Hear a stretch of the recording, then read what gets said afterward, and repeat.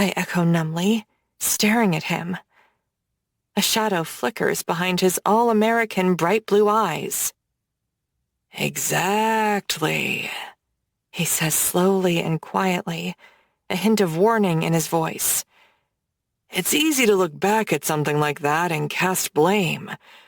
But who can say who did what, you know? I'm going to be sick. I can say exactly who did what. My body goes cold and numb, my pulse thudding in my ears.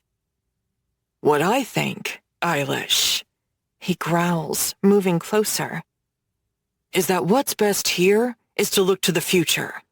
Don't let what you think happened in the past govern you. The two of us, going forward, I mean, the power of our families combined, we're talking a dynasty here. I flinch when his hand lands on mine as it clings to the bar. The room spins and blurs as he leans close. And of course, Eilish, he growls quietly, don't forget about, well, you know. His leverage, his hold on me. The nightmare I've tried to erase from my mind and push down in the hopes I can forget about it. But I can't. It's always there. He still has the means to destroy me. Good, Brooks mutters. I feel we're on the same page. Now, I'm thinking next week we should set up a meeting with my father and his people, and we can go over...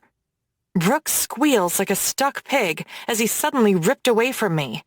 A dark, malevolent shape hurls him away into the crowd, which scatters to let him crash to the floor. Then, the dark, hulking shape whirls on me with violence and fire brimming in his gunmetal gray eyes, and my heart stops for a second. Gavin. Part of me wants to hug him for shattering that horrible moment with Brooks. But another part of me has me squinting at him, my lips curled in a sneer. How the hell did you find me? It's hardly the right response right now, given how furious he looks. But fuck that. His eyes narrow. Excuse me? Were you spying on me? I snap. Was that your guy before at the bar? Gavin's jaw clenches. I can, and always will, find you, he says icily. Especially when you're ignoring my simple... Demands? I blurt. When I'm ignoring your irrational, tyrannical demands? If you're still unclear on the nature of our particular arrangement, he hisses, I would be happy to... Oh, fuck off! You don't own me, Gavin! Like hell I... He snarls as a hand grabs him by the shoulder and yanks him back. My face pales as he whirls on Brooks, who looks sputteringly mad. Just who the fuck do you think you are, buddy? Brooks sneers at Gavin, completely unaware that he's basically sticking his hand into a hungry lion's mouth. Do you have any idea who I am? He continues. Do you have any idea who my fucking father is? Gavin smiles dangerously at him. Listen, pal, Brooks blunders on. She's with me, so why don't you go find a nice corner you can go fuck yourself in? He screams when Gavin's forearm smashes into his nose with a horrible crunching sound. Blood spurts down his face as tears beat in his eyes. You fucking hit me? He chokes, stumbling backward before falling unceremoniously on his ass. He looks up at Gavin in pure shock, then flinches when the Bratva King stoops down, grabbing a handful of his collar in his fist. The only reason I'm not doing more than hit you, little boy, is that I have more important things to do tonight beside washing your pathetic blood off my shoes. Brooks turns white, his eyes bulging. I don't give a fuck who you are, and I certainly don't give a fuck who your daddy is. But if you touch what's mine again, I swear, by whatever you hold holy, that I will remove your hand from the rest of your arm with a rusty fucking soup spoon. Do we understand each other? Brooks stares, then swallows, nodding quickly. Say it, Gavin hisses. He shudders. I understand. Now fuck off back to your playpen. Brooks scrambles to his feet, whirls, and makes a beeline for the exit. I shiver as Gavin slowly turns back to me. Are you fucking insane? I hiss. Do you have any idea who that— Nope, and I don't care. I gasp as he moves into me, grabbing me possessively with one arm around my waist as his other hand slides up to fist the back of my hair. Gavin tugs my head back, tilting my face up to his. But when I come for what's mine, after she refuses to do as I say, and I find someone else touching— Oh my God! I blurt, well past tipsy from all the cocktails, as I roll my eyes and pull away from him. You do not fucking own me! His eyes blaze. Like fuck I don't. I can't do this right now. Without another word, before he's even done speaking, I whirl and shove my way through the crowd. I zig and zag through the mass of hipsters drinking craft beers before I find myself at the back of the bar, at the hallway down to the restrooms. Stumbling, I bolt into the women's single-occupancy one and slam the door shut. My fingers are literally still on the lock when the door kicks back open. I gasp, stumbling back with wide eyes, as Gavin spills into the room like a puddle of black ink, like a dark storm cloud brimming with thunder and lightning. I shudder as he moves into me, pressing me back until I can feel the edge of the sink at the small of my back. We need boundaries, I blurt, shivering as heat teases through my core. I want to be mad at him, even if he did just save me from Brooks. I want to throw his possessive, I own you shit right back in his face. I want to make him understand that nobody owns me. Except when I look at this man, when I even think about this man, I'm not so sure that's true anymore. Someone does very much own every single part of me, as much as I might try and convince myself otherwise. He does. And the worst of it is, I'm not so sure I'm upset about it. Still, my throat works as I glare at him. Boundaries, I hiss again. We need fucking— I whimper when his hand darts out, cupping my jaw firmly. He reaches back with his other hand, and I hear the lock click shut on the door. You want boundaries, Solnishka? I shiver, my breath coming fast and shallow as his strong fingers grab my jaw and throat, twisting my head to the side as his lips brush my ear. The only boundaries you'll have with me are the motherfucking brick walls I put between you and any other man who even tries to touch you, look at you, or think about you. My body jolts, my breath hitching as his teeth rake down the soft skin of my neck. Then, without warning, he's spinning me around and pinning my hip bones against the sink. I whimper, my hands gripping the edge of the porcelain as he fists my hair, shoving it aside and nipping at the nape of my neck. Any questions? He rasps darkly. I whimper, shaking my head side to side as my body melts against the rock-hard heat of him. Good girl. I sputter as he suddenly yanks my dress up over my ass. Because you're my good little free-use fuck toy, aren't you? This is so fucked up. So deranged. How come I can't even bring myself to say no? How come I don't want to say no? Yes, I blurt. His powerful hand slips between us, sliding boldly between my legs to cut my pussy through my soaked panties, making me whimper eagerly. And this messy, greedy little pussy is mine to do with as I fucking please, isn't it? My vision blurs. Heat floods my core as I nod, dazed, my chest heaving. Then I jump again when he deftly smacks the inside of my thighs, making me shiver. "Answer me, Sonishka," he snarls. "Yes." I shudder. "Yes, sir." I whimper when he yanks my panties aside and deftly sinks 2 fingers deep inside my aching pussy. I whine, arching my back and pushing my ass into him as he starts to finger me hard and fast. My eyes roll back, my knees threatening to buckle as Gavin bites down on my shoulder. His other hand snakes around, yanking the straps off my shoulders and pulling down the top of my sundress. He groans, fingering me even harder as he pulls my bra down and cups one of my breasts in his powerful hand. His fingers roughly pinch the aching, eager nipple, pulling a ragged cry from my lips as his other fingers curl deep against my G-spot.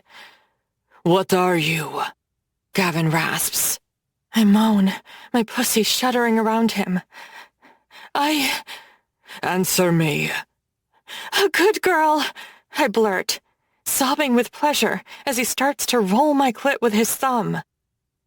"Be more fucking specific." Holy fucking God. "You're good girl," I choke. Gavin groans, and I moan in anticipation when I hear and feel his pants coming undone. I shudder when I feel the hot, swollen head of his cock push between my thighs. I whine when his fingers slide out of me, frustrated. But when I feel that thick head tease against my lips, my breath catches. "And who am I, baby girl?" He hisses into my ear as his teeth drag over the lobe. I don't even hesitate. I can't, not with that throbbing promise of pleasure teasing hot and hard against my pussy. "You're the one who owns me." "Good girl." Every single inch of his thick, swollen cock rams into me with one powerful thrust. My eyes fly wide, and my mouth goes slack as I cry out in ecstasy. The force of his thrust has me up on the balls of my feet, my toes curling, as my hands go flat to the tiled wall on either side of the mirror in front of us. In it, I lock eyes with him, my face caving in pleasure as his tenses. His hands tighten on my flesh as he rams in and out, fucking me hard against the sink with deep, powerful thrusts that have me climbing the goddamn walls. His hand cups my breast, pinching my nipple hard, as the other hand wraps around my throat. His teeth bite down on my neck, making me cry out as pain and pleasure blur together, as he consumes me entirely. His thick, swollen cock drives in and out of my slickness, coating my thighs with my own arousal as my hips pound against the sink. His tongue drags up my neck over the bite marks he's left, all the way up to my ear, which he sucks between his lips. "You are fucking mine," he rasps savagely, punctuating each word with a brutal thrust that drives me screaming right to the brink of my sanity. We slam together faster and harder. My world blurs, and I gasp, reaching back and up to wrap my arms around the back of his neck as he fucks into me. "Open your fucking eyes, Sonishka," he snarls into my ear as my lids flutter open. "Look at yourself."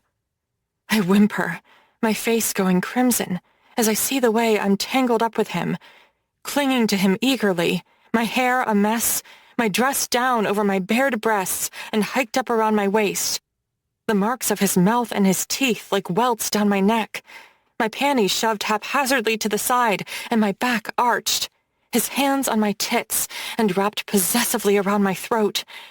My body shudders and bounces off him as his fat cock rams into me over and over, until my world turns blurry. "Gavin!" When I come, it's like a neutron bomb going off. It's like reality glitches and breaks into fragments around me. I scream, completely uncaring about anyone possibly hearing me getting fucked within an inch of my life in a bar bathroom.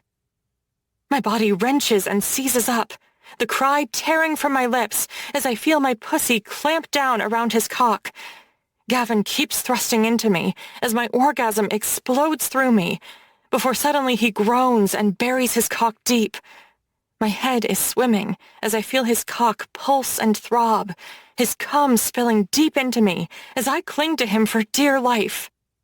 Slowly, his grip on me releases. His lips tease over the bite marks on my neck, soothing both them and the pulse racing beneath. He gently eases out of me, pulling my panties back into place and making me blush when I feel them start to get soaked with his cum as it begins to dribble out of me. "Turn around." I shiver, turning just in time for him to cut my face and kiss me fiercely. His tongue snakes into my mouth, conquering it before he pulls back again. "On your knees."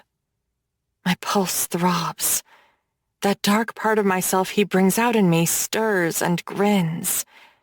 And I do as he says, knowing exactly what he wants. "Be a good girl and clean off my cock." So I do, eagerly, hungrily. My tongue snakes over his cock, still hard and swollen, tasting myself and his cum mixed together on it. I drag my tongue up and down, then dance it across the underside as my eyes lift to lock with his. Gavin's face goes rigid, and his jaw clenches as he reaches down to tangle his hands in my hair. My mouth opens, and I moan when he groans and pushes the head past my lips and over my tongue. His hips rock, a groan rumbling from his throat as he starts to fuck my mouth with shallow, quick thrusts. "Touch yourself while I fuck this pretty mouth, Sonishka," he murmurs. "Play with your messy, freshly fucked pussy while you clean off my cock like my good little toy." Sweet fucking Jesus. I should be so disturbed by all of this. Him, the situation, myself. But I'm unable to even try to feel that way. All I can do is eagerly moan more and more loudly on his dick as my hand slips into my panties to rub my throbbing clit frantically, feeling the stickiness of his cum coating me. Gavin groans, pumping faster as my hand keeps time between my legs. And just as I start to explode again, whimpering around him as my thighs clamp around my twisting fingers, he starts to come too. My own orgasm rips through me as he spurts across my tongue and down my throat. I stay where I am, licking and sucking until he's clean again. Then I shudder when he reaches down to pull me up and press me against the wall. His mouth crushes to mine, his tongue demanding entrance, seemingly uncaring that he's just come down my throat. "There are no boundaries between us, Sonishka," he growls quietly. I don't respond, smoothing my dress back into place and trying to fix my hair as Gavin zips his pants back up and straightens his jacket. "My car is waiting outside to take you home." I bite my lip, turning to him.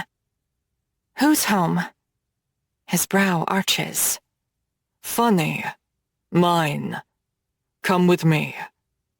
I pull my hand back from him. "I just need a minute?" He nods. "You have 5.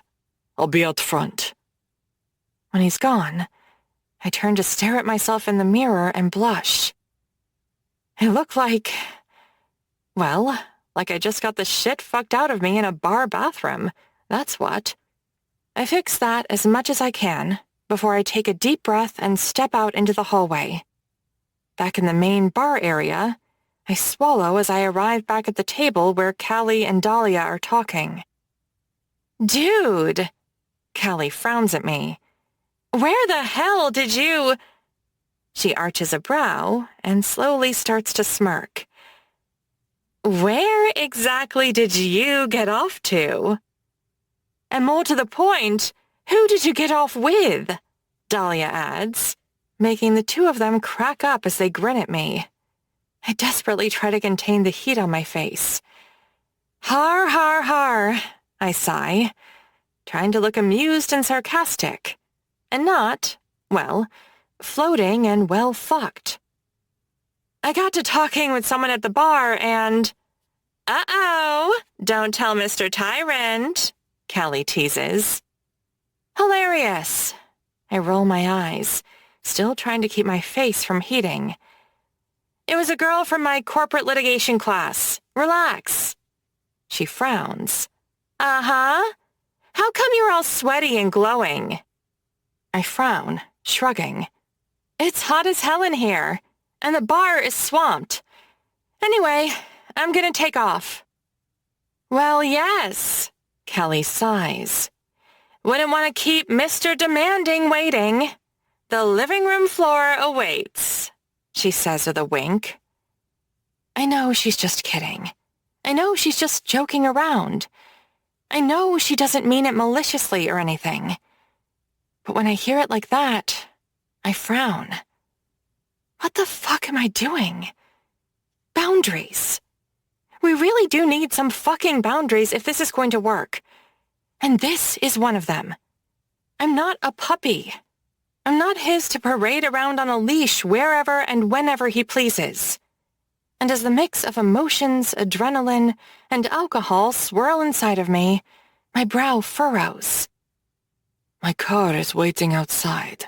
You have 5 minutes. Yeah, no, fuck that. Controlling and dominant is hot in bed, or over his desk, or against bathroom sinks, for that matter. But the rest of the time, when we're not fucking, I'm a freaking person. My own person. Not his. And I'm done being constantly ordered around like I am. There are limits, and I just found mine. Hey, you okay? I blink and focus on Callie. She frowns. I was totally just kidding. You know that, right? I smile. Yeah, of course. She stands and takes my hand. I love ya. I just want you to be happy and safe.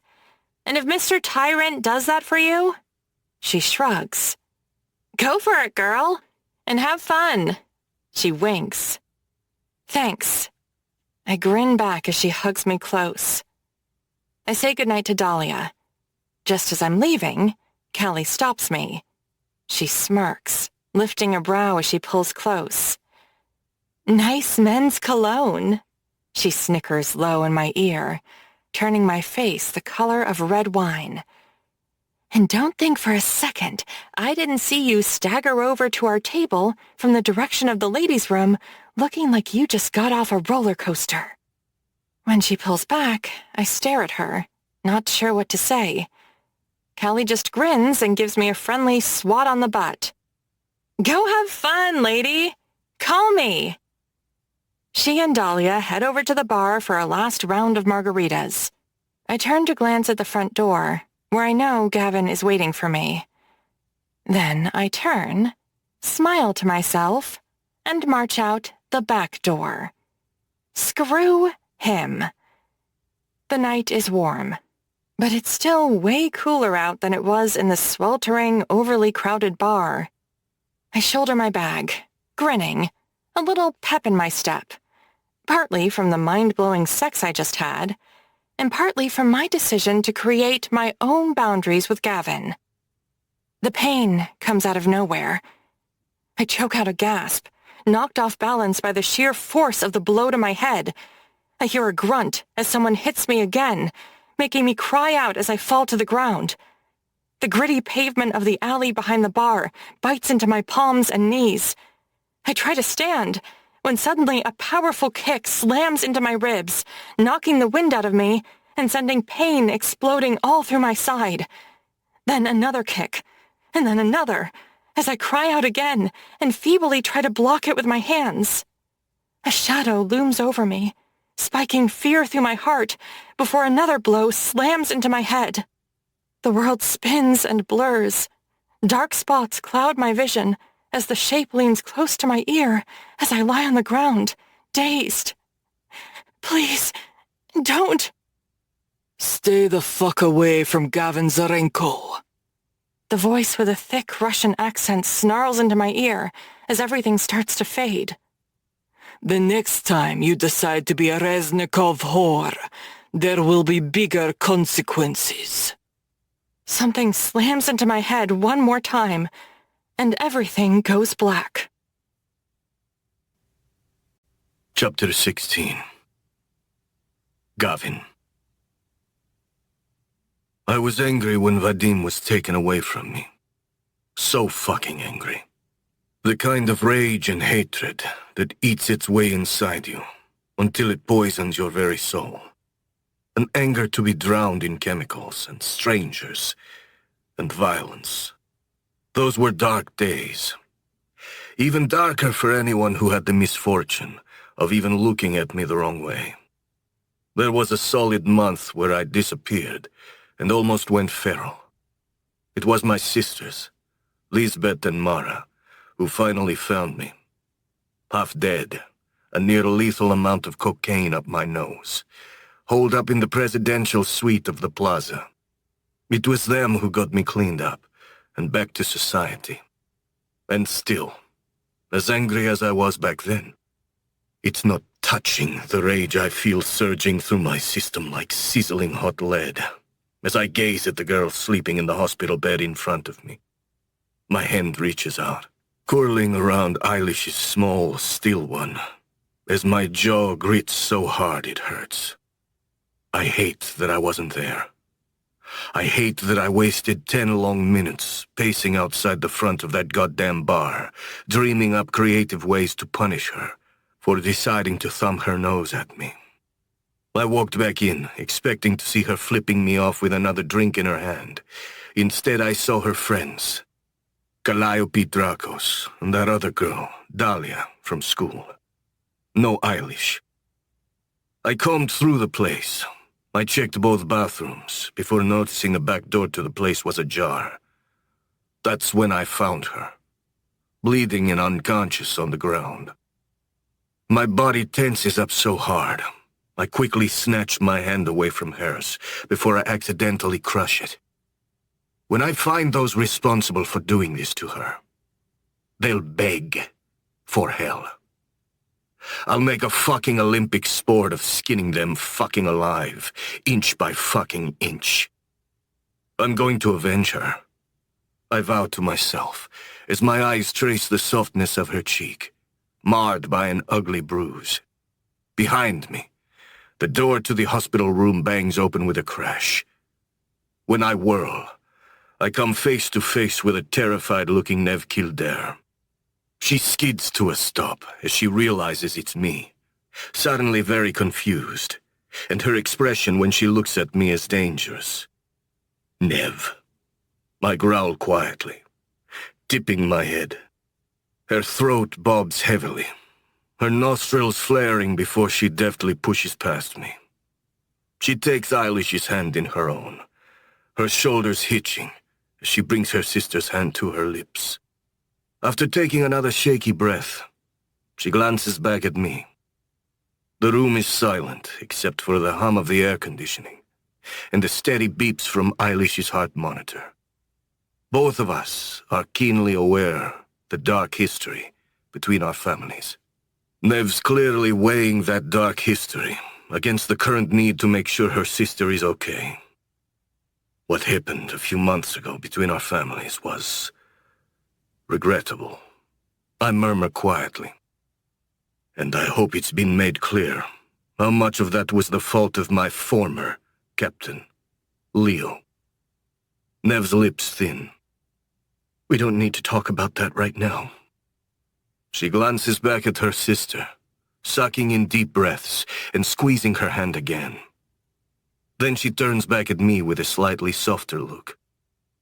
They told me when I arrived that you're the one who brought her in. I nod. Thank you. Before I can respond, the door bangs open again, even louder this time. I've just started to turn when what feels like a fucking truck slams into me, driving me right into the wall with a barely contained roar.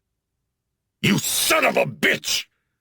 Castle snarls, his face livid with rage. Take your fucking hands off! He hauls back and punches me in the face. I grunt from the force of it, black stars dotting my vision, as I try to shake off the quite honestly monster of a hit. Snarling back, I slam into him, catching him in the middle and using his weight against him. I wince when I take another brutal punch to the ribs. Castle! Nev's voice booms through the room, stopping both of us cold. She uses the pause to elbow herself between us and shove Castle back against the wall. Enough! She yells. He's the one who brought her in. Yeah? Castle hisses at me. And how is it you just happened to be right there like a good fucking Samaritan, you motherfucker? My eyes draw to slits. Watch what you say next. Oh, what if I mention exploding fucking bars and lighting children on fire? Anger surges inside. Both those events, the Banshee being blown to hell during its soft opening, as well as the son of one of the Kildare vassal families being jumped and lit on fire, which was truly horrific, even to me, were done on the initiative of my former number 2, Leo Stavrin. Events, I should add, I would have happily cut him into small pieces with gardening shears for having brought about, if someone else hadn't beaten me to it and killed him first. I can't blame Castle for the accusation, but it still makes my blood turn to fire, and my temper flare. I grit my teeth as I take a step toward him. You're going to have to let that go. I don't have to do a goddamn thing. Nev screams as Castle slips past her and tries to hold him back. But he ignores her and slams into me again. His huge hand goes around my throat. My knife is up in a flash, pressing to his jugular. Then I stiffen when I feel his gun barrel press to my stomach. Castle's teeth flash dangerously. I should blow you to hell right fucking... What's going on? We stop the grappling and the fighting in an instant, whirling to see Eilish looking at us, with a hollow, confused look on her face. Then her lids slowly close again, her head dropping back to the pillow. Nev swallows heavily and turns to Castle. Please, she hisses quietly. Let me handle this, all right? She is okay, Castle. I need you to step outside.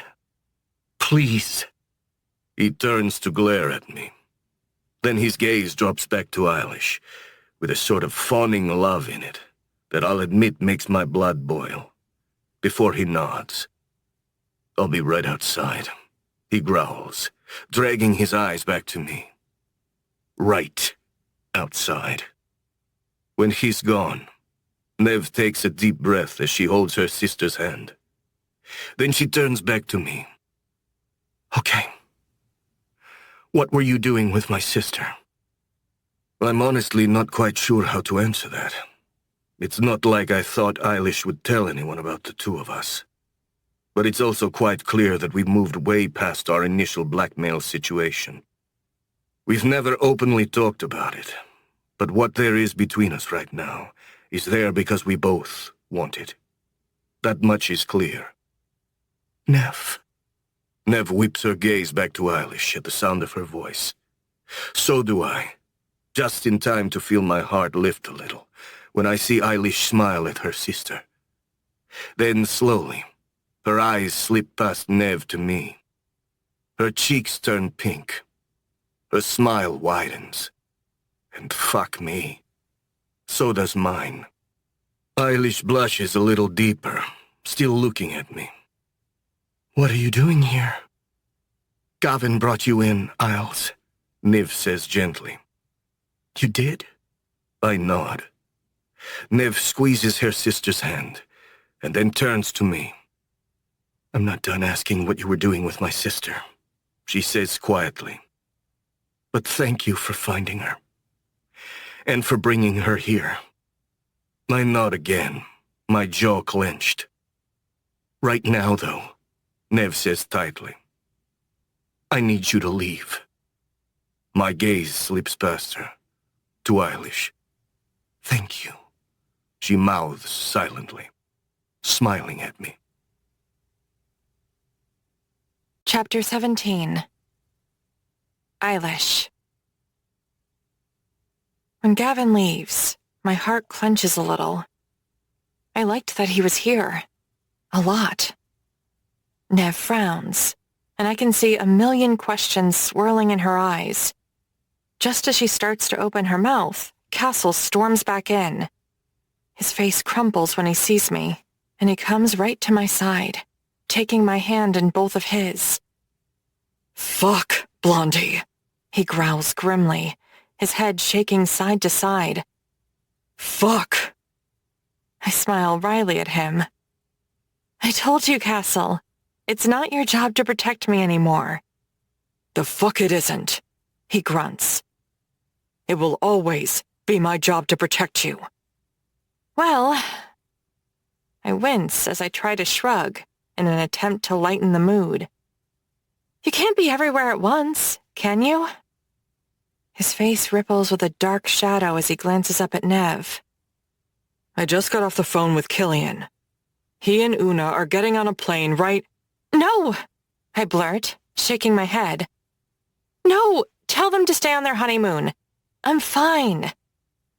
Nev and Castle both look at me with frowns on their faces. Castle shakes his head. "Come on, kid. The bravery is great, but I am asking you again. Please call Kill back and tell him that I'm fine." "Stay the fuck away from Gavin Zarenko. The next time you decide to be a Reznikov whore, there will be bigger consequences." This all happened because I got involved with the enemy. Me. Not Killian. Not Una. Not anyone else in my family. They've all been through so fucking much already. All of them. Before we finally reach this place where no one's trying to hurt anyone, or declare war, or trying to kill each other. I'm not going to ruin that and bring violence and that danger back into their lives. And I'm sure as hell not going to screw up Killian and Una's much-deserved, long-overdue honeymoon because I chose to get in bed, literally, with Gavin. No. Nev's brow furrows. Eilish. Look, some asshole tried to grab my purse and I was an idiot because I was drunk and tried to fight him off. He hit me, I blacked out, the end. That's it. I am fine, you guys. It's fucking New York, okay? This shit happens. There's a cold, white look on Nev's face as she glances away, like she's holding something back. Castle frowns uncertainly. "Castle," I mutter. "Please." His scowl deepens, but finally he nods as he squeezes my hand. Okay, he sighs. "I'll call Killian back and tell him he can sit tight." Nev watches him leave the room. When he's gone, she turns back to me, that same white, scared look on her face. "Nev?" I ask quietly. "What's...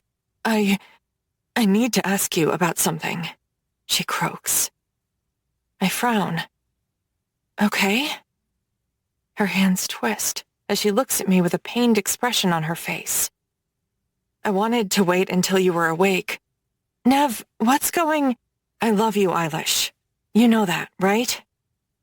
My brow arches. "I love you too?" I smile as her breath hitches and tears spring to her eyes. Hey, Nev, I'm okay. Look, it was just a mugging. I'm going to be fine. The hospital wants to run a rape kit on you," she blurts in an anguished voice. Echo still. "You—" She starts to cry. "I am so fucking sorry, Eilish. You had signs of sexual assault when you were admitted." Shit. This is going to be awkward. I chew on my lip as I reach for her hand. "No one assaulted me, Nev." "Eilish, you were unconscious. And I I'm so fucking sorry, but I think you need to... I wasn't raped, Nev, I murmur. I had consensual sex 10 minutes before I got knocked out.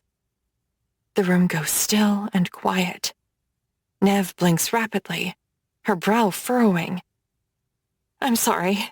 What? I smile weakly. I've sort of been seeing someone. Her lips purse. Someone whom you decided to lose your virginity to? She snaps. Yes. And that's a big fucking deal.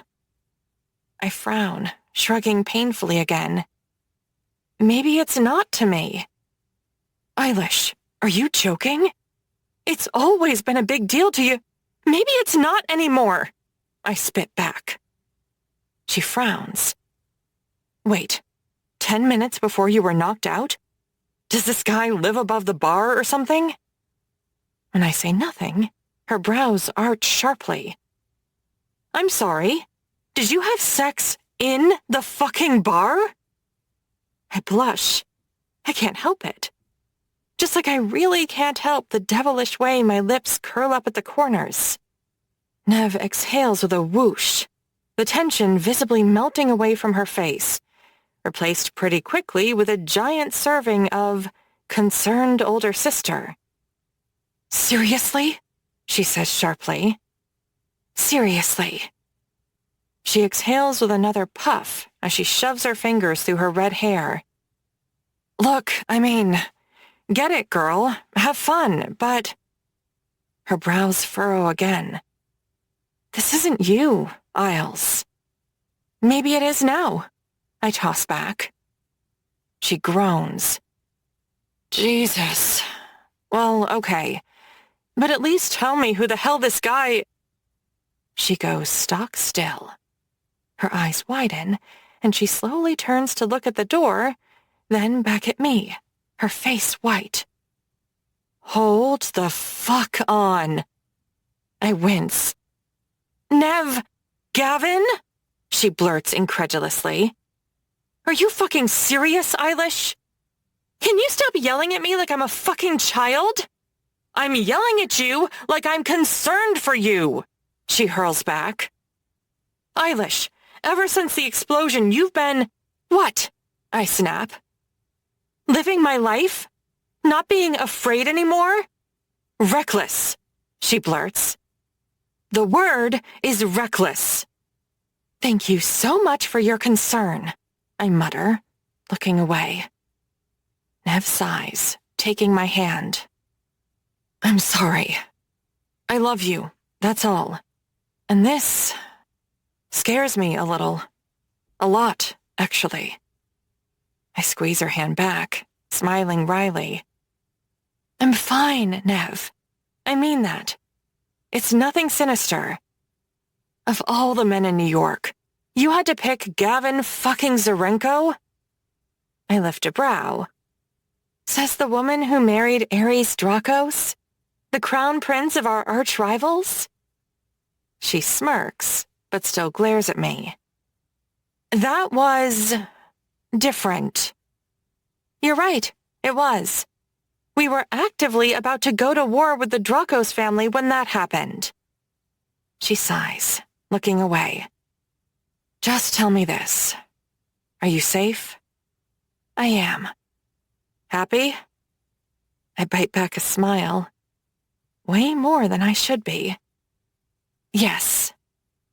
She frowns, shaking her head before she looks back at me. And do you promise that if that asshole tries anything, or hurts you in any fucking way, you'll tell me, so that I can murder him with a blunt instrument after castrating him? I snort. Definitely. My sister's lips twist. I love you, Isles. I love you too. I frown. Look, can you... not tell Castle? She makes a face. Yeah, not a fucking chance. Do I look like I have a death wish? That's on you if you want to open that particular nuclear suitcase. I grin. Can you maybe not tell anyone? I mean, not yet. It's all pretty new and I just... Like you said, she says with a sigh. You're not a kid, Isles. Tell or don't tell whomever you want, whenever you want. Okay? I nod. Thank you. Maybe this is a bad idea. But also, more than anything, he's the one that I want here with me right now. And maybe that makes this not such a bad idea after all. Chapter 18. Gavin. What the fuck am I doing with her? My brow knits as I watch her from the doorway as she sleeps. Nev and Castle have left. Visiting hours are long over. I don't care if they are or not. It's what separates the Bratva from organizations like the Kildare and Dracos families. Despite all of us existing and operating in the same industry, namely crime, they still feel the need to walk on a certain side of a line. As in, when visiting hours were over an hour ago, Castle and Nev asked the nurses for 10 more minutes, which they were given. I don't ask. I take. Or in this case, bribe. Because right now, all I want is to be right here, with her. I step into the room, crossing to sit on the little stool next to her hospital bed. She's going to be okay. Just some scrapes and bruises, and a minor concussion. Not, mind you, that any of that is okay. I've already spoken to Carol about putting the word out to find whoever did this to her. For one, obviously, because I want to bathe in their blood and screams. But also, I want some fucking answers.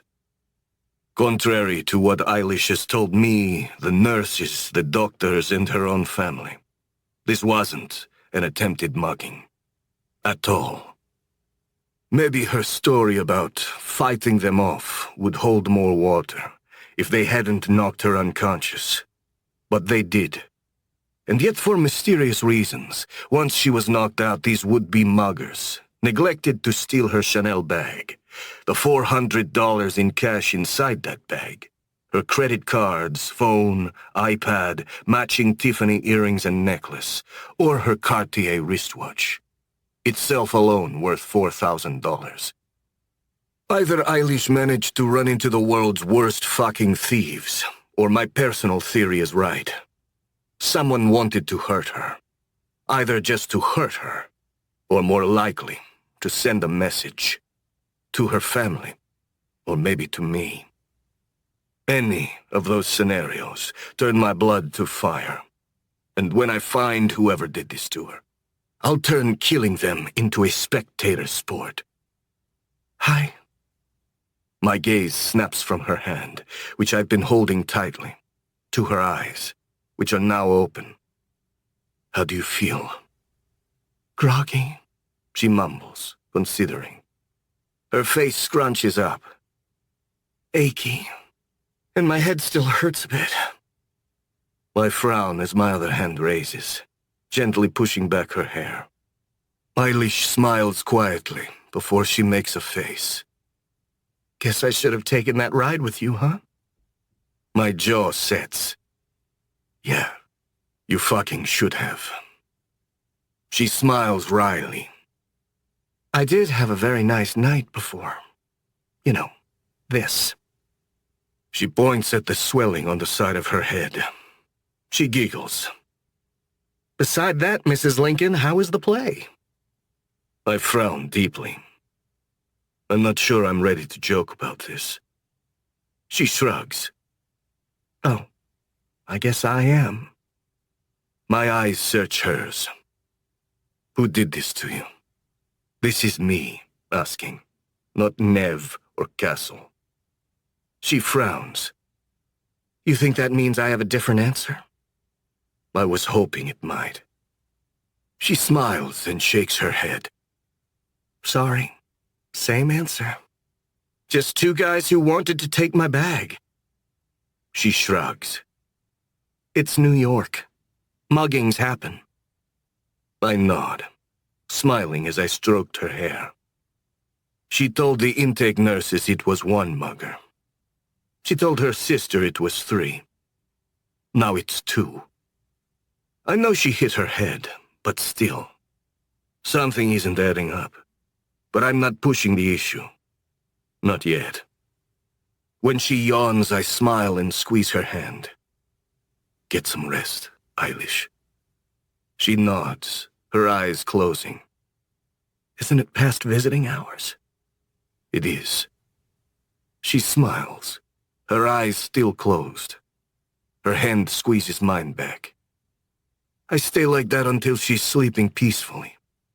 When I slip my hand from hers and step out of the room, Carol and my other highly trusted guard, Isaac, are right there. I've got 2 guys by the front door, 1 on each floor, and 2 more on the roof, Carol says quietly. Nobody's getting in here. I turn to let my gaze stab through the window of her private room and land on Eilish's sleeping form. This whole thing with the 2 of us started as revenge. It was about payback, no more. Now, it's just about her. What the hell is happening to me? Chapter 19. Eilish. What the fuck are you doing here? Gavin frowns as I sashay into his office and close the door behind me. It's 8 o'clock on Monday morning. I shrug, biting back a grin. It's been 4 days since I got jumped outside of the bar. 3 since being sent home from the hospital. At home, a rotating cast featuring Nev, Ares, Castle, Callie, Hades, Elsa, Kratos, and even Dimitra Drakos as the occasional guest star, has been taking care of me and dropping in to check on me. It's been wonderful. And nice. And kind.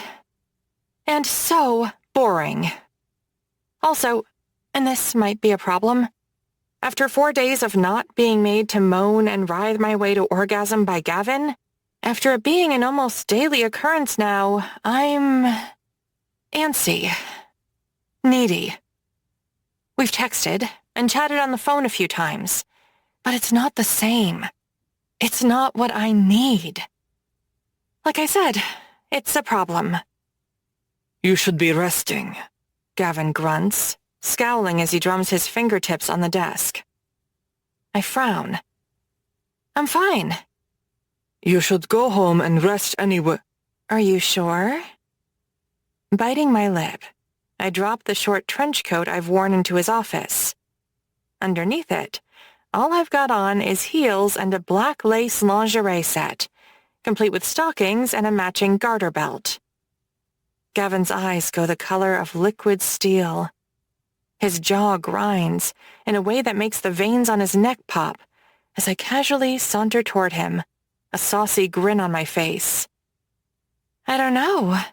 Should I go home, sir? His eyes drag over me as I get closer and closer, his nostrils flaring. I'm not hurt anymore, I purr, feeling empowered and sexy in a way I've never felt before, as I slide between the chair he's sitting in and the edge of his desk. And I'm sure I'm so far behind on my work.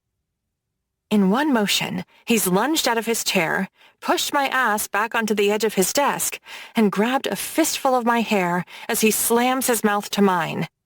And, okay, I am still bruised, and I wince a little at the ferocity of his kiss. But I also don't care. Honestly, I kind of love it.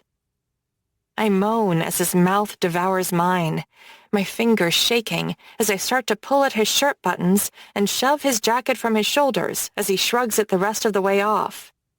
My fingertips slide over his rock-hard body, moaning into his mouth as his hand slides up my thigh to cup my wet, throbbing pussy. Did someone miss me? He growls, his mouth dropping to my neck. Yes, I choke, moaning as he pulls away to hook his fingers into my panties. He yanks them down my legs and over my heels, and I gasp as he shoves my thighs apart before diving between them. Oh, fuck yes. It's like balm on an aching burn, like a medicine I've been needing. His tongue drags up through my slickness, making me cry out as he takes my clit between his lips. My hips rock up to meet him, my hands sliding through his hair as he sinks 2 fingers deep into me and curls them against my G-spot. Gavin's tongue lashes my clit, the low, rumbling growl in his chest, sending vibrations through my body that leave my toes curling. He grabs my legs and pulls them over his shoulders, devouring my pussy like a starving man. My head drops back, my back arches. And then I groan in protest when he pulls away just before he makes me come. Before I can say a word, I'm suddenly gasping as he drapes me back across his desk, stands, and sinks every inch of his cock, already out of his pants, balls deep in my throbbing, soaked pussy. The explosion is instantaneous. The second he rams into me, it's like pulling a trigger.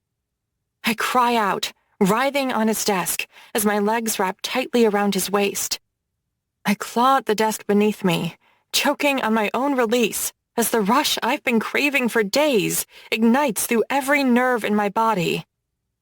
"There's my good girl," Gavin growls, his shirt open, his muscles rippling as he fucks me.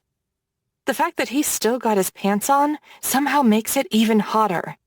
And as he starts to pound into me, my eyes roll back as another orgasm already begins to build deep inside.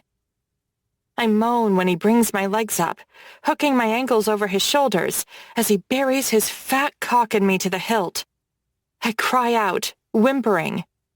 The position allows him to drive even deeper, making my toes curl and my eyes roll back in my head.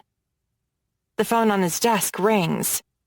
Gavin glares daggers at it, picking it up and then slamming it back down, hanging up. I whimper, breathing heavily as he starts to fuck me again, when there's another interruption. This time, it's the intercom. "Mr. Zarenko?" Rachel's voice buzzes through the speaker. Gavin clamps a hand over my mouth and rams into me even harder. "What is it, Rachel?" Jesus. He doesn't stop fucking me. He doesn't even slow. "There's a call for you. Mr. Volkov? He says it's urgent?"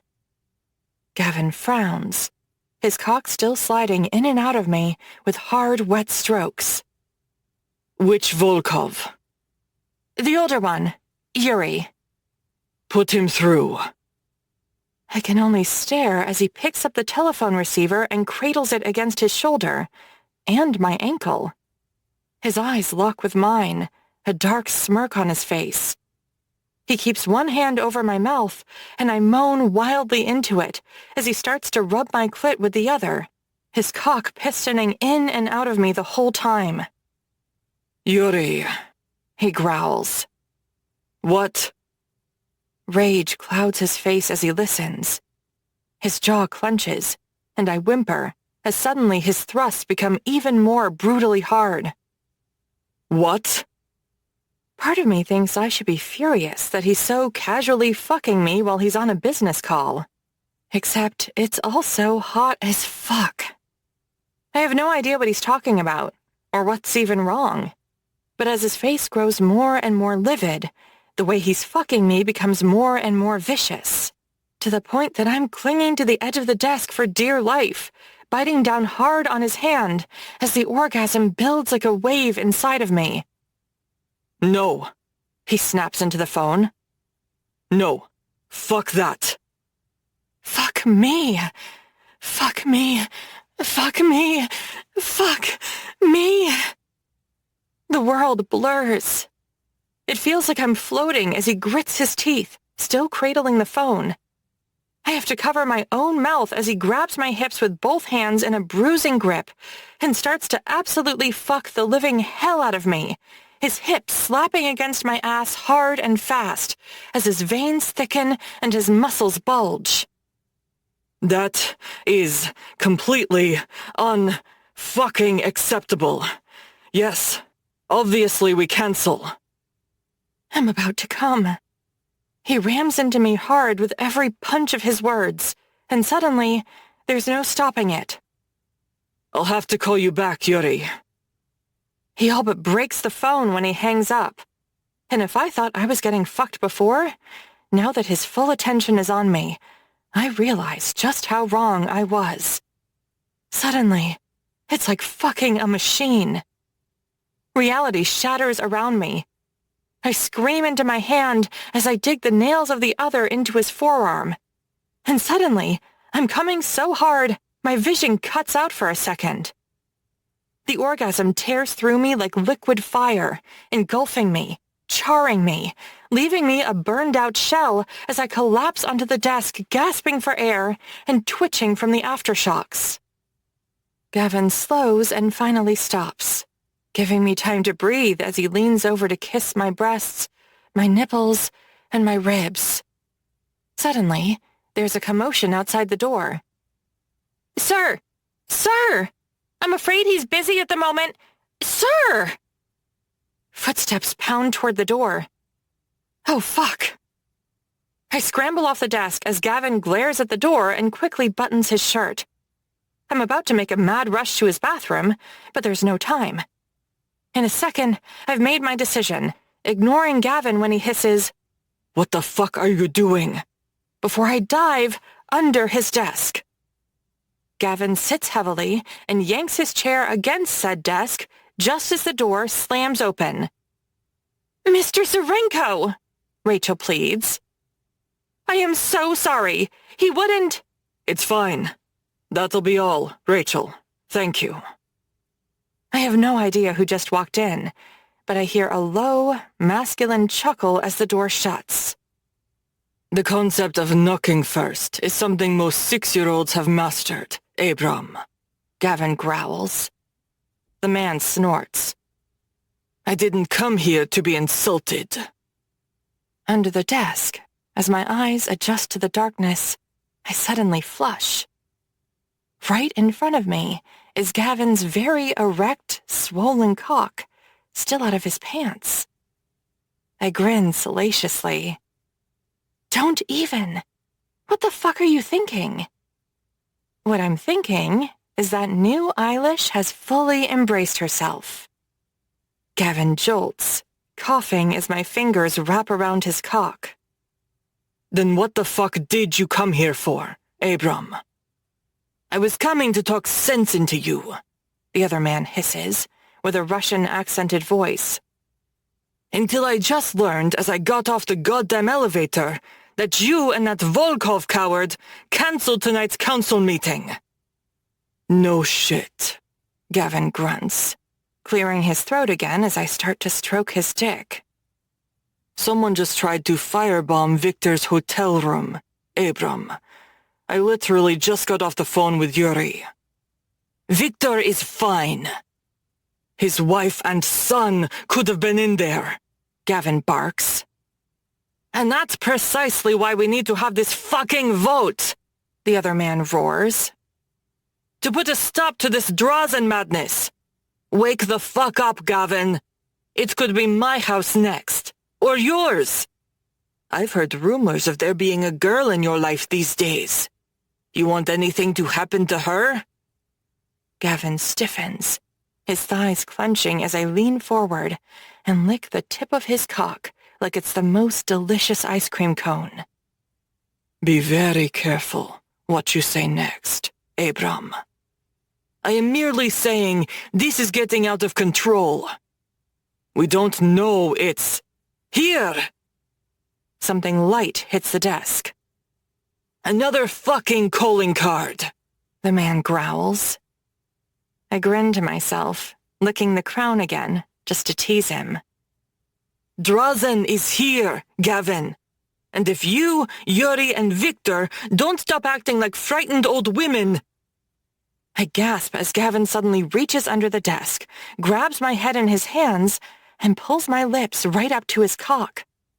My mouth falls open in shock, and suddenly he's thrusting inside, hard. And fuck, is it outrageously hot. I was only trying to tease him a little, assuming he'd push me away.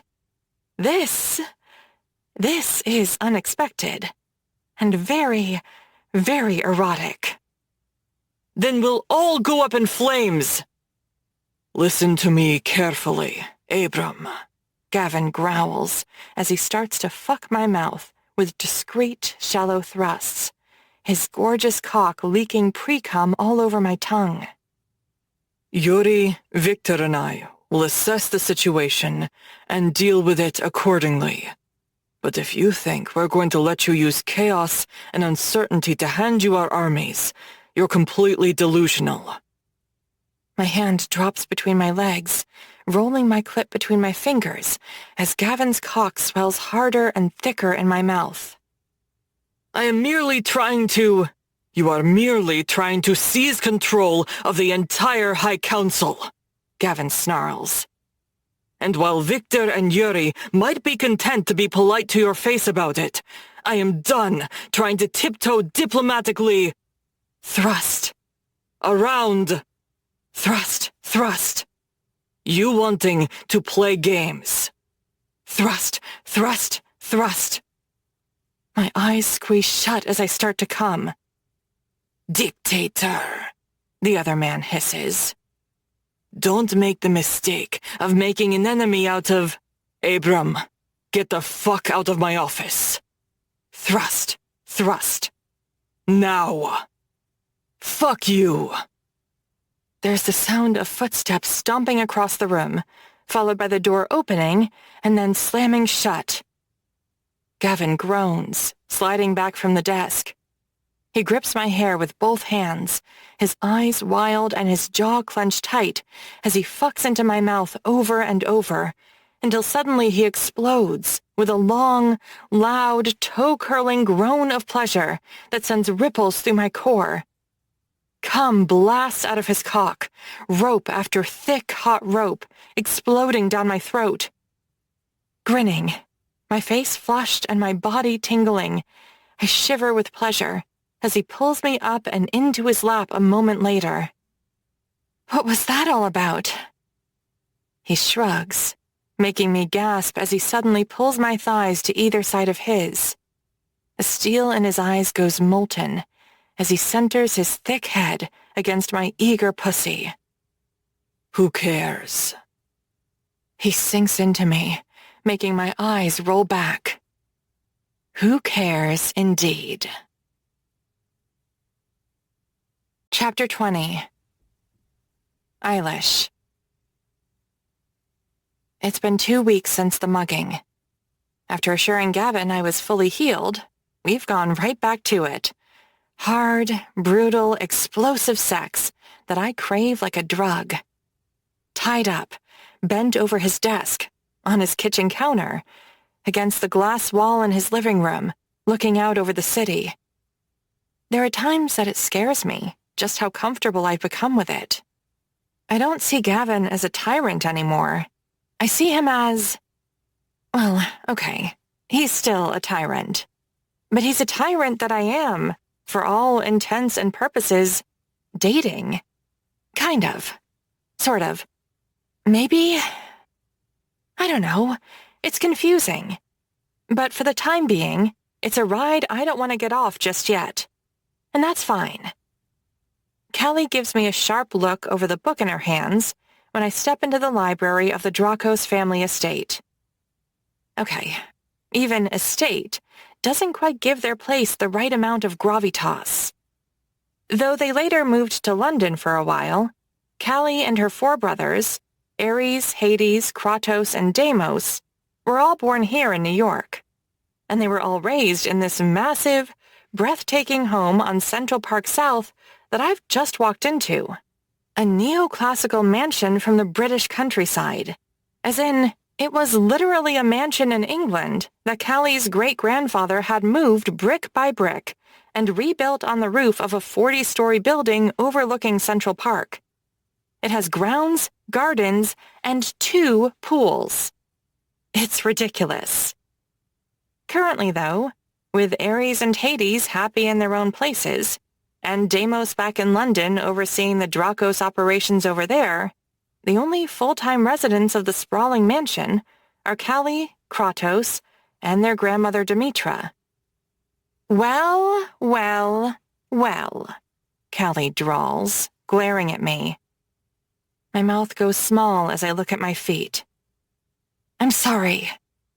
For which part, exactly? Disappearing from the face of the earth for the last 2 weeks? After, I might add, that I took such good care of you after the hospital? Or for not freaking telling me that you were dating Gavin fucking Zarenko? She eyes me up and down. Or wait, is it some other cataclysmically huge thing you've decided not to tell your best friend about? I sigh as I cross the room and sink onto the couch next to her. Okay, I deserve that. She pouts. Yeah, you do. Thank you for taking care of me after I got discharged. Really. I've just been so busy with, life. By which you mean screwing Gavin. My face heats. Callie smirks. Fine, she mutters. I suppose I can forgive you on one condition. I grin. Which is? Her grin is even bigger. That you fucking tell me everything right this instant. I make a pained expression. Oh, come on, Eilish, she sighs. I'm not Castle with his overprotective big brother energy. And I'm not Nev with her concerned sister routine. She stops suddenly and glances at me. Did she and Ares land okay, by the way? Ares is a dick and never texts me back. I smile. They're all settled. Nev and Ares have just arrived in London for a few weeks, so Ares can catch up with Deimos on some business stuff. There's talk of an alliance with a powerful Spanish Mafia family too, I think. Good. Callie eyes me again. So, let's hear it. It's impossible to tell her everything, because I'm not going to mention the egg. And I'm sure as shit not mentioning what happened in the past that Gavin knows. So I give a condensed Cliff Notes version. One where I first connected with Gavin through a corporate internship program at school. It's just fun. I shrug, blushing. That's it. We're just casual. No high stakes or anything. At least, that's what I keep telling myself. Callie grins salaciously. Fun? Yeah, I bet. I mean, sweet Jesus, look at him. She snickers. That looks fun. I blush fiercely. And, I mean, yes, there's been some bad blood in the past. But it's not like we're at war with the Reznikov family or anything. She nods, thinking. No, for sure. And that's great that he can move past the bad blood in the past. That's big of him. I frown. Well, a lot of that stuff a few months ago, including the Banshee, was Leo Stavrin, his old second-in-command. And he was acting without orders from... Oh, no, I didn't... Callie frowns. I didn't mean that. I meant from 2 years ago. My brows knit. What happened 2 years ago? Callie's face suddenly pales. Are you joking right now? Because that's not very funny. Callie, I honestly have no idea what you're talking about. She sucks her bottom lip between her teeth, gnawing on it as she looks away. Callie? I press. What bad blood? She means when your family and the Reznikov Bratva almost went to war, Eilish. I glance up sharply to see Demetra standing in the doorway. A small, frail, elderly woman. It would be easy to discount her as just a little old lady. Which would be incredibly foolish.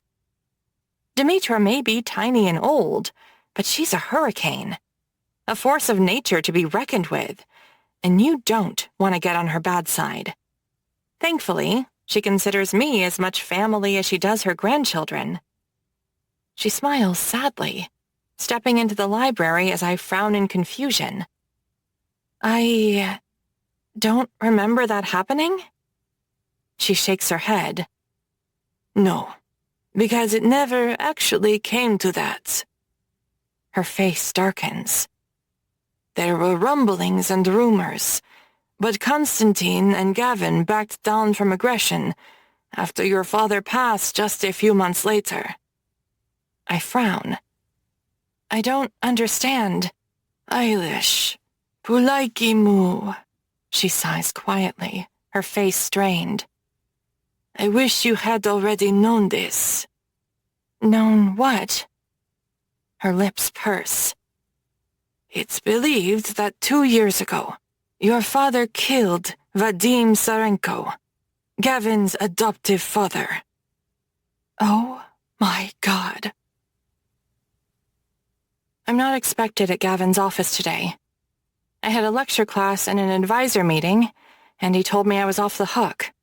But the lecture got out early, and my advisor had to cancel last minute.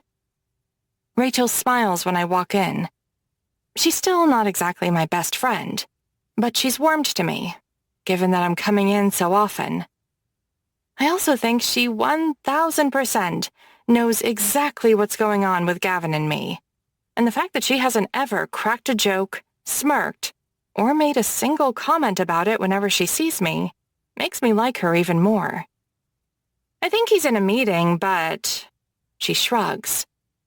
I'm sure you can go in. Thanks. I grin, sliding a box with a cupcake from Magnolia Bakery across the receptionist desk to her.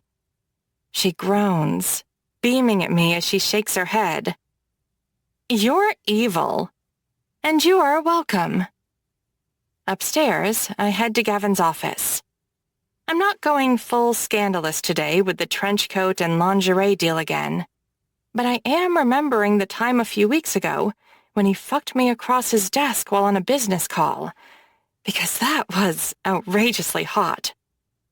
My face is still throbbing with heat at the memory when I twist the knob and swing the door in.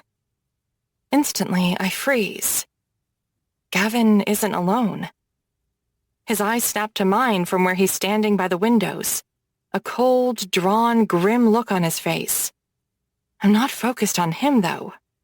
I'm focused on the gorgeous, dark-haired older woman standing intimately close to him, with her hand on his chest, with her lips close to his neck. A dark, malevolent green mist clouds my vision. My teeth grind tightly, and a horrible feeling knots in my stomach. The woman turns to arch a perfectly manicured brow at me, smirking coldly. What are you doing here? Gavin growls stiffly. You must be little Eilish, the woman purrs, grinning at me like a tiger. She smirks another haughty, sneering smile at me, before turning back to Gavin and patting him on the chest again, letting her hand linger there far too long for my liking. Lovely to see you, Gavin, she murmurs seductively, turning to wink at me. Let's not go so long next time, shall we?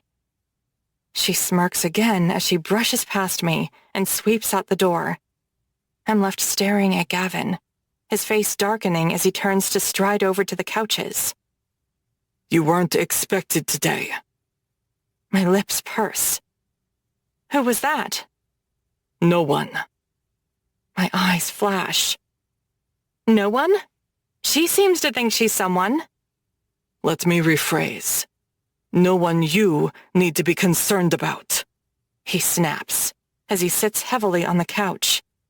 His gaze raises to mine, full of fire and hot steel, as he brings up a hand and crooks 2 fingers. Come here. I'm still glaring at him as I walk over. On your knees, he hisses. I freeze, my scowl deepening as I glance down to see the bulge tenting his pants. Oh, fuck you. He's hard. What? From her? And he wants me to take care of it for him? Yeah. Fuck everything about that. No, I hiss quietly. Gavin scowls icily. Excuse me? I said no. I gasp as he suddenly stands, shivering when his hand cups my jaw firmly to jerk my face up to his. That word, he snarls, is not in your vocabulary when it concerns me. It is today, I snap. His eyes turn cold and malevolent in a way I've never quite seen before. And if I take you anyway? There's a sensual sharpness to his words, terrifying as they are. If I take what is mine, regardless of your opinion, he continues quietly. I shiver, but hold firm. That's not part of our deal. Our deal is that I can... If you want to force me, go ahead, I blurt coldly. But it will not be willingly. I'm shaking as I jab a finger into his chest. There's free use, and then there's this. I didn't sign up for this. Without another word, I spin and march for the door. What the fuck are you? Discovering I have a spine. I whirl back and blurt at him. That's what the fuck I'm doing. This is me having a backbone and showing some self-respect. I slam the door shut behind me. I manage to make it past Rachel and her still untouched cupcake before the tears start to fall. Outside on the street, I grip my teeth as I choke back the sobs. I angrily wipe my damp eyes on my sleeve before I look around for a taxi. Oh, your poor, poor baby. I stiffen, my pulse thudding as I turn. The woman from Gavin's office is sitting on a bench near the front entryway to the building. Poised, regal, and, as much as I hate to say it, gorgeous. She's one of those women who's probably pushing 50, but looks more like a surgically enhanced 35. She effortlessly flips a lock of dark hair back from her face, and her full dark red lips curl as she grins maliciously at me. Did you think you were something special? She laughs coldly. Get in line, darling. You're merely one of several. Although, I wasn't aware he was going through a blonde phase these days. I feel sick. I want to scream at her, or physically attack her. But that won't change the fact that what she's saying is something I've been trying to ignore for weeks and weeks now. Gavin and I are not a thing. This isn't a relationship. We're not even fuck buddies or friends with benefits or whatever else you'd want to call it. We're completing a transaction. His silence for my submission. And I mean, look at him. The man is beautiful, captivating, just the right amount of dark and broken, insanely powerful, dangerous, and rich beyond belief. And there's the thing I've so desperately avoided thinking about for more than a month. There's no way I'm the only one. How could I be? The woman's brow furrows. I'm not sure I see what he sees in you, to be honest. My heart twists painfully in my chest. Though, obviously, she grins wickedly. I see what you see in him. The man certainly knows what he's doing in bed. I mean, he fucks like a god, doesn't he? Her face darkens, her eyes slicing into me as I break inside. Oh, and by the way, you're welcome. For what? I sneer. Her lips curl. For teaching him everything he knows. She starts to laugh. She's still laughing as I turn and bolt down the street, the tears now flooding my face. Chapter 21. Gavin. Fuck Svetlana. I hate that she was in here, poisoning the very air I breathe. I hate that she even crossed the Hudson from New Jersey into Manhattan. I hate how I always freeze up when she's around. It's as if the very air leaves my chest, like it did when I was a kid. I was a fucking kid. Everyone has demons, but some are darker than others. Some have sharper claws, or a more vicious bite. And those are the demons and the darkness from my past. I've never told anyone. Not even Konstantin, my own brother. And definitely not Vadim. I couldn't. When Vadim, an unmarried, unattached man, was suddenly raising a baby boy, aka me, people had questions. The rumor began swirling that I was Svetlana's unwanted child, and that Vadim, being the good brother he was, had taken me in as his own. Vadim never confirmed the rumor, obviously, because it wasn't true. But he never denied it, either. It was just easier than whatever complicated explanation he'd have to give otherwise about who I was and where I came from. But those rumors made things not so easy for Svetlana. And she resented both Vadim and me for the sideways looks she got after I appeared on the scene. That's where her cruelty came from. I'm sure of it. It's how she must have justified the abuse she heaped on me later. But Vadim could, and never would, know of that abuse. Back then, of course, I didn't know I was Kristina Reznikov's secret son. All I knew was that Vadim had found me one night when I was a baby, orphaned on the streets of St. Petersburg. I'd have died, or turned into one of the walking dead you see on the streets of Russia. The unwanted children with darkness flowing through their veins and dimming their eyes. He saved me from that nightmare. And in return, I never said a word about what his sister Svetlana did to me. I decided it was the toll I would pay for the new life I'd been given. A violent black knot twists in my chest. I stare at the door where Eilish just left. I know I should follow her. I want to follow her. Want to tell her everything for some insane reason. But I can't. I grit my teeth. Eilish probably has the idea in her head that Svetlana made me hard, and that I wanted her to give me release.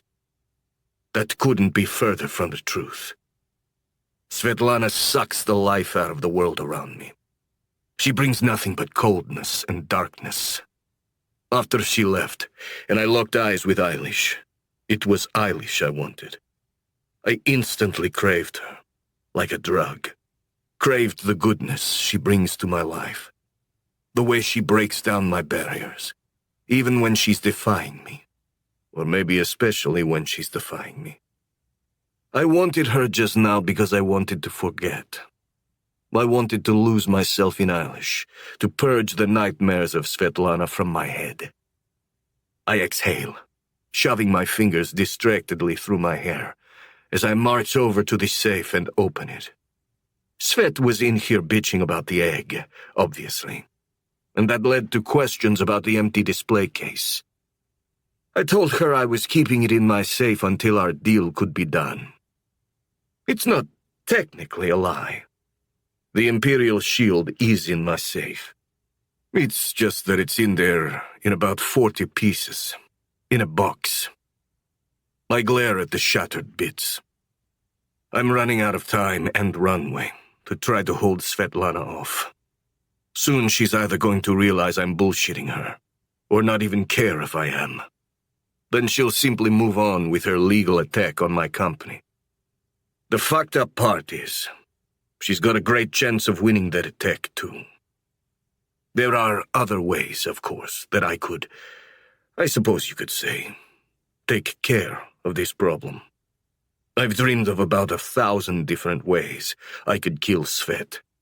Except she's not stupid, and employs a small army of security. In fact, just now in my office is the first time I've even seen her without at least 3 of her guards around her. I mean, there were 10 of the fuckers downstairs on the main floor, but still. I should have killed right now, and figured out the consequences later. Fuck. Sinking into my desk chair, I grit my teeth as I tap Taylor Crown's contact number. This is a conversation I've been putting off for way too long. Gavin! Taylor chirps into the phone, all business as always. What can I do for you?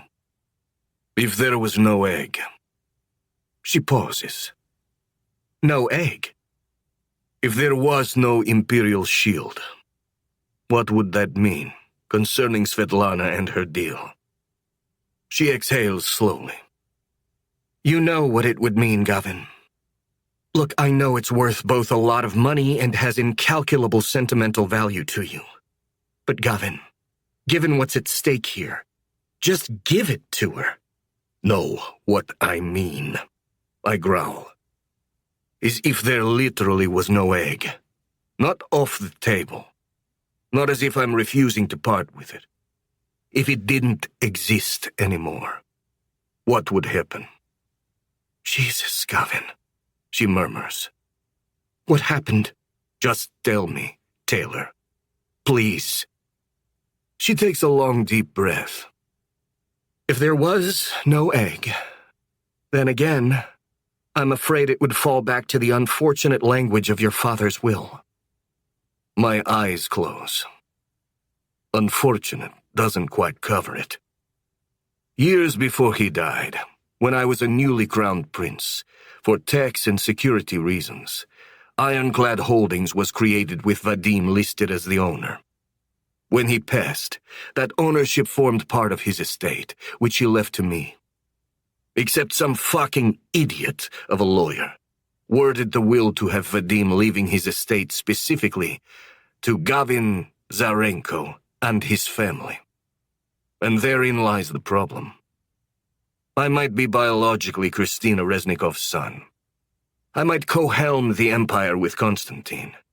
But legally speaking, Vadim adopted me, making me his family. Given that he has no other relatives aside from his sister Svetlana, it now means that miserable bitch is, technically speaking, my only living family. Which means the company, according to that shit wording, technically belongs to me and the devil cunt herself. And given that she can prove I purposefully denied her money Vadim left her, it puts me at fault and allows her to take full control. Unless I had other family. Unfortunately, Constantine doesn't count, as there's no legal record of Kristina being my mother. A blood test would prove it, but the horrible irony is that by being a good, decent man and legally adopting me, Vadim's sort of fucked me over here. Because now that adoptive son status outranks my half-sibling relationship to Constantine. Long story short, if I want to stop Svetlana, I need a family. If there's no egg, Gavin, Taylor says quietly, then we're in big trouble. But we've been over this before. Just find someone. Literally anyone. There's the final twist. Legally speaking, family can just mean wife. Walk out of your office right now and find someone on the street. Or your secretary, for fuck's sake, Taylor pleads. I'll draw up a contract and a bulletproof prenup. It would just have to last a few months to hold up to a court examination, and then this would all be over. You'd probably have to pay Svet some money, I won't lie, but the company and Koikov would stay firmly in your hands. I close my eyes. Taylor exhales. This doesn't have to be hard, Gavin. Just find someone. Anyone. Literally a stranger will do. Slowly my lips curl at the edges into a dark grin. Thanks, Taylor. Wait, Gavin. I hang up, my pulse thudding loudly in my ears. I don't need a stranger. I have Eilish. Chapter 22. Eilish. I'm furious. But I'm almost more furious at myself for even being furious in the first place. And I hate that I broke down like that on the street in front of that cunt. Whoever the hell she is. A dark green monster churns inside me as I remember her words. I taught him everything he knows. You're welcome. Jesus Christ. I want to go back to that moment and stab her in the fucking eyes. Then I take a breath and try and clear the rage from my system. I mean, what the fuck? What am I? Jealous? Gavin and I are not a couple. He's not my fucking boyfriend. We're not going steady. We've never once had a conversation about whether or not we were exclusive, even within the context of our arrangement. And I mean, the reality is, Gavin's a ridiculously handsome, dark and brooding, insanely powerful and wealthy guy in New York. What stings the most is how naive I was to be blind to the fact that he'd have a whole harem of women out there who blush like I do when he beckons with those 2 fingers, who drop to their knees and moan when he asks, who... Woohoo! Elsa's here! I blink, mercifully ripped from the swirling black downward spiral of my thoughts at the sound of Callie's voice. Seriously, fuck Gavin. And fuck that raging cunt who tried to be as shitty as possible to me yesterday. Shaken from my sour thoughts, I look up and force a smile when Elsa Gwynn walks into Fort Defiance, one of my favorite brunch spots in New York, even if it is way the fuck out in Red Hook. I haven't told Callie in so many words what happened yesterday, but she knows something's up. And she's an amazing enough friend that she dragged me out here for their famous French toast drowning in mascarpone, maple syrup, and candied walnuts, washed down with their signature marmalade gin breakfast cocktail. She even somehow got Elsa, perpetually up to her eyeballs in work, to meet us. I grin as I stand and hug our tiny blonde lawyer friend, who's also Callie's soon-to-be sister-in-law, now that she and Hades are engaged. You made it! Callie beams, embracing her before we all sit back down again. Elsa grins at the breakfast cocktail we already ordered for her, taking a sip before she exhales luxuriously like she's on a tropical island vacation. Oh, that's good, she sighs. And hell yeah, I made it. When you're about to make equity partner, it seems they dial your workload back a little so they don't burn you out. She snickers. Plus, Hades took Nora to a classic car show on Long Island. What else was I going to do? Callie shakes her head. I don't want to know how you did it, but thank you for turning my brother from the perpetual child he was for the 29-odd years before he met you into a respectable adult. Elsa snorts, shaking her head. Please, I didn't do a thing. Does he still give oversized dildos as gag presents on extremely inappropriate occasions? Elsa's brows raise. What? Callie shrugs. I rest my case, Your Honor. I laugh along with the 2 of them, glad for the distraction from the dark mood swirling inside me. I love that he's so amazing with Nora. Nora is Elsa's 15-year-old sister, whom Elsa basically raised herself from when Nora was a toddler, when Elsa herself was only 18. I had my doubts about Elsa and Nora moving in with Hades, even though Nora got her own floor at his place, so the 2 of them could have their privacy. But I have to say, Elsa's right. My historically wild brother-in-law is incredible with Nora. He's been teaching her how to drive in his prized '67 Camaro Z28, a car he barely lets Callie even touch. and now it seems they're bonding over classic muscle cars. Well, what do you say? Callie grins impishly at Elsa. Am I going to be an aunt someday soon? Elsa blushes, biting back a smile. We'll see. It's what I want for Christmas. You have to. We laugh, devouring our brunch, and possibly one too many breakfast cocktails. Callie and I drop teasing hints to Elsa about her upcoming birthday celebration, which is going to involve a private showing at the Metropolitan Museum of Art, followed by a private dinner in the Renaissance Gallery, none of which Elsa is aware of yet. Eventually, though, Elsa has to take off, and Callie ends up leaving with her. I stay for one last drink, before finally throwing in the towel. I'm walking out when I literally bump into someone.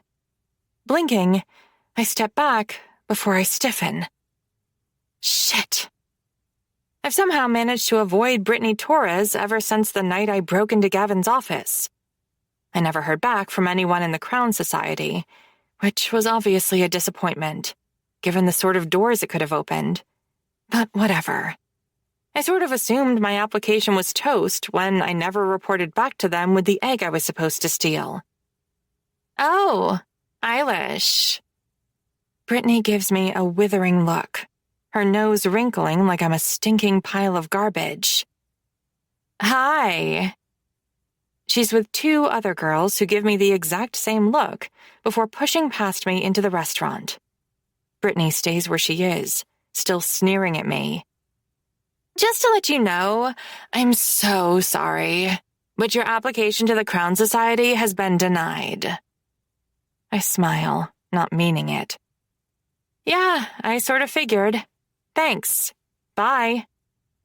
I start to push past her when she stops me. Yeah, well, just so you know, she continues coldly. The only reason we even entertained your attempt to join was that Brooks McKinley is an alum, and he... She shrugs. Put in a word for you. I swallow back the bile in my throat. Brittany keeps prattling on. We were never going to actually let a criminal like you in. She shrugs as I glare at her. Anyway, have a nice life, I guess. Maybe I'll see you on the news when you're going to prison someday. She laughs as she shoves past me and into the restaurant after her friends. Fuck off, I mutter, turning and pulling my phone out to get an Uber. Who the fuck was that? I almost scream. My phone flies out of my hand when I start, but he catches it. My heart swells and twists. My pulse quickens, and my face heats as a million different conflicting emotions surge through me. Gavin's leaning against the side of a black Range Rover, his gunmetal gray eyes locked on me. I glare at him. Here for the breakfast cocktails? He shakes his head. Here for you, actually. My brows knit. And how exactly did you know I was here? Because I've been having you followed. He says it in such an easy, matter-of-fact tone, but I know it's not a joke. His brows furrow as he nods past me with his chin. And again, I ask, who the fuck was that girl? No one. I shrug, my lips twisting. Just some bitch from school who loves to make my life miserable. His eyes stab past me in the direction Brittany went, with a lethality that honestly scares me a little. Gavin, I swallow. She's just being a cow. It's fine. His lips curl. What? Did you think I was about to assassinate her on the street or something? I shiver. I don't know, truthfully. He frowns. Why? Because sometimes you scare me. Gavin says nothing for a moment. He just looks at me with this burning intensity as he sucks on his teeth. Get in the car. I snort. No thanks. It wasn't a request. Then I guess this is mutiny. Bye. I roll my eyes and start to walk away. Get in the car, or so fucking help me God, I will pick you up and throw you in myself in front of the whole street and everyone in that restaurant. I glare at him. He just cocks his eyebrow and shrugs. God damn it. Muttering to myself, I get into the back seat. Gavin shuts the door before going around, getting in on the other side, and raising the partition separating us from the driver. The SUV drives through Red Hook in silence, pulling onto the Brooklyn-Queens Expressway, then heading over the Brooklyn Bridge back into Manhattan.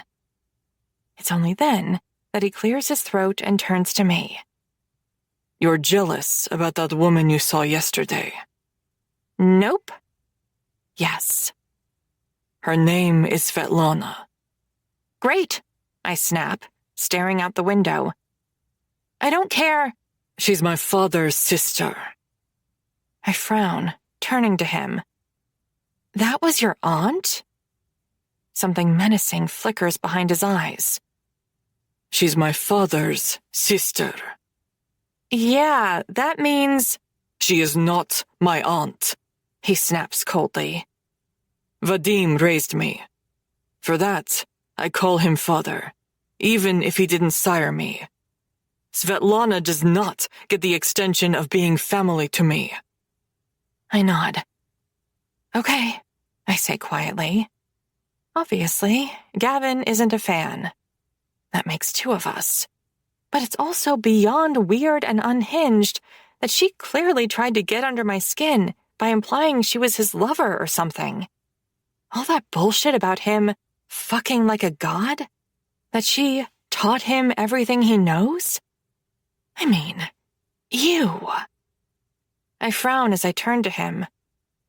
I'm sorry for the way I sort of freaked out.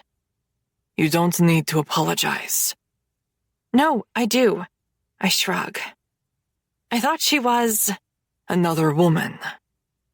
I nod. She's not. He growls quietly. I smile wryly. Well, yeah. But still, even if she was, I'd have no right to act like... Yes, you would. He turns to level a fierce look at me.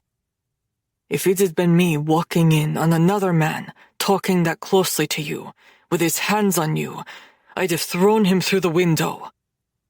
My core pulses. Fuck, why is that so hot? We cruise the rest of the way uptown in silence before the car pulls up outside the Kildare family brownstone. Gavin turns to me. There's something I'd like to talk to you about. Okay. Not now. Tonight. I'm picking you up at 8. A blush tingles through my cheeks. Oh? For what? For dinner. My bottom lip sucks between my teeth. If that's okay with you, he grumbles. It's not a date, in case you are wondering. Oh, no. Two people who fuck each other a lot having dinner alone together is definitely not a date. Gavin smirks. Be ready at 8. Chapter 23. Gavin. Fuck me. She looks stunning. I mean, Eilish always looks good. Too good, actually. She's got a thing for fashion, and she obviously puts a lot of thought and effort into what she wears and how she presents herself when she steps out of the house every day. And I, being on the slightly OCD side of cleanliness and taking pride in how I present myself to the world, like that about her.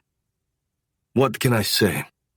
I find meticulous attention to detail sexy. But tonight, she's more. The woman sitting across the table from me in our private dining room at Il Piatto Buono isn't the Eilish I've seen day in and day out in Dior office wear or Chanel dresses on the street. Tonight, it's up another notch. She's in an elegant black cocktail dress that wouldn't look remotely out of place on a red carpet or at a royal function. It's not overtly sexy, and yet she looks like sin in it. A knee-length, scooped-back, sleeveless number that shows just enough cleavage to get me hungry, but not so much that I have to fire warning glares at the men around her. I mean, I still do, though. There's a knock on the door. "Enter," I growl. A waitress smiles as she steps in, showing me the label on the Domaine de la Romanie Conti Burgundy before she opens it and pours a splash. I swirl, sip, nod, and wait for her to fill both our glasses before leaving again. Eilish's brows shoot up as she glances at the bottle on the table. "You have expensive tastes." Guilty. She grins. I bite back mine. There are a few reasons I brought her here tonight. There's the one big one, obviously. But there are some other things I need to clear up first that I've dug up in the last day. And by things, I really just mean one specific one. I have to ask you something. She takes a sip of her wine and nods. "Okay." "What the fuck is going on with you and Brooks McKinley?" Instantly, she stiffens and looks away. My jaw grinds. I found out who this smug little shit was whose nose I most likely broke at the bar that night. Brooks McKinley, son of Senator Harrison McKinley. I've also found out that the senator recently made overtures to the Kildare family about marrying Eilish off to Brooks. Obviously, that isn't fucking happening. But I want to know how that even gets considered in the first place. "Well?" "Well, what?" She spits. "Google him. What do you want from me?" "Well, this is going nicely. His father wants you two to marry. It's not a question." She looks surprised for a second, then shrugs. "And?" "Why?" She rolls her eyes. "I don't know. Money? Power? Senator McKinley wouldn't be the first politician my family had a business relationship with." "Yes, but why you?" She frowns and looks at me curiously, before smiling sarcastically. "I guess you didn't dig quite deep enough when you were prying into my past." "Meaning what, exactly?" Eilish rolls her eyes. "I'm sorry, is this really what you wanted to ask me about? Why you brought me out tonight? Because if I'd known the agenda for the evening, I'd have done something more fun, like slamming my head repeatedly against a brick wall." "We're getting to the reason for tonight," I growl. "But I need some things cleared up first. Like, why is Harrison reaching out specifically to the Kildares? And more importantly, why that little fuck Brooks had his goddamn hand on Eilish when I walked into the bar that night? Why he looked way too cozy and familiar with her? Do you two have a history?" I almost don't want to hear the answer, because it may force me to go out and level half the city on my way to finding Brooks, so I can break him in two. Eilish pales, her eyes getting a scared, haunted look in them that makes my hackles raise. She looks down at her hands. "We used to go out in high school." I see red. "Did you know?" I snarled quietly. Eilish isn't even looking at me. She's still staring at her hands as they twist the white linen tablecloth in front of her, this faraway, cold look still in her eyes. Her throat bobs. "It wasn't good." Her eyes raise to mine. "If you're asking what I think you're asking, just know that I fucking hate Brooks McKinley. End of story." "Did you two ever?" "No." Her voice is pure venom, and her eyes lethal slits. "No. You already know I was a virgin. You were there when that changed. Or don't you remember?" She hisses sarcastically. "Look, I growl. I'm only asking because... Can we not talk about this? She blurts, standing abruptly. Like, can we please talk about literally anything else? I go still. Then I nod. Of course. For now. But there are several pieces of information I will either drag out of you or beat out of him. She turns, about to head for the door. Eilish. She whirls back, glaring at me. I raise a hand, crooking 2 fingers. Instantly, I can see the defiance making her eyes blaze like 2 flames. I can also see the heat in her cheeks and the way her lip catches in her teeth. Come here. She stares at me coolly, her arms folded as she stands halfway between the table and the door, her hip cocked. Please, come. I crook my fingers again. This time she drifts over, still glaring at me. When she's standing right next to me, I push my chair back and pat the tablecloth in front of me. Sit. She stares at me blankly. What? Sit. Gavin, I'm not going to... I'm not asking. Sit. Her lips purse. We're in a restaurant. Yes, that I own. Sit. She stares at me. I'm sorry, exactly how many restaurants do you own? Several. Now sit. She swallows. Please, I add. I didn't bring you here to talk about goddamn Brooks McKinley. Well, that's nice to know, she mutters. God damn it. I'm fucking this up so bad. Well, Eilish mutters, as she slides her ass onto the table in front of me, demurely keeping her knees firmly together, and her hands folded in her lap. Why did you ask me here? Because I have a counteroffer. Of? Marriage. You could hear a pin drop. Eilish stares at me, her eyes bulging out of her pretty face. I'm not asking for the reasons people usually ask. I continue quietly. My hands grip the table on either side of her knees as I sigh. There's a complicated situation unfolding right now involving Svetlana, whom I fucking hate, if that wasn't made clear before, and my inheritance from my adoptive father. She swallows, nodding. The short version is, Vadim left her a decent chunk of change when he died. But she's a blood-sucking cunt, and fuck her, so I stole it from her. I denied her the money, and assumed she'd go broke in no time.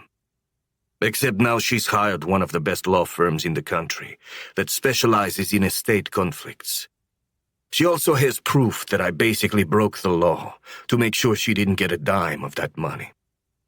Basically broke the law? Or that I absolutely broke the law, I admit, shrugging. And she knows it. She was going to use that to come after my entire company, until we settled on something else she wanted even more. Something of Vadim's she'd always coveted, that he'd left to me.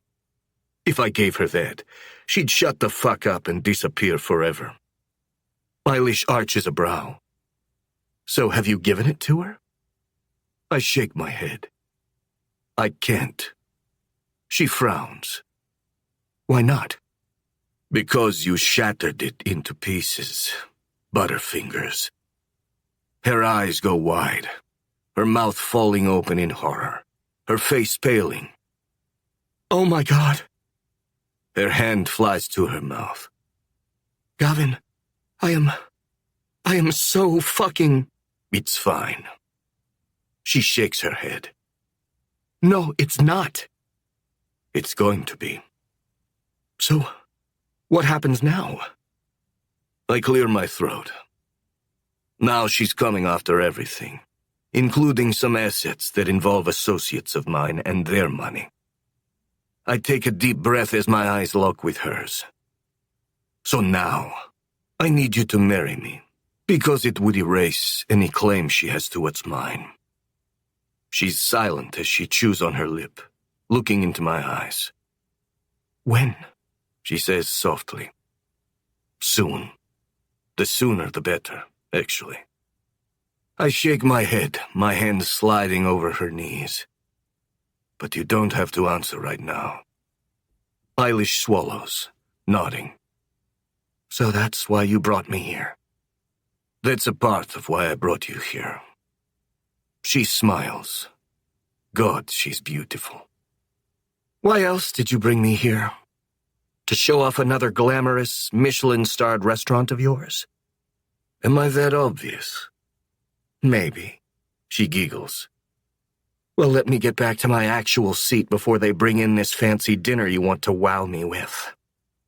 Actually, I reach under the table and push a button, locking the door to the private dining room and alerting the staff that we are to be left alone.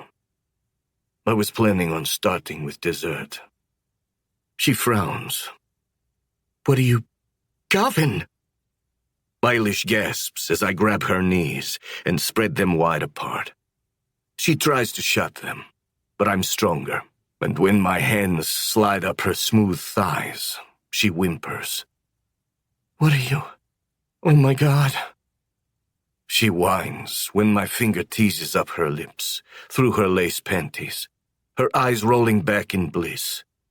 I slip my fingers under the lace, teasing up and down her bare, slick pussy, before I peel her panties down her legs, slowly. I let them dangle from her heels, before I push between her legs and kiss and nibble my way up her thigh. Eilish squirms, and when I shove her back across the table in front of me, she gasps as glassware and cutlery crash and tumble to the floor. Gavin... Oh, fuck.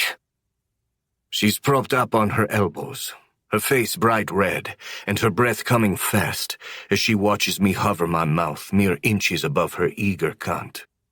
I lock eyes with her, making her wait for it as I drool on her pussy for a moment, before slowly dipping my mouth to her.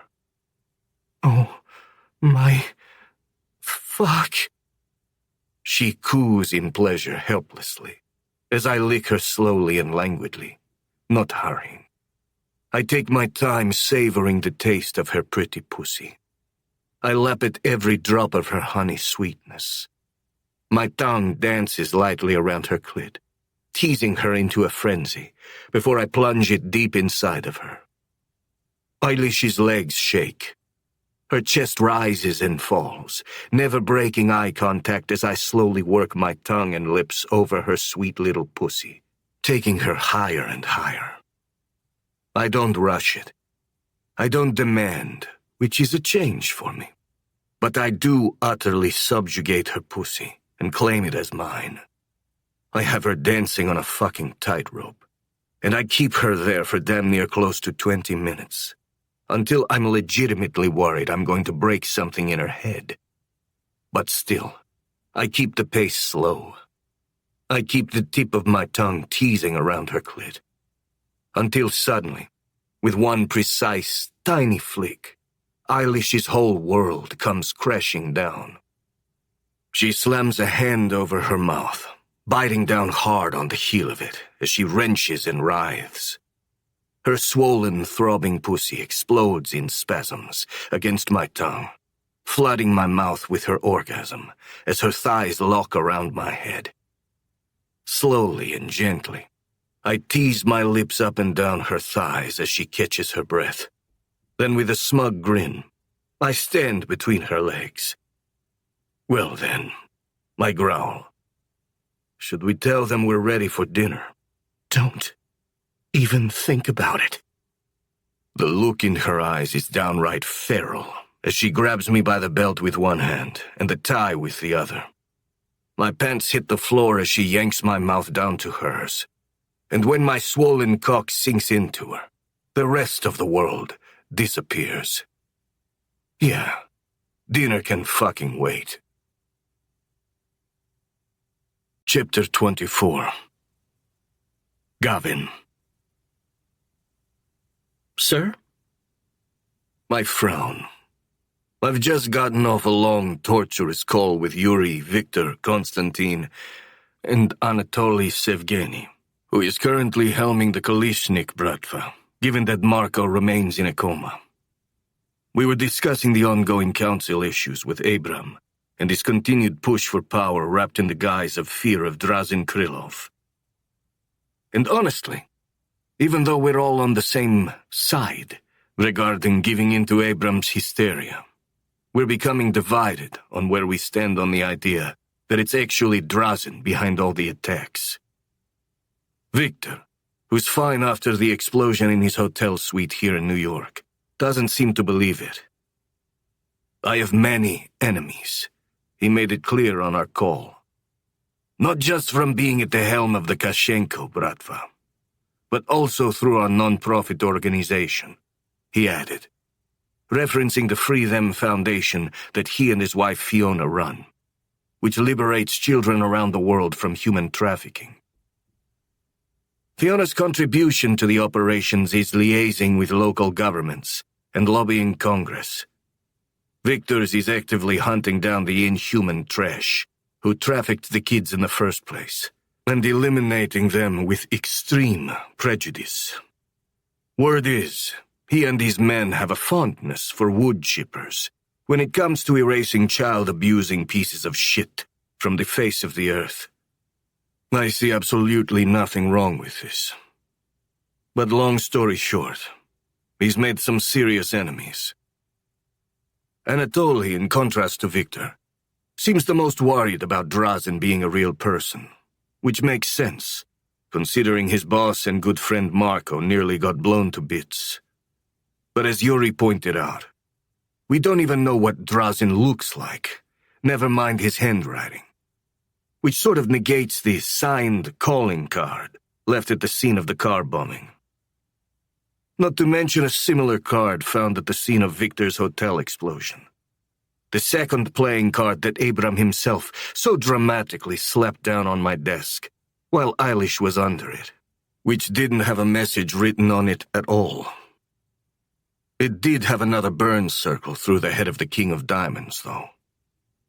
Konstantin, who I wanted to be included in the call, even though he's technically hands-off for the next year, is, surprisingly, on Anatoly's side in believing Drazen is really a threat, and behind the attacks. And me? I'm not sure what I think yet. In the meantime, we're all tightening security and actively putting teams of people out there to see if they can track Drazen down. Whether or not he's behind these attacks will become little clearer if we can prove he actually exists.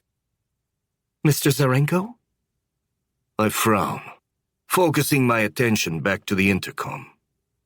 Yes, Rachel. Apologies, sir, but you have an unscheduled visitor. Not today, I don't.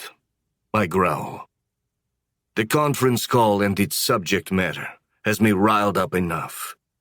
The fact that Eilish has been buried in advisor meetings and other schoolwork for 2 fucking days in a row isn't exactly improving my disposition. Sir, I'm afraid he's quite insistent. Please tell him I insist that he get the fuck out of the building until I can schedule him in.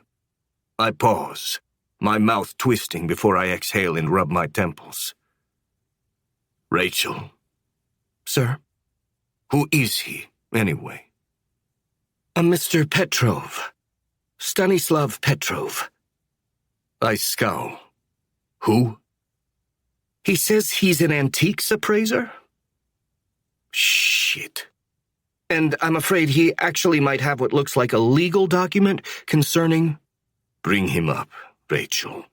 I growl quietly. Fuck me.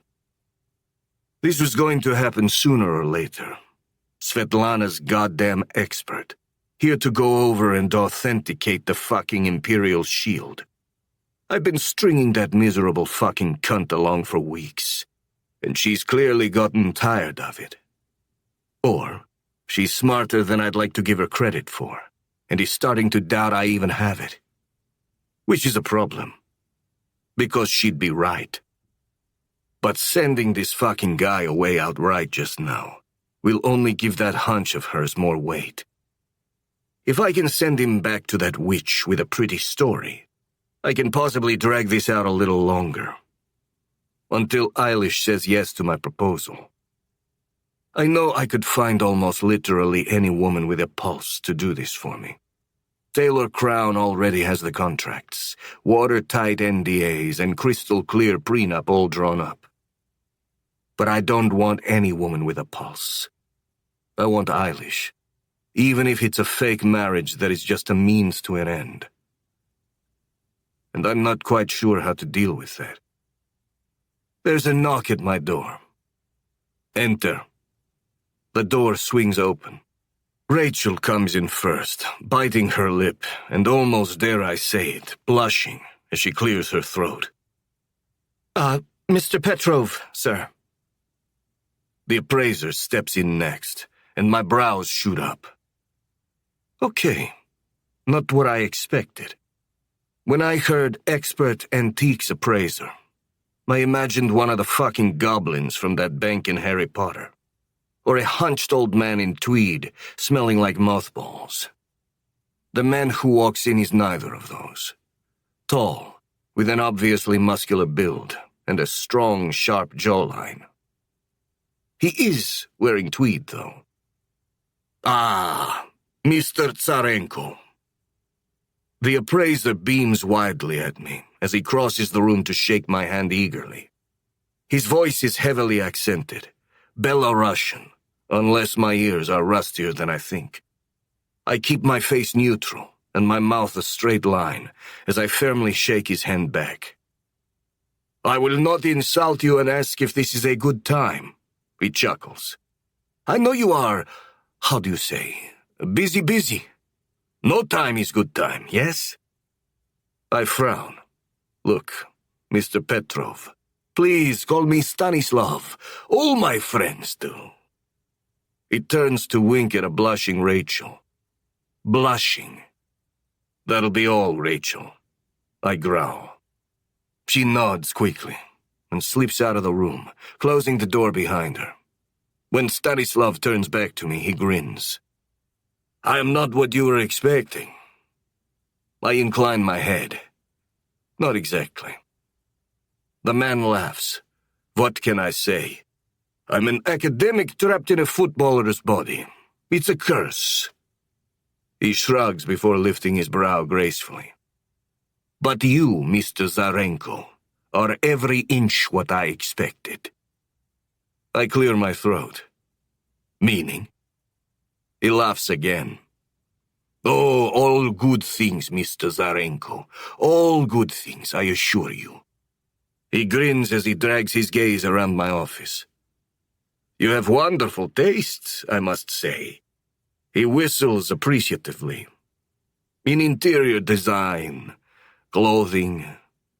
He looks past me at the Monet on the wall. Art. His grin curls. Women.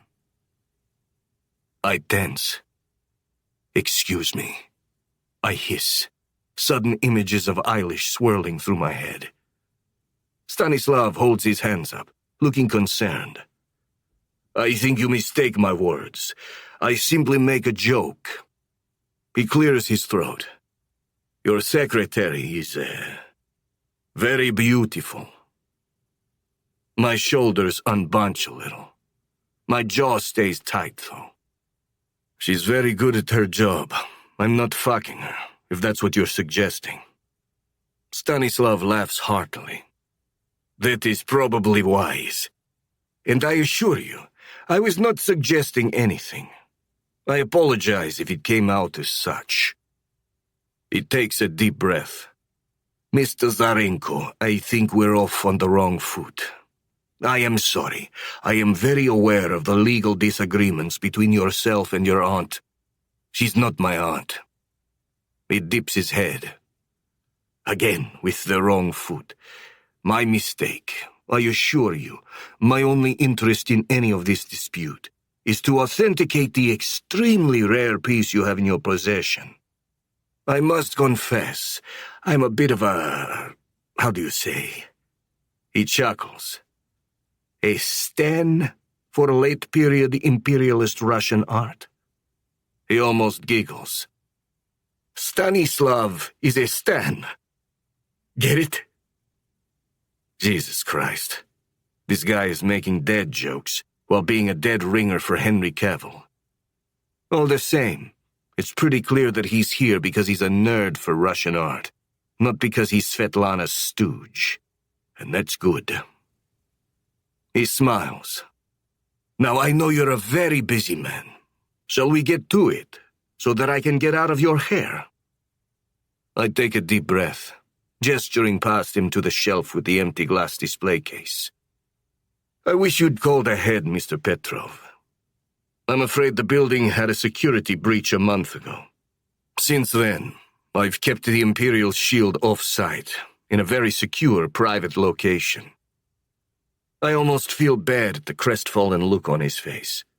Like a little kid who just came charging downstairs to find his stocking empty on Christmas morning. Ah, I see. He exhales, walking over to the glass case over the old wooden base anyway, and looking at it fondly. A shame. I would have loved to see it with my own eyes. You know, the history of this particular Fabergé piece is quite fascinating. I'm sure it is, I grunt. But, as you said, I'm afraid I'm fairly busy today, Mr. Petrov. He nods, smiling. Of course, of course. His eyes drop to the base of the case, where I've taped the note from Vadim. His lips part in a smile. To my son. All my love. Stanislav turns back to me, beaming. You had a very generous father. I owe him everything. I am envious of you, Mr. Zarenko. He chuckles. And not just for your wonderful office view. Stanislav sighs, clasping his hands together. Well then, perhaps another time. Perhaps. He grins. For now, I will tell Miss Zarenko that the Imperial shield is safe and sound in your possession. Perhaps that will settle the matter, until you complete your transaction with her. I allow a small smile to curl my mouth. I appreciate it. Thank you, Stanislav. Of course. When he's gone, I stare at the empty glass case, my eyes reading the note from Vadim over and over. My cell phone buzzes. It's Karol. We got him. He growls thickly, his tone heavy. We found the pieces of shit who jumped Eilish. My blood flows hot. The egg forgotten.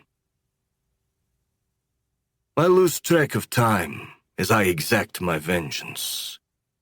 It's hours later when I finally step back from the limp, near-dead, blood-soaked men hanging from meat hooks in the basement of one of my properties deep in Brooklyn. I'm shirtless and covered in blood.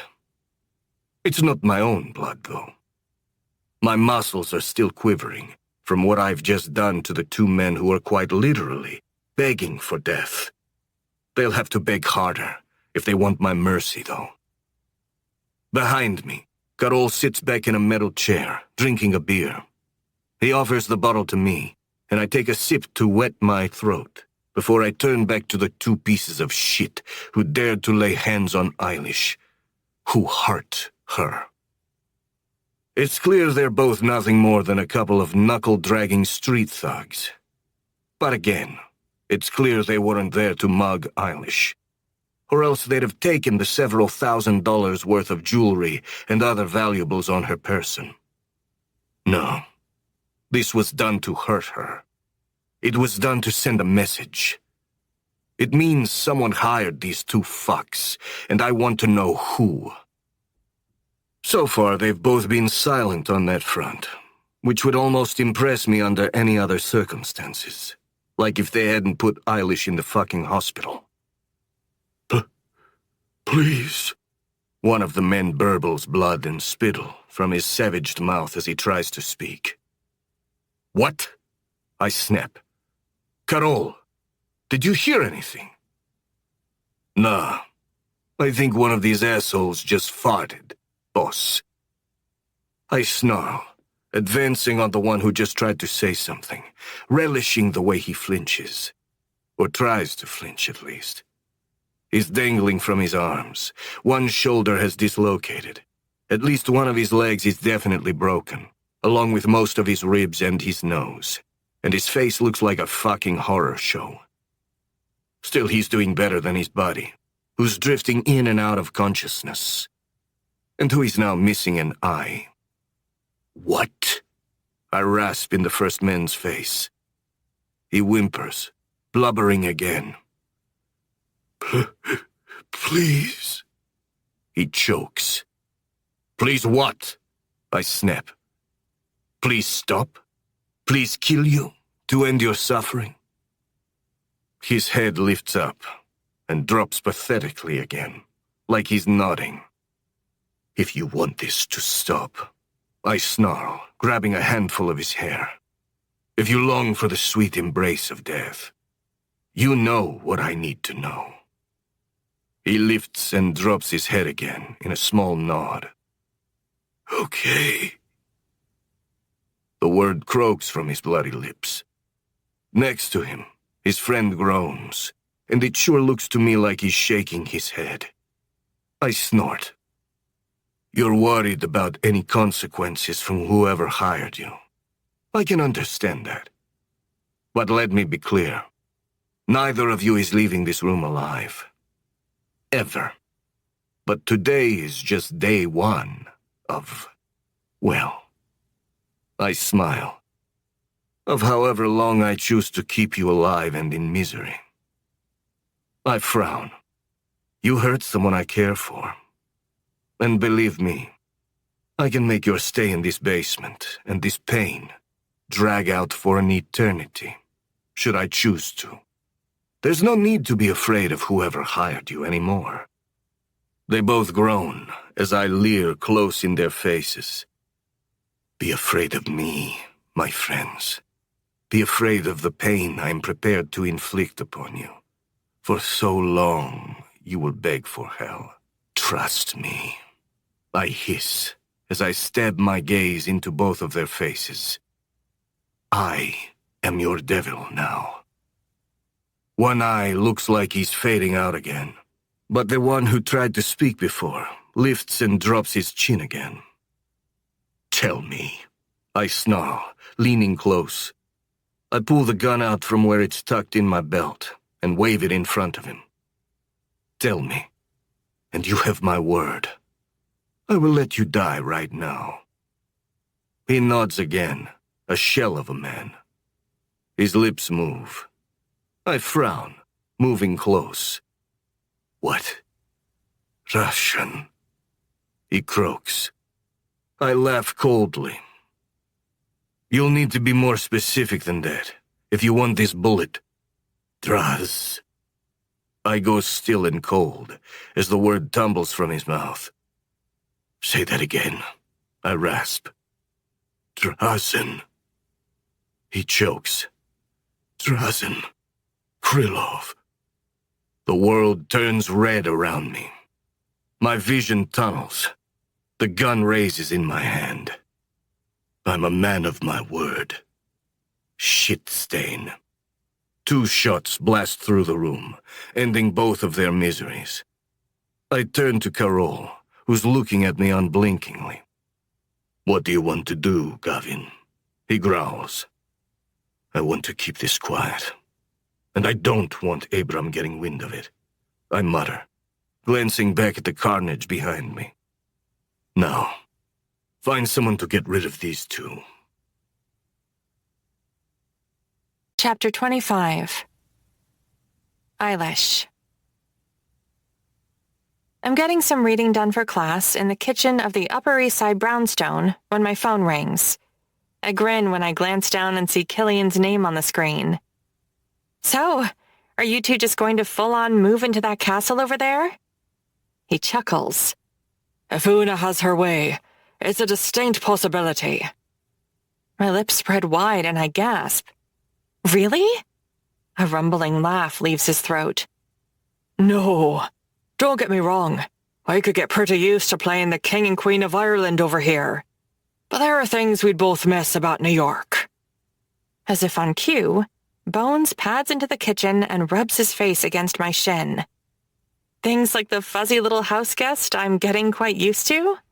Killian chuckles. He grows on you, doesn't he? He's definitely growing.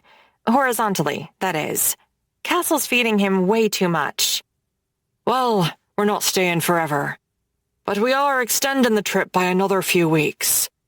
My brows shoot up. Oh? Yeah. There are a few old friends of mine I'd love to introduce Una to. I grin. Old friends of yours? Are you sure you have those? He chuckles. One or two. Adrian and Celeste Cross reached out when they heard I was here. And we're going to meet up with Rose and Oliver Prince, too. I grin. Rose is another of Killian's nieces, by way of his late sister, Saoirse. We've only met a few times, but I really like her. Her husband, Oliver, is cool, too. Tell her hi from me when you see her. She should come visit New York again. Killian clears his throat. Got a second? I wanted to talk to you about something. Sure thing. About what? Gavin. I swallow, my hand tensing around the phone as my mouth goes dry. I can assume this is one of the reasons you've been avoiding coming back to the conversation about Brooks. Amongst others, I say quietly. Look, Kill. Eilish, he sighs. You're an adult. You don't need to explain yourself to me. My brow furrows. Well, I know this thing with the McKinleys could mean a lot to the family. Politically speaking, I don't give a shit about that. I mean, yeah, I've thought about it and what it could do for us. But you obviously despise Brooks. For reasons I'd actually be very keen to hear about sometime, if you'd like to share, he adds. There's a lethal edge to his voice. Part of me has almost told Killian a half-dozen times before about what happened with Brooks. Or what's happening, really. Because Killian's... well, Killian. And I know what he is, and what he's capable of. He'd go straight to Brooks' house and literally skin him alive if I told him about what happened. So yes, part of me has thought about that. Often. But the thing is, Brooks isn't just some regular trust fund brat douchebag. His father is a freaking senator, for God's sake. And I also don't know how extensive the evidence he has against me is. It's bad enough that he has it at all. It'd be horrifying if he was killed and someone else got their hands on it. Nothing you need to go full Patrick Bateman about, I joke. He's just a douchebag. Killian sighs. Well then, that's all the conversation we need to have about it. Consider the subject closed. Killian... It's done, Eilish. He growls quietly. I smile. Thank you. But that brings us back to Gavin. My mouth twists. Who told you? Nev? He chuckles darkly. She wouldn't turn on you in a million years. I have... people. What? Like spies? Yes. I swallow thickly. Killian sighs. Again, you don't have to explain yourself. You can make your own decisions, Eilish. And for what it's worth, I respect Gavin. He grunts. I don't like him very much, but I respect him. And if you clearly like him, and you're happy, and he's treating you well, and you're with him because you're choosing to be... I am, I say quietly, blushing. Then I promise I'll keep my skinning knives tucked away in the cupboard. I grin. Thank you. Just make sure Gavin is aware that if any of those points above change, there's no measure I won't take, and no line I won't cross, to make him reevaluate his definition of pain and suffering. That's not a joke. And it's not like Killian is being all gung-ho macho. that's who he is. Say hi to Una for me. Will do. Take care, Eilish. It's been a couple of weeks since Gavin proposed to me. Or at least, since Gavin put a certain proposition on the table and let it sit there. And it's not that I've necessarily been avoiding the subject since then. I've just been reluctant to bring it up. Oddly, he hasn't mentioned it again either. Even though I fully understand what's at stake for him and why he needs to get married in order to stop his aunt from seizing his empire. I guess I'm just so confused why it's me he's asking. I mean, why not some random girl? A girl whose family Gavin did not almost go to war with on more than one occasion in the past. Or a girl he's not with in the first place because of blackmail. All this, of course, leads me down the rabbit hole of whether I'm with Gavin at all or not. Yes, it does feel like we've moved way past the whole blackmail thing at this point. But even so, what are we to each other? Does frequently sleeping with someone with whom you are exclusive, with whom you spend a fair amount of time, make you with them? I blink away the confusing thoughts, stretching out in the huge, ridiculously comfortable bed in Gavin's bedroom. His actual bedroom. Like the one he sleeps in. Not the one where he plays, where he took my virginity that first time. Not to say that we haven't spent time in that one since as well. The blackout shades on the walls of one-way glass windows are already up, bathing the room in morning light. I didn't actually sleep here last night, though. We've never once actually spent the night with each other. It's become sort of an unspoken thing. But this morning, I blush as I remember it. I pinged awake at 5 to a text from Gavin, with a picture of a huge bulge in his linen sheets, and the message, Come take care of this. There's a car waiting downstairs for you. That was 2 hours ago. I've been in his bed ever since. I reach over to the bedside table for my phone, and the double espresso he made me earlier. It's taken everything I have not to make a crack about the tables turning. How after weeks and weeks of me making him coffee, usually in my underwear, today it was Gavin who strode out of the room, stark naked, only to return with an espresso he'd made me. Next to me, Gavin's sitting up in bed, scrolling his phone as his hand lazily traces up and down my bare thigh. It's disturbing how used to all of this I could get. Have gotten. Blushing, I go to my email. Instantly, my dreamy, grinning morning comes to a screeching halt. Shit! I blurt, my heart sinking. What is it? Gavin growls next to me, his hand instantly tightening possessively on my thigh. I groan as I reread the email. It's Elsa's birthday in a couple of days. I know Hades has something extravagant planned for the two of them for next week. But tonight, Nev, Callie, Nora, and I were going to take Elsa to the Metropolitan Museum of Art for a private showing of the Impressionist wing, followed by a private dinner at the museum itself. Except, the email I just got from a very apologetic museum director informs me that one of the museum's alarm sensors triggered early this morning, which means the entire place is on lockdown for the next day and a half, pending a full security review. My face falls as I relay all of this to Gavin. I'm so annoyed. She loves Impressionist art. My brows knit as I try to think about how I could possibly save the evening. I mean, Elsa's pretty low maintenance. We could do literally anything, and she loves simply being out with us. But still, shit. I really wanted to blow her away with this. She likes the Impressionists. I nod glumly, paging through my phone looking for the number for the main office of the Guggenheim. It's modern art, but maybe if I can get hold of the... Would the Bijou Gala at the Musée d'Orsay work as a suitable substitute?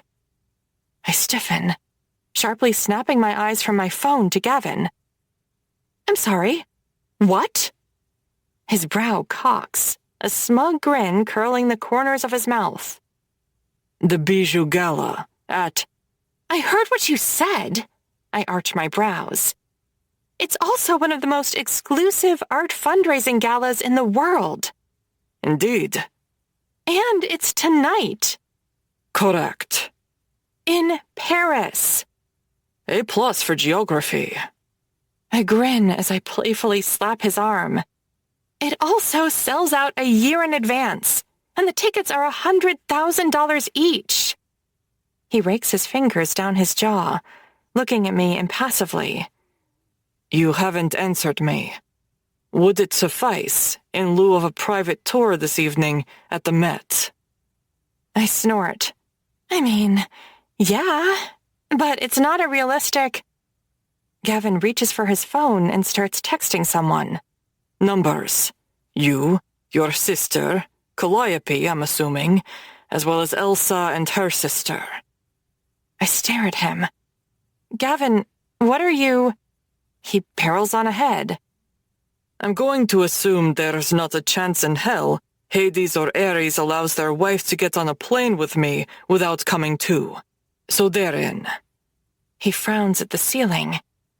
Castle can come, if he fucking behaves himself. He looks over at me. Will your uncle and Una be joining us?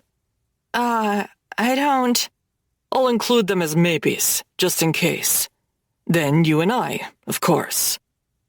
He finishes sending his text and then rolls his neck. The phone dings in his hand, and he nods curtly at it. Excellent. We're all set. My eyes go wide. I'm sorry. What just happened?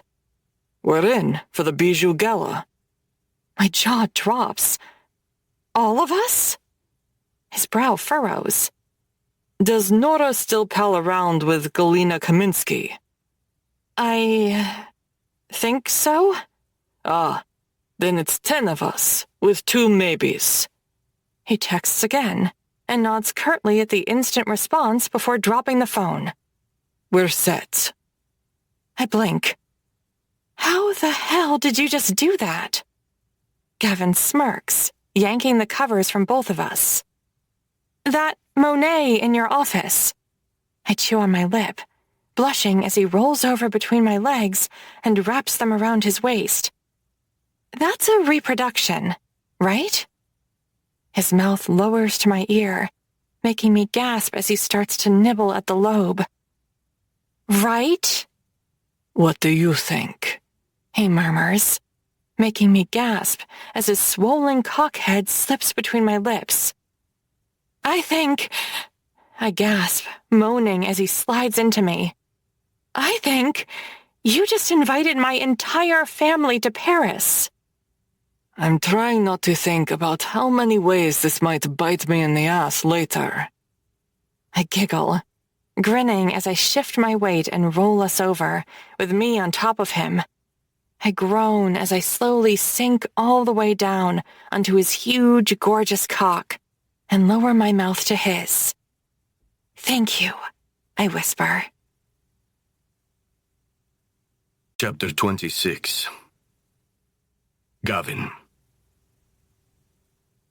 Are you fucking shitting me? I'm not a Buddhist monk.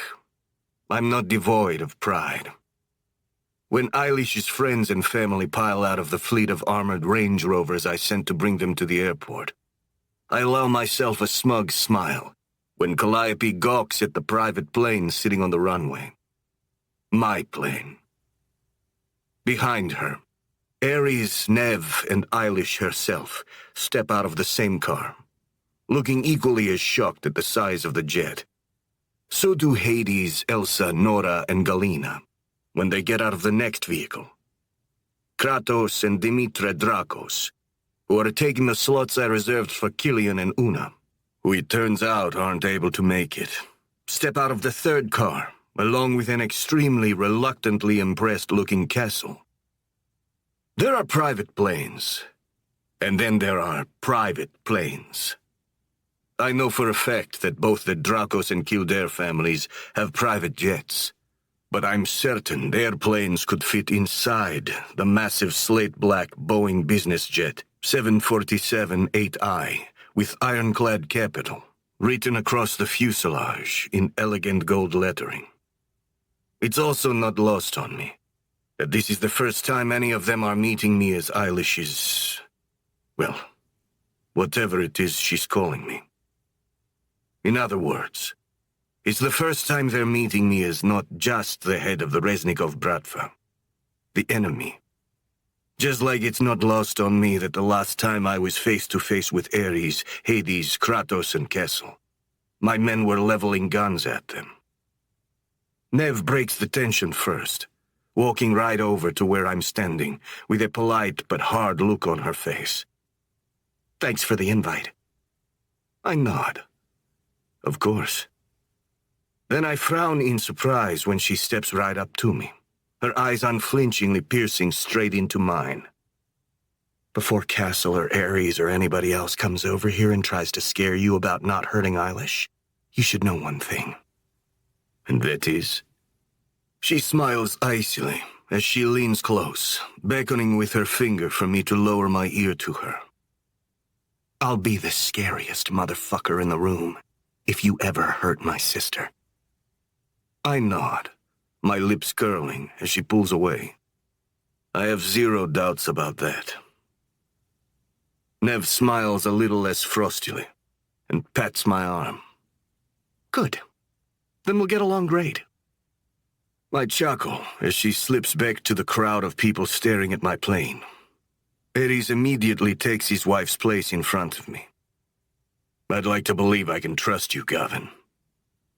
I lift a shoulder. Believe whatever you like. If I was going to come after your family or your empire, I probably would have done so already, don't you think? His brow furrows. Didn't they teach you at business school that cockiness and smugness aren't good negotiating tools? I'm not negotiating, and I didn't go to business school. A smirk plays around the corners of his mouth. Okay then. How about this? You seem to make my sister-in-law happy, and I'm choosing to believe that means I can trust you. Also, I met your father once, in London. I blink in surprise. I didn't know that. He nods. Vadim was an honorable man. I liked him, and he seemed to have the respect of everyone else in the room when we were introduced. I'd like to think that he raised you to be the same. Ares puts out his hand. I shake it firmly, and he grins. Does this mean I can get on that sick plane now? I chuckle. Be my guest. Kratos, the giant among the Dracos brothers, walks his grandmother over, who gives me a sharp arch of her brow. I, too, would like to believe that you are a man we can all trust. She clears her throat, offering me a Tupperware container filled with what looks and smells like fresh baklava. Mrs. Dracos. She shakes her head, holding up a frail-looking finger. Before you make any promises, we have a saying in Greek. Kalokagathian orkou pistoteren eche. It's from the philosopher Solon, and it means put more trust in integrity of character than in an oath. I smile as I nod at her offered baklava. Ma fovaste tus elines pufernon dora. Beware of Greeks bearing gifts. A reference to the ancient Greeks and their Trojan horse, which gained them entry into the walled city of Troy. Dimitra grins widely, chuckling as she puts the Tupperware into my hands. So long as you are kind to Eilish, who I consider one of my own grandchildren, there'll be no soldiers jumping out of my baklava come nightfall. That's a promise I can make confidently. She nods, smiling. Nice plane. Kratos grunts, giving me a firm shake. And thanks for the invite. No hard feelings about the parking garage basement, I hope. He smirks, leaning closer as his grandmother steps out of earshot. Not exactly the first time I've had a gun pointed at me. Elsa gushes an exuberant thank you, giving me a hug that elicits a venomous glare from her fiancé. Nora and Galina blurt equally gushing thank yous before dashing up the staircase and onto the plane, hard on Elsa's heels. Nice fucking plane, Hades mutters, stopping in front of me. But seriously, the Bijou Gala? How the fuck did you pull that off? I shrug, deprecatingly. Called in some favors, that's all. He glares at me. You realize this means I have to up my fucking game next week for Elsa's actual birthday. Thanks a lot. Competition breeds innovation. Asshole. I grin. You're welcome to borrow the plane again for her. I just might. Hades smirks back. And don't think for a second I'll be topping off the tank before I bring it back. I laugh as he gives me a strong slap on the shoulder and heads up the stairs, which leaves Kessel. Eilish is blonde, built like a fucking Viking, former bodyguard. Comes to a glowering stop right in front of me.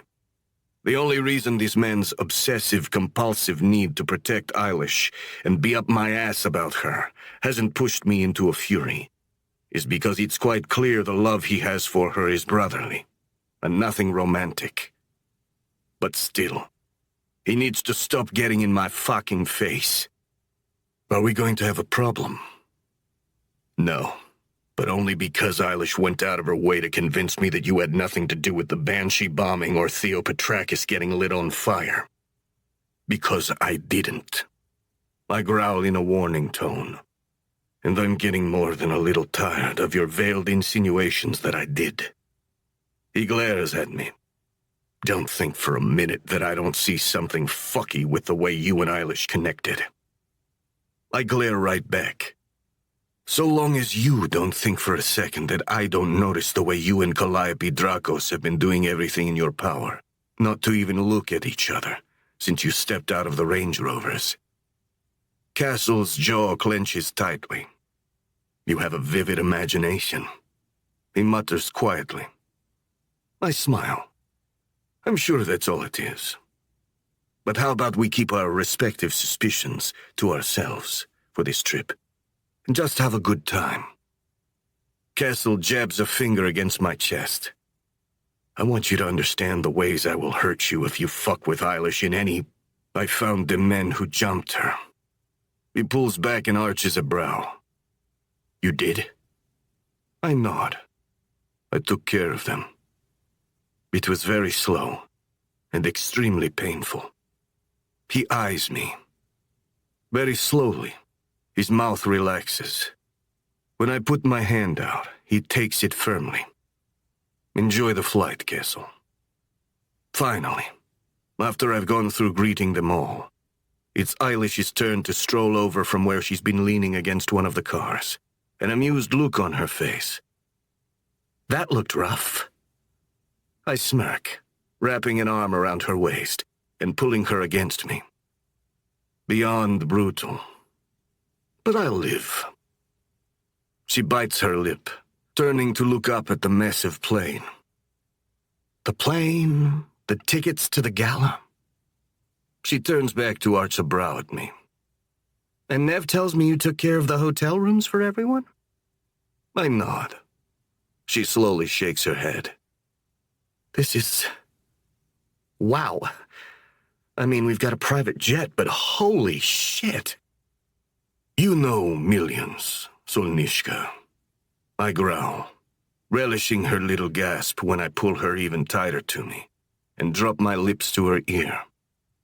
Let me show you billions. I won't lie. I'm gunning to impress. And if the full bar and dance club on the plane itself somehow didn't quite do it for anyone on the flight over to France, the fleet of Mercedes G-Wagons waiting to take everyone shopping before going to their hotels finishes the job. I smile at the way Eilish and her friends go nuts when we arrive at some of Paris's most exclusive boutiques to find the perfect gowns for the gala. Kratos, Still flushed from getting a little too deep into the whiskey on the flight over. Gives me a firm clap on the back, and a nod when his grandmother steps out of her dressing room looking like a Greek Dame Judi Dench on a red carpet. Hey, Zarenko. I glance over to where Ares and Hades are sitting in the lounge of the boutique, in the tailored tuxes I just bought them, cigars and drinks in hand. I know when I'm being bought. Ares smirks, but I'm not mad about it. I chuckle as Hades comes over with a glass for me, giving me an approving nod. Not fucking bad, man. Not fucking bad at all. You know I'm not actually trying to upstage you, right? He grins. I mean, you are, but I know it's not intentional. I'm still borrowing that sick-ass plane next week. Deal. He nods past me, to where a grouchy-looking Kessel is having the finishing touches on his tux taken care of by one of the in-house tailors. What do we think, buddy? Hades smirks at Eilish's former bodyguard. You ready to drop that chip on your shoulder? Kessel scowls. Then a familiar laugh rings out across the boutique, and we all turn to where Eilish is modeling an absolutely stunning green gown. She turns in front of the mirror, and when her eyes catch mine, her cheeks flush, and her smile splits her face almost in two. Thank you, she beams. I love it. Kessel sighs, pulling my attention back to him. All right, he grunts. I yield. His gaze lands on me. You keep making her smile like that and we're good. I think I can manage that.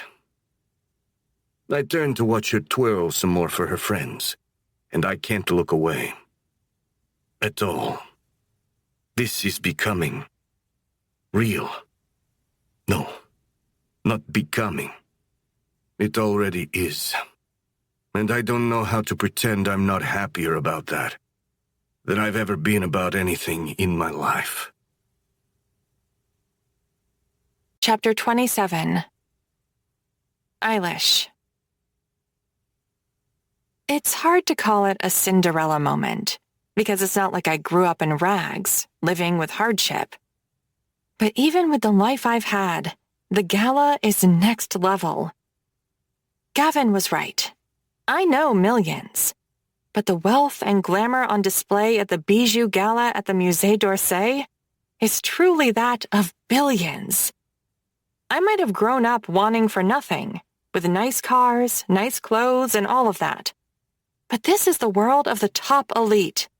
And that's why I feel like an actual princess, as Gavin leads me through the evening. There's ballroom dancing, with music provided by the orchestra of the Paris Opera. We get a private guided tour through a few of the Impressionist collections of the museum, where Elsa almost starts crying at seeing some of her favorite pieces in the flesh. We meet royalty, like legit, actual royal figures. First, there's an English duke, whom Gavin seems to know personally. Then there's a collective sound of our jaws hitting the floor when he introduces us all to Misha Zavakov and his wife, Princess Charlotte Burgundem of the Kingdom of Luxlordia, who is next in line to be queen. It's a glimpse into a world not even Dimitra Drakos, with her English mansion sitting on top of a 40-story building over Central Park, knows. And it's spellbinding. Come here. I arch a curious brow, blushing as Gavin takes my elbow and pulls me away from the circle where Nev and Callie are geeking the hell out, talking to the world-famous model River Finn, who also happens to be married to Gavin's friend, Yuri Volkov, head of the Volkov-Bratva family. What's up? Gavin smirks darkly as he spins me around so that he's at my back. The dress is perfect, but I got you a little something to finish it off. I gasp as the cool string of diamonds drapes over my collarbones. He fastens it at the nape of my neck before turning me slowly to face a gilded mirror hanging on the museum wall. My eyes bulge at the gorgeous choker, diamond and silver, with a stunning green emerald at the center. Gavin. I swallow, my eyes locked on the necklace. I shake my head side to side. I can't accept. You already have. I spin slowly to face him, shivering at the intensity in his eyes as he reaches up to cup my cheek. Beautiful, he murmurs, with a soft reverence to his voice. Suddenly, he's leaning down and kissing me, and my world short-circuits. We haven't actually done that before in public, but I don't freak. I don't second-guess it or overanalyze. I just melt into the kiss, sinking against his chest as time loses all meaning around us. When he slowly pulls back, my heart is thundering in my chest. His eyes are still locked on mine. I'm going to get us some champagne. I chew on my lip, my face throbbing as I nod. I think that's a good idea. Gavin grins, his hand brushing mine, before he turns and strides away toward one of the bars set up around the main gallery hall. I catch Nev giving me a sharply raised brow with a pointed smirk on her face. I roll my eyes and turn away, blushing as I meander away through another gallery, full of sculptures by Degas and Rodin. At the far end of the room, I step out onto a quiet terrace, overlooking an empty inner courtyard. I inhale and exhale deeply, feeling something wild and freeing coursing through my veins. This is no longer an arrangement. I think I've fallen for Gavin. Actually, there's no I think about it. I have fallen for him. I thought you were smarter than to insult me like this, Eilish. The mood shatters like glass, the shards raking down my skin as my blood runs cold. I turn, and my face goes white as I come face to face with Brooks McKinley. His lips curl dangerously. This is the first time I've ever found myself alone with Brooks since that party I should never have gone to during my senior year of high school. And the second I realize just how alone we really are, my body begins to turn numb, like it did that night. What do you want? I choke. He glares at me. Respect, for one. Eilish, I made you and your family a solid offer. An alliance with my family, given the Senate committee my father oversees? Are you fucking joking? I'm your reusable get-out-of-jail-free card. He shakes his head angrily. And yet, you ignore my offer. Worse, now I see you parading around like some Bratva whore with Gavin fucking Zarenko. My mouth tightens. Fuck you, asshole! I'd watch what you say to me. He snarls viciously, making my heart leap into my throat as I back away from him. I don't take kindly to insults, Eilish. He sneers, nodding his chin at my choker. Did he get that for you? Yes, I spit back. And he will be back any second. And when he finds you threatening me, you're going to realize what I've known for years about you. That you're an arrogant, pampered, spoiled fucking idiot. I almost choke as Brooks lunges at me, shoving me back and pinning me against the stone terrace railing. He looms over me, his hand wrapped tight around one of my wrists. Does he know you used to be my whore? Bile rises in my stomach like acid. I blanch as a wave of nausea spreads through me. Brooks smiles cruelly. You remember that night, don't you, babe? My lips curl into a sneer. I remember, I spit venomously. I remember you spiking my drink. I choke. I remember you shoving me into that bedroom and trying to take my clothes off while I couldn't say no. While I couldn't fucking move. I was barely 18 when Brooks dragged me to a cool kids party at the end of senior year. I remember him passing me a drink with a smile. I barely drank back then. Even so, 2 or 3 sips of a vodka soda later, the room was spinning, There must have been something in it, enough to incapacitate me. Not enough that I don't remember everything that happened next. When he led me upstairs and away from the party, when he pulled me into a bedroom and locked the door, I couldn't move at all while he had me on the bed, trying to yank off my jeans. Then he shoved his hand down my underwear and roughly tried to finger me.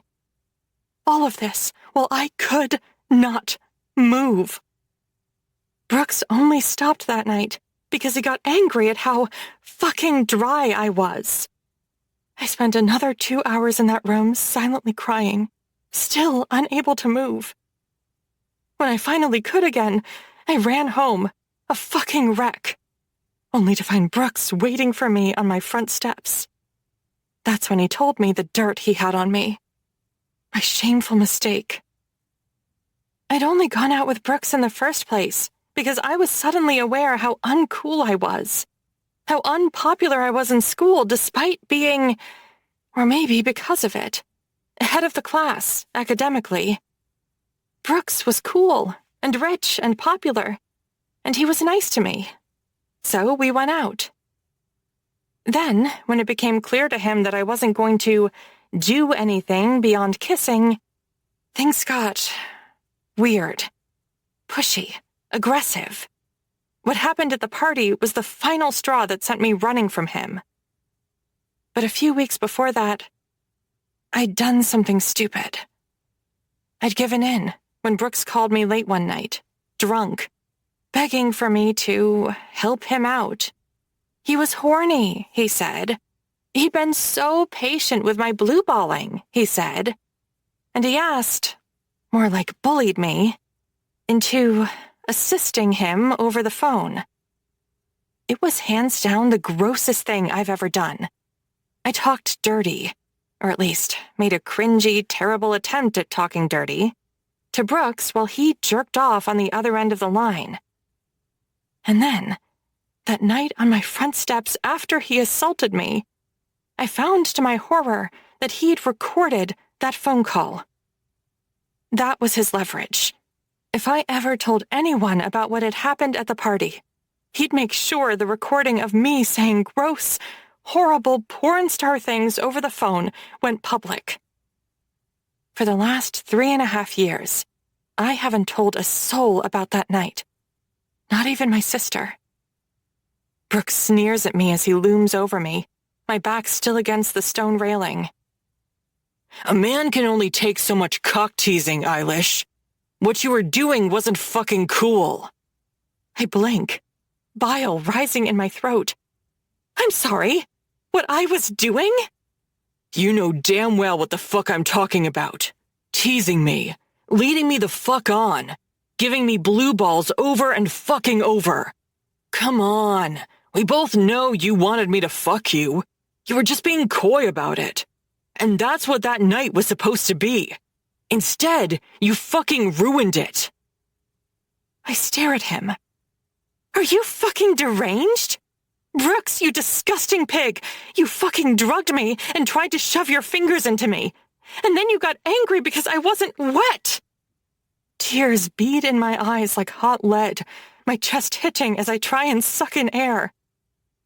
Get away from me, I spit. Brooks shakes his head. I don't like being ignored, Eilish, and I will not take some Bratva thug sloppy seconds. He glares at me. Have you fucked him? My lips curl. 100 times, I sneer. Gladly, willingly. He's good and huge.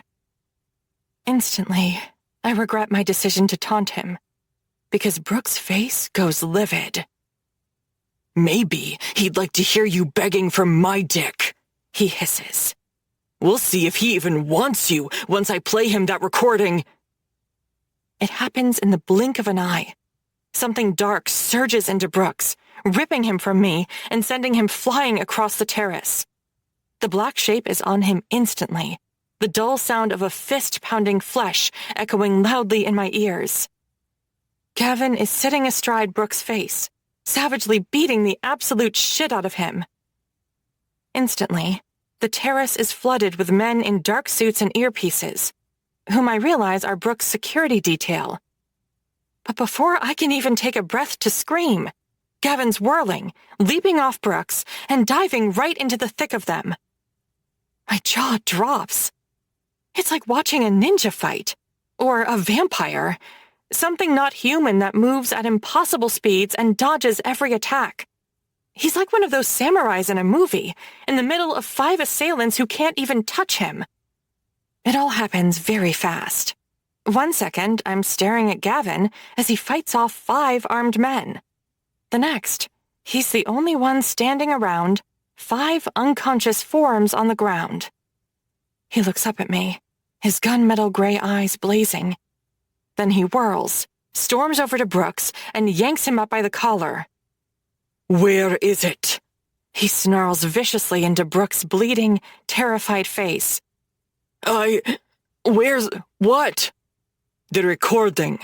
Where is it?" My eyes bulge in terrified disbelief. "What? How does he—" Gavin's face is grim as he turns to level his gaze at me again. He winds up and punches Brooks hard in the mouth, knocking him to the ground. Then he walks over to me, taking my shaking hands in his. "Please, forgive me," he growls quietly, his jaw tight. I shake my head. "For what?" "I needed insurance," Gavin continues.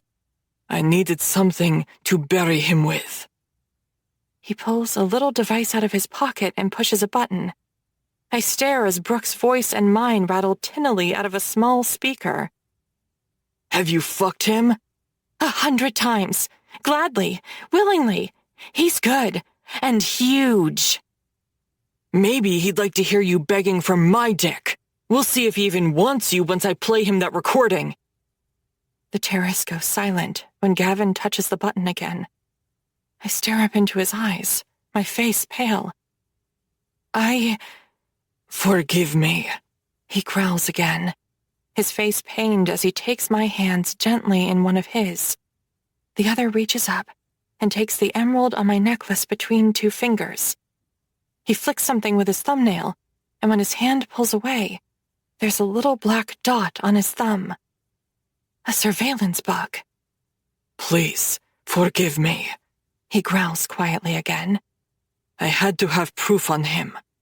Please understand." Tears start to fall down my cheeks, and I look away in shame. I'm so sorry," I choke. It was years ago, and— "You have fucking nothing to apologize for," Gavin rasps, with a dark edge to his voice that honestly scares me. He gently cups my face, tilting my head up to his. "Nothing, Solnishka. Do you understand that?" When I can't answer because the tears are streaming down my face too hard, all he does is close the distance between us in a blink and sear his lips to mine. It's the best response I could have ever asked for.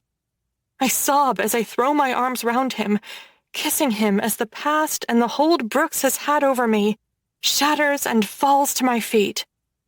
Slowly, Gavin pulls back. When he turns to a sniveling, bleeding Brooks, the look in his eyes is pure malevolence. He strides over to him and grabs him by the throat, making the spoiled little trust fund douchebag sob and bleat. "I'm only going to ask you one more time." Gavin flicks open a blade, and Brooks' eyes bulge. "Okay," he sobs. Okay, I'm sorry, okay?" "Where is it?" "My phone! It's on my phone!" Gavin snarls as he jams a hand into Brooks' jacket pocket, yanking out his phone. "Where else?" Brooks pales. "Where fucking else?" "A safe! There's a safe!" he squeals. "In my condo!" "Thought as much." Gavin's face is cold with fury as he calmly takes his own phone out and touches a button, putting it on speaker. The ringtone echoes out and the call connects. I'm here, boss man. A man's voice answers. You in? Yeah, the man grunts. It was easy. Minimal security. I'm standing in the McKinley kids' living room. Brooks' face turns the color of ash. Good, Gavin growls. His eyes narrow at Brooks. Where's the fucking safe? Do not make me ask twice. There's a signed poster of Yankee Stadium, Brooks stammers. In the study. It's behind... Combination. Now. Brooks starts to weep. It's a keypad password.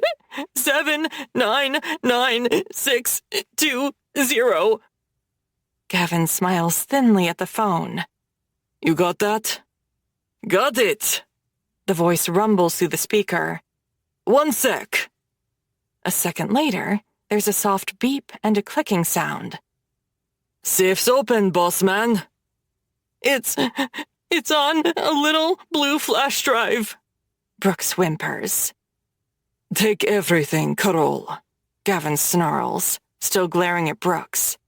And I want the small blue flash drive secured. Clear? Crystal, I've got it all. Now, find his home computer. Brooks' eyes threaten to pop out of his head. Wait! Gavin laughs coldly. Make that definitely find his computer. Got it. The man on the phone answers after a second. Password. Gavin glares at Brooks. When the asshole hesitates, Gavin presses the edge of his knife against Brooks' throat.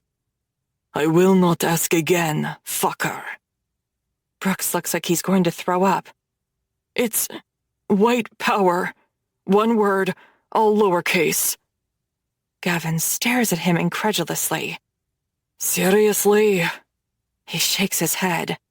Jesus, the ways I'm going to fuck with you, you little shit. Carol, you got that? I mean, Gavin.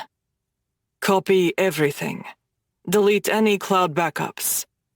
Doing that now. 1 sec. Brooks looks like a shell of a man as he slumps on his knees on the ground, bleeding from the face. The man on the other end of the phone whistles. Christ, there's some... I don't know, man. I'm not looking at this shit. But the motherfucker's got some questionable-looking porn folders on here. Gavin's face swirls with rage. Copy it all, he snarls. Done. Gavin hangs up the phone and quietly slips it back into his pocket. Brooks is sobbing on the ground. Please, he chokes, looking up piteously at Gavin. Please, don't kill... Jesus, I'm not going to kill you. Gavin spits venomously. I'm going to fucking own you, you little fuck. And I'm going to own your father, too. And he's going to know exactly why I own him. Gavin's eyes swivel to mine, holding my gaze for a second, as something dark and surging swirls behind them. Then he turns back to Brooks. No, I'm not going to kill you, he murmurs, a lethal heaviness in his tone. But you did touch what's mine. You hurt what's mine. He lets his words sink in. Lie down. Shaking and whimpering, Brooks does what Gavin says.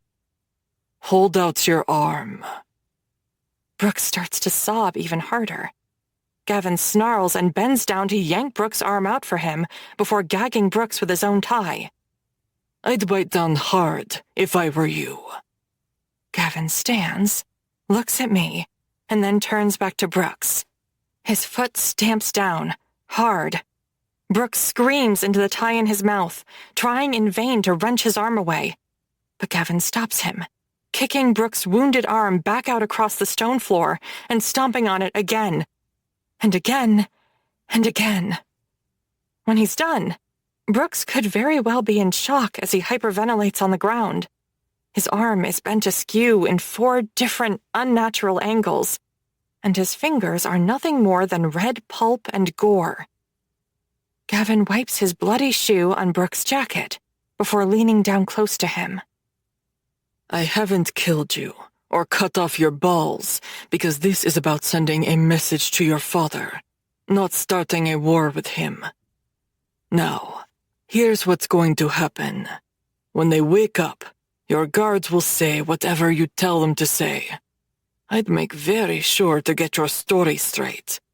If you ever try and come after Eilish again, or her family, or her friends, or, if God forbid, you're supremely fucking stupid enough to try and come after me, the ways in which you will regret it are vast.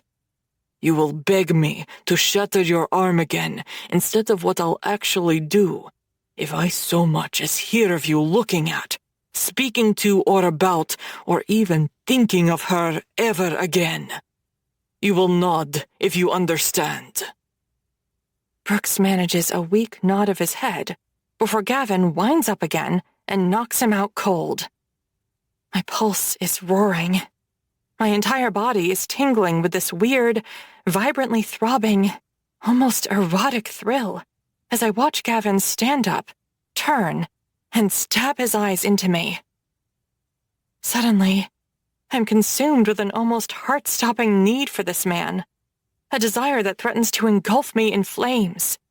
His eyes surge with power, possessiveness, and lust as he storms across the terrace, grabs me hard, and yanks me against his rock-hard body as his mouth slams to mine.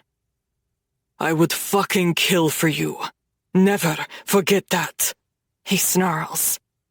I hungrily kiss him back, whimpering as he scoops me up into his arms and carries me away. Chapter 28. Eilish. The heat roaring through my veins is primal.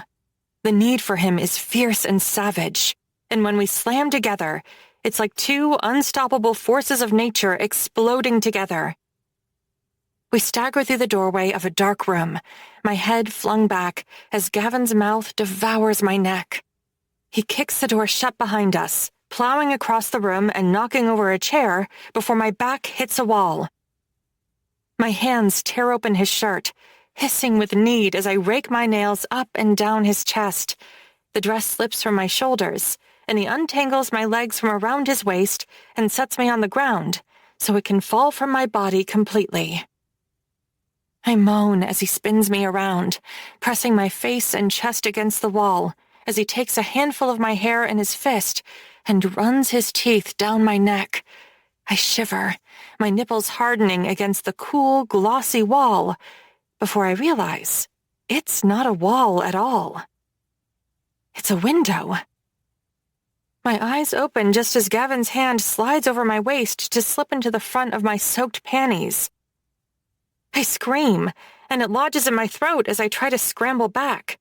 But Gavin growls, holding me firm and keeping my body pressed to the floor-to-ceiling glass overlooking the gala below. It's a mirror on their side, Solnishka, he rasps starkly into my ear. I'd never let a single pair of eyes besides mine see you like this. He nips at my neck, then drags his mouth closer to my ear as he grinds his thick erection against my ass. If this wasn't one-way glass, I'd have to blind every person in attendance. His fingers plunge between my legs, making me moan as they drag up through my slick lips. He rolls my clit between his fingers, tearing another whimper from my mouth as his other hand slides around to pinch and tweak my nipples. Hands against the glass, Solnishka, he rasps into my ear. Gavin kisses, bites, and sucks the back of my neck. He drops lower, taking his time as he maddeningly slowly trails vicious kisses down my spine.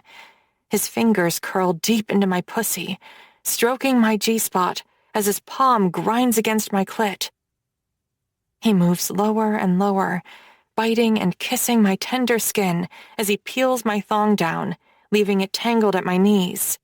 His teeth sink into first one butt cheek and then the other, bringing a cry of pleasure to my lips as he strokes my pussy. Reach back, he growls thickly, and spread yourself wide for me. I groan, flushing with the heady mix of embarrassment and arousal that he always manages to bring out in me. My cheek rests against the cool glass and I do as he says, reaching back to spread myself open as his mouth teases against the back of my thighs. His fingers slip from my pussy, rolling my clit in blisteringly slow circles as his face presses between my legs. I choke in pleasure, fogging the glass with my moans as he tongues my eager pussy. My knees threaten to buckle, and my nipples are hard and electrified against the window as Gavin devours me from behind. Such a good girl, he growls into my pussy. Such a good, eager, greedy little fuck toy. He nips at my inner thigh, making me whine in pleasure. His tongue drags up and down my wet lips before pushing in deep, making my eyes roll all the way back in my head as he fucks me with his tongue. When it slips back, and higher, my eyes widen. Gavin, oh my fucking God! It's not the first time he's dragged his tongue over my asshole, but it's never been when I'm so lewdly exposed like this. Even though I know no one can actually see me like this, back arched, hands spreading myself so brazenly, moans of pleasure falling from my lips as Gavin tongues my ass. The thrill of it is like a drug hitting my veins. I groan, my face bright red, as I look down from high above the main floor of the gala at all the people swirling and mingling below. Not one of them, realizing I'm about to come in an explosive release with Gavin's tongue in my ass and his fingers rolling my clit. When I tumble over the edge, the window fogs even more as I gasp against it. My fingers dig into my own flesh, my body rippling and shuddering as the orgasm tears through me.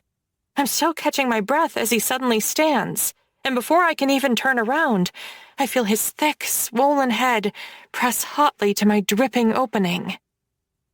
Are you going to be a good girl for me? I whimper, nodding feverishly as I pant against the window. Yes, sir. Oh, fuck! He sheaths himself in one thrust, burying every single thick inch of his cock deep in my pussy as my body tightens and clenches around him. He's so fucking big, and even if I'm used to it at this point, the rush I still get when he just rams in like that always takes my breath away and has my toes curling. Gavin growls into my ear, grabbing my hands and shoving them up against the glass. My fingers splay, his own interlocking with them as he pins me to the glass and grinds deep. His hips roll, his gorgeous dick sliding out of me inch by inch, dragging over every roaring nerve ending, only to drive right back in with a force that pins me to the glass. And then, Gavin truly starts to fuck me. It's a possessive, consuming, conquering fuck. For both of us. He pounds into me like he's making a point, like he's fully laying claim to what's his. And I thrust back, arching my spine and greedily pressing my ass against his hips to take every inch of him, like it's a drug I need to keep breathing. He rams into me harder and faster, his abs smacking my ass and his balls slapping my clit. His powerful, inked hands pin mine up on either side of me against the window, nailing me to the glass as he fucks into me, leaving me shaking and quivering and about to explode all over again. Now, be a good little fuck toy and come all over this big cock, Sonishka. I want this pretty pussy dripping all over my fucking balls. I want it never, ever to forget to whom it belongs. I want your cunt lonely for my cock and missing it whenever I'm not deep inside it. My mouth goes slack as my eyes roll back. One of his hands slides down my arm, briefly lingering at my breast to pinch and roll my nipples before dragging it down my body to grip my hip. He slides it between us, and when I feel his thumb drag over my asshole, my eyes bulge. Gavin! I'm going to fuck you right here, Eilish. He groans into my ear as his cock rams into me over and over, bringing me to the edge of my sanity. I'm going to make your tight little virgin hole mine, just like the rest of you. So be a good girl and make my cock nice and wet with your greedy pussy, because I'm going to take your ass next. It's never been an act I've actively fantasized about. But in this moment, I can't think of anything I want more. There's a primal hunger in me that wants, more like needs, him to take me everywhere, to mark me as his everywhere, to fuck me in every possible way, to have all of me. His thumb presses down, dragging a whine of pleasure from my throat as he slowly starts to open me up. I can feel myself tensing a little, but as I breathe deeply, and as the consuming need for him explodes through my core, my muscles relax. Slowly, his thumb sinks into my asshole as his cock fucks in and out of my pussy. It starts like the first shudders of an earthquake. Then the tremors get bigger and harder and more terrifying, until suddenly my world is shattering around me. It's a sensation I've never felt before, being so fucking full of him in both of my holes. The filthy, animalistic desire for more. The need for him to take me every single way he wants, until all I know is him and his domination over me. His cock fucks in and out as his thumb sinks deep, and when his teeth bite down on the tender skin of my neck, I lose all control. I scream in pleasure against the glass, my body trembling and rippling from my orgasm. My toes curl in my shoes, my legs shaking as the release explodes in a rush through my core. Gavin slows his thrusts, taking a fist of my hair and pulling it aside to tease his lips down the nape of my neck. Good girl, he murmurs. Slowly, he slips his cock from the dripping wet slickness of my pussy and his thumb from my ass. The pulsing, swollen head slips higher, and my mouth goes slack as I feel it nestle hotly between my cheeks, right against my most private place. You're fucking mine, he rasps darkly into my ear. No one else's. Not now. Not fucking ever. I shudder, my head swimming almost like I'm drunk on him, as I twist my neck around to glance back at him. Take all of me, I choke breathlessly. He reaches around, cupping my jaw with one hand and rubbing my clit with the other. His hips roll, his muscles tightening as he starts to add pressure. I whimper, biting my lip and choking for air as I feel his head, so big and thick, press against my impossibly tight hole. But I'm still wet from his tongue, and his cock is slick and glistening from my pussy, and I want him so fucking much. And slowly, ever so slowly, I feel myself start to open. I'm going to have all of you. Oh my fucking God! The breath catches in my throat as Gavin's huge cock opens my tight ring and begins to sink deeper into my ass. I bite down hard on my lip, hard enough to taste copper. When he pauses, I shake my head. Please, don't stop. Out of the edge of my peripheral vision, I see his eyes blazing with lust. His fingers roll my clit, flooding me with pleasure and allowing me to relax enough for him to slide another inch further in.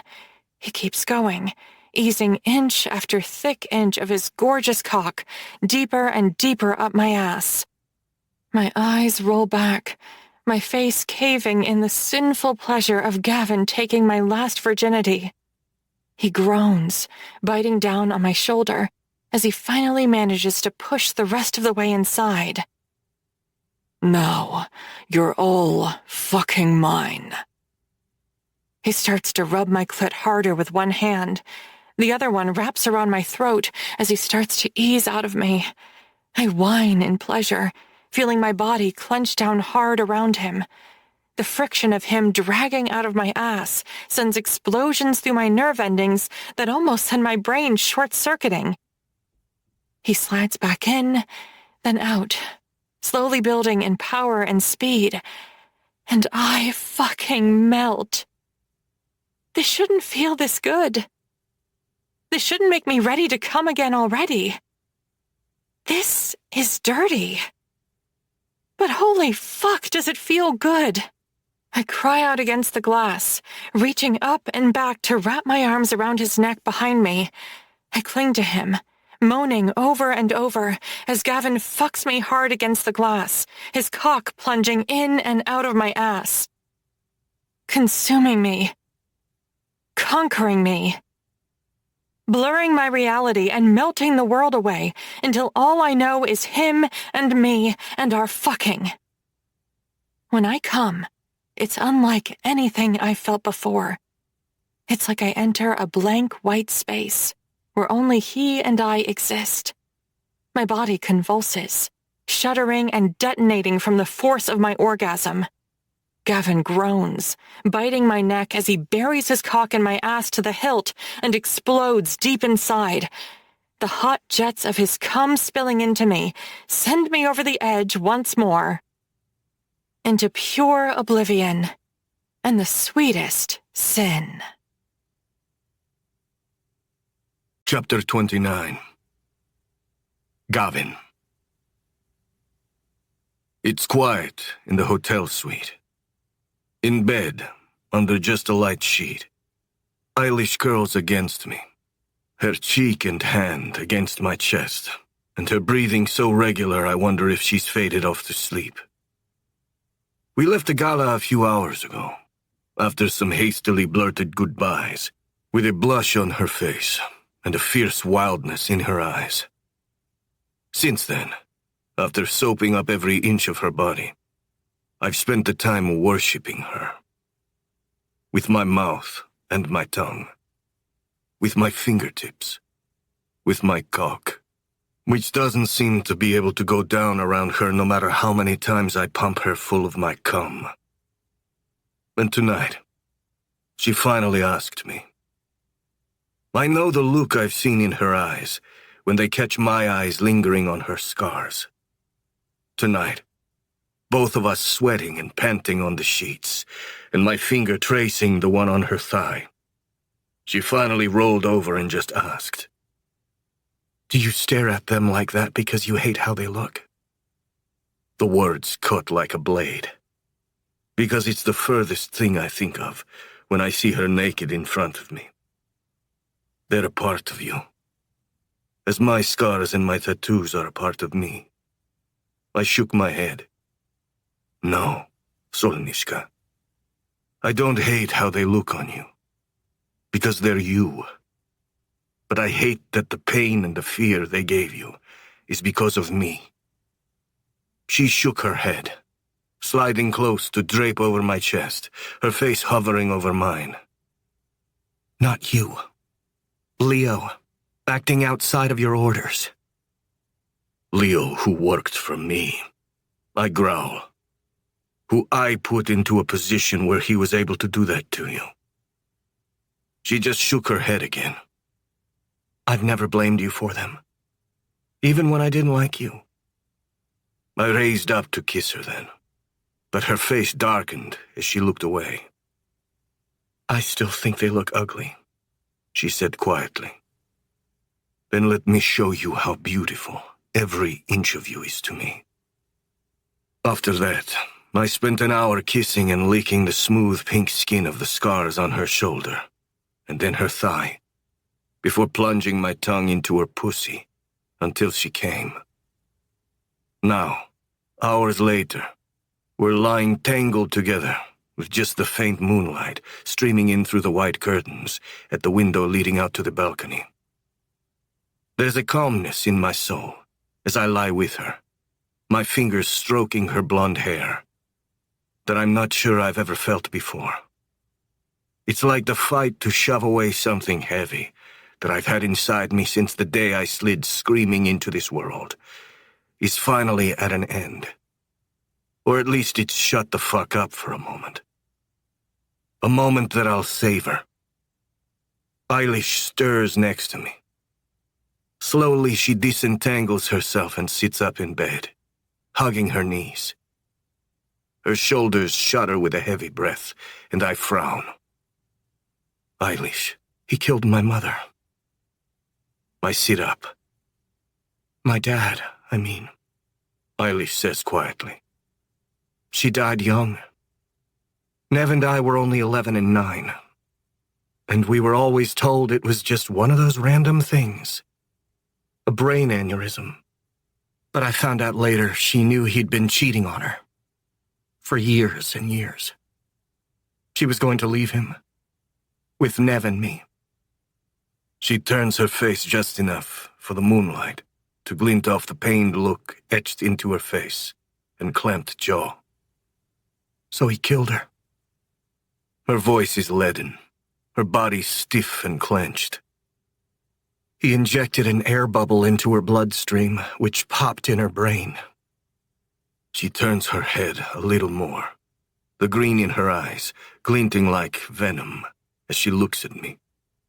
That's why I did what I did that night. What you saw.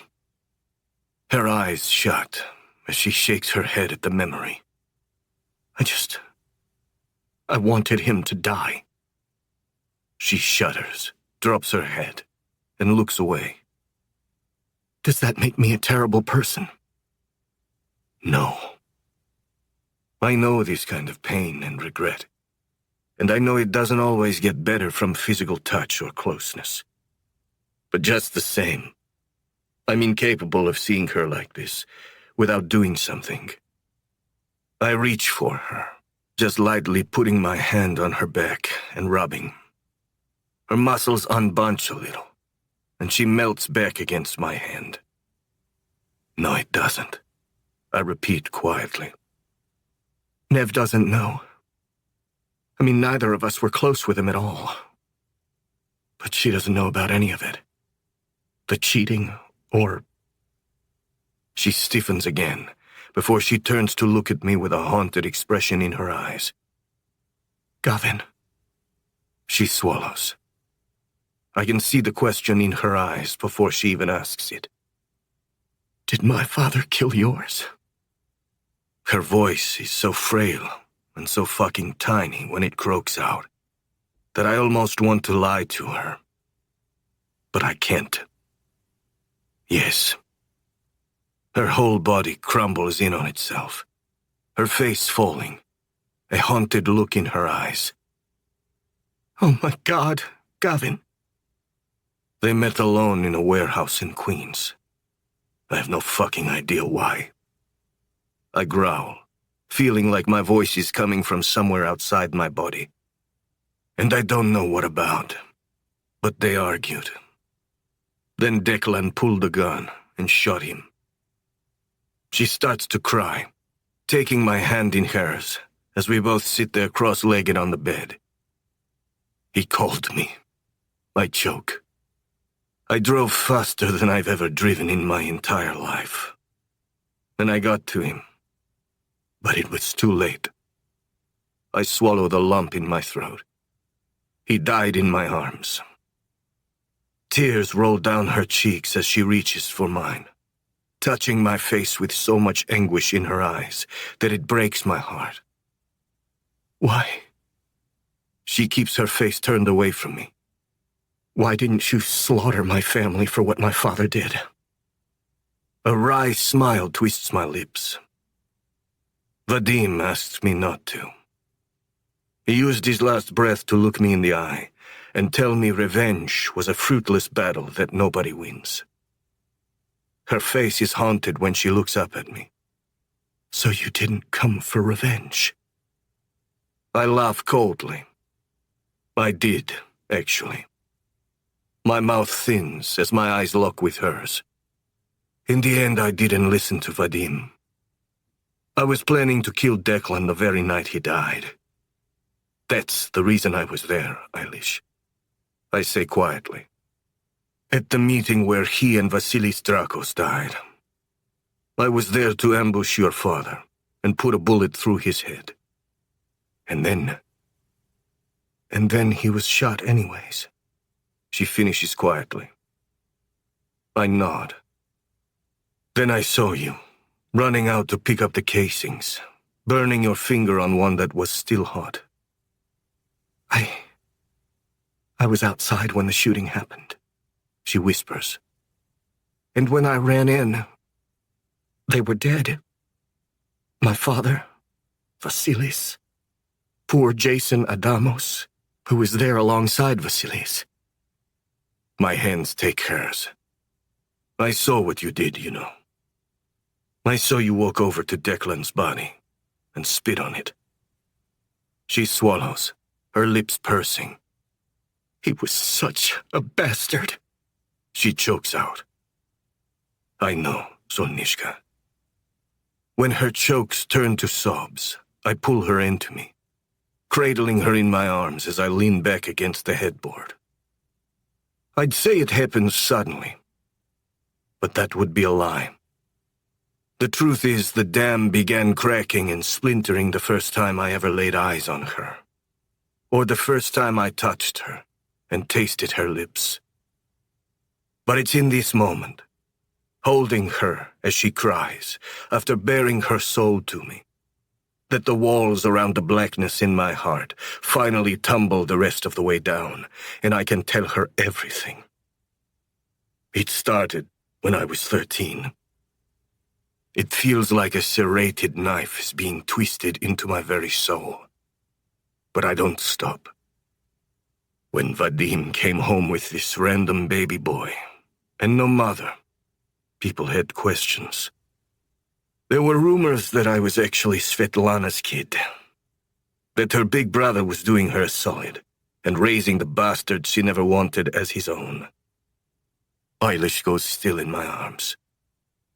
Vadim didn't confirm those rumors, but he honestly didn't do much to deny them either, because it told a plausible story. My eyes close. Svetlana hated me for it. Hated me for being the reason people looked at her like she was a whore and a derelict mother. When I was a bit older, Vadim was traveling a lot, working for Konstantin's dad. So I got dumped here in New York for most of middle and high school. Black rage and red mist swirl together inside me as I look away. I was 13, the first time she told me how it was all going to work. My eyes close. The first time she took me to her bed. Then I tell her. I fucking tell her everything. About the abuse. About the nights I tried to block out.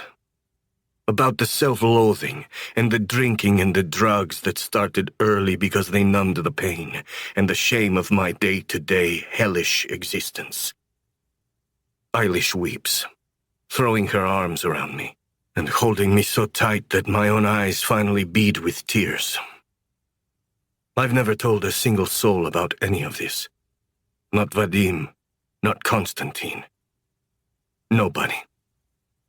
But when I tell her, it's like the fucking mountain that's been sitting on my chest suddenly crumbles to dust. Eilish is crying when she cups my face in her hands and kisses my forehead, and my cheeks, and my nose, and my eyelids. And I swallow back the lump in my throat, breathing deep with the mountain lying in ruins at my feet. Slowly I reach up and take her hands in mine, looking into her red, swollen eyes. Why are you crying, Solnishka? I whisper.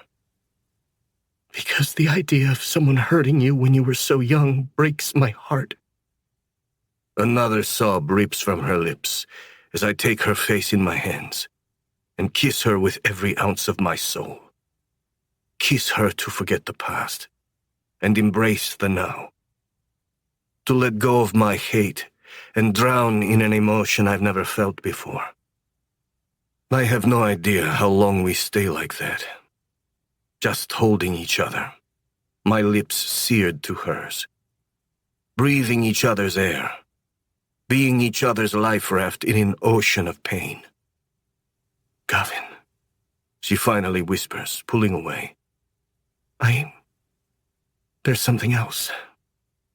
I wanted to tell you, I didn't want you to worry or... I frown, stroking her cheek. You can tell me anything. Always. She swallows. The men who jumped me that night. She chews on her lip. It wasn't a random mugging. They told me to stay away from you. They said the next time Her voice breaks. I lean down to kiss her hand. They said the next time I decided to be a Reznikov whore, there would be bigger consequences. My teeth grind so hard, I almost crack my molars. And I instantly want to dig those fuckers up and make some sort of deal with the devil to bring them back to life, so that I can torment them for another decade. I'm sorry, she blurts. I didn't want to start anything. They won't ever hurt you again. She goes still and gasps, her eyes widening. I found them. I growl quietly. Did you? I take her hands in mine, raising them to my lips. I told you before. I would and will kill for you, Eilish. I pull her into my arms again, letting her cry a little more into my chest before her breathing turns deep and regular. She sleeps against my chest with her face in the crook of my neck for a little while, before I get her settled in the bed and slowly slide out of it. Naked, I pour myself a glass of vodka from the bar cart and pad outside to the balcony. Leaning my elbows on the railing, I breathe in the scent of Paris, looking across the Champ de Mars at the Eiffel Tower, glowing in the moonlight. I will kill for her, because I'm in love with her, as I have been for longer than she knows. Longer than I've been willing to admit it to myself. The truth is, I fell in love with her the night Declan died, when I saw her burning her fingers, picking up the evidence, and taking a moment to spit on his corpse. That's the moment I realized she was more like me than I would have ever guessed in a million years. I wonder, did I fall in love with the woman I was supposed to hate? Because I caught a peek of the darkness she kept hidden inside, or because of the goodness she so gracefully wrapped her pain in. Either way, there's no going back now. A few minutes later, I smile as I hear soft footsteps behind me. Her arms slide around my waist, and she kisses the middle of my back before her cheek presses to it. Slowly, I turn and wrap my arms around her. Then she frowns slightly. Why didn't you just pick anyone to marry you? I mean, for the legal battle with that fucking cunt. I grin at the venom in her tone when she mentions, well, that fucking cunt. Because I didn't want to marry just anyone, I say quietly. Her face heats as she bites her lip. Then why haven't you pressed me for an answer? I mean, surely time is of the essence, and... My mother married for duty. I murmur gently. For family. Because she had to. I didn't want that for you. I look away. What? Nothing. Eilish leans close and kisses my chest. Tell me. Please. I take a breath before turning back to her. I wanted you to marry me, because you wanted to. My eyes burn as they lock with hers, because you loved me. I growl quietly, and I wanted to give you the time to maybe... just fucking maybe. I don't need any more time. She leans up on her toes in an instant and crushes her mouth to mine. I'll marry you. She whimpers fiercely into my lips. Because I love you. Chapter 30. Gavin. We stay 4 more nights in Paris. Everyone else I sent home. But Eilish and I, we just fucking disappear. I mean, yes, a lot of those 4 days are spent fucking. In bed, or the shower, or out on the balcony, making each other explode. But it's more than that. For the first time in my life, I actually do real couples shit. We go out to have fantastic dinners with amazing wine. We take long walks along the Seine and through the Luxembourg gardens. We do all the stupid tourist shit, like selfies under or at the top of the Eiffel Tower. Or putting a lock with our names written on it in Sharpie on the Pont des Arts footbridge over the river.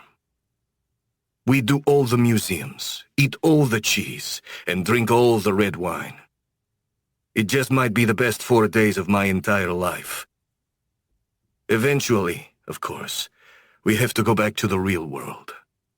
Still, when the Range Rover pulls up beside my plane on the runway, we're both grinning like idiots. We might be going back to the real world, but the real world just got a whole lot better. The driver is just shutting off the engine when my phone rings. Mr. Zarenko. I frown. The voice is familiar, but I can't place it. Who is this? You might want to be alone for this conversation. I don't fucking like this. I hate bullshit like this. I'm also curious as to how this person even got my goddamn phone number. I put the phone down and turn to smile at Eilish. I have to take this. Get comfortable on the plane. I'll join you in a second. Okay. She grins, leaning over to cup my face and kiss me softly. I'll be waiting for you. She slips out of the car, and I allow myself the indulgence of watching her ass as she climbs the stairs to the plane, before turning to my driver and raising the partition between us. Who the fuck is this? I growl quietly into the phone.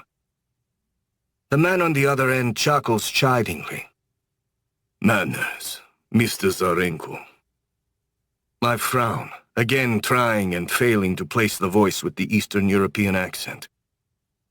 I'm not a fan of games, so if you're going to play them, whoever you are, this conversation is...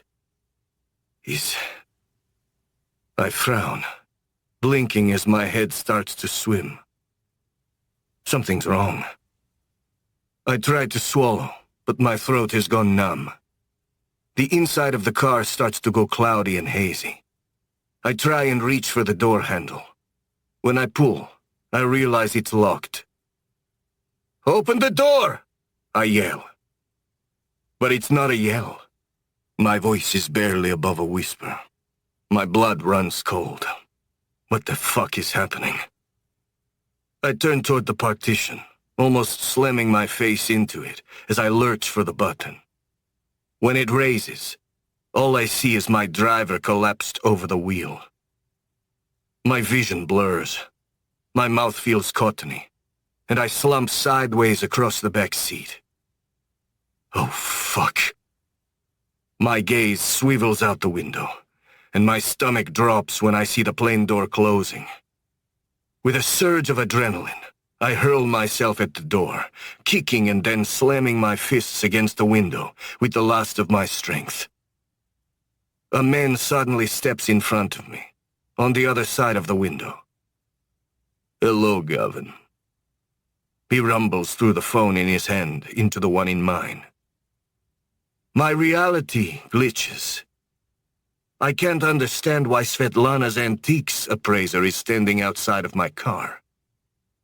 "I'm sorry that we have never been properly introduced." The man growls with a thin smile on his chiseled face. "Allow me to remedy that. My name is Drazen Krylov." Oh, fuck. Oh, fuck. I blink rapidly, trying to force my vision to clear as I stab my gaze past him to the plane containing Eilish. "I did say you have lovely taste, didn't I?" Drazen purrs. "In fashion, in office decor, and art." His lips curl. "In women." My face goes livid, my lips snarling as I try to slam a hand against the window, but I'm too weak. The last of my strength feels like it's seeping out of me like blood from a fatal blow. "You," I mumble. "You have something that belongs to me, Gavin," Drazen says quietly. "And now I'm taking something that belongs to you, until I get it back." "No." "I'm texting you a location." He lowers the phone and hammers something with his thumbs, before bringing it back up to his ear. "You have 24 hours to bring the egg to." "The egg?" I blurt, the world spinning around me. "Is smashed." He nods. "Yes, I know. Some people just can't be trusted with nice things. Luckily, I can be trusted with your nice thing, so long as you do what I ask." He presses his forehead up against the window.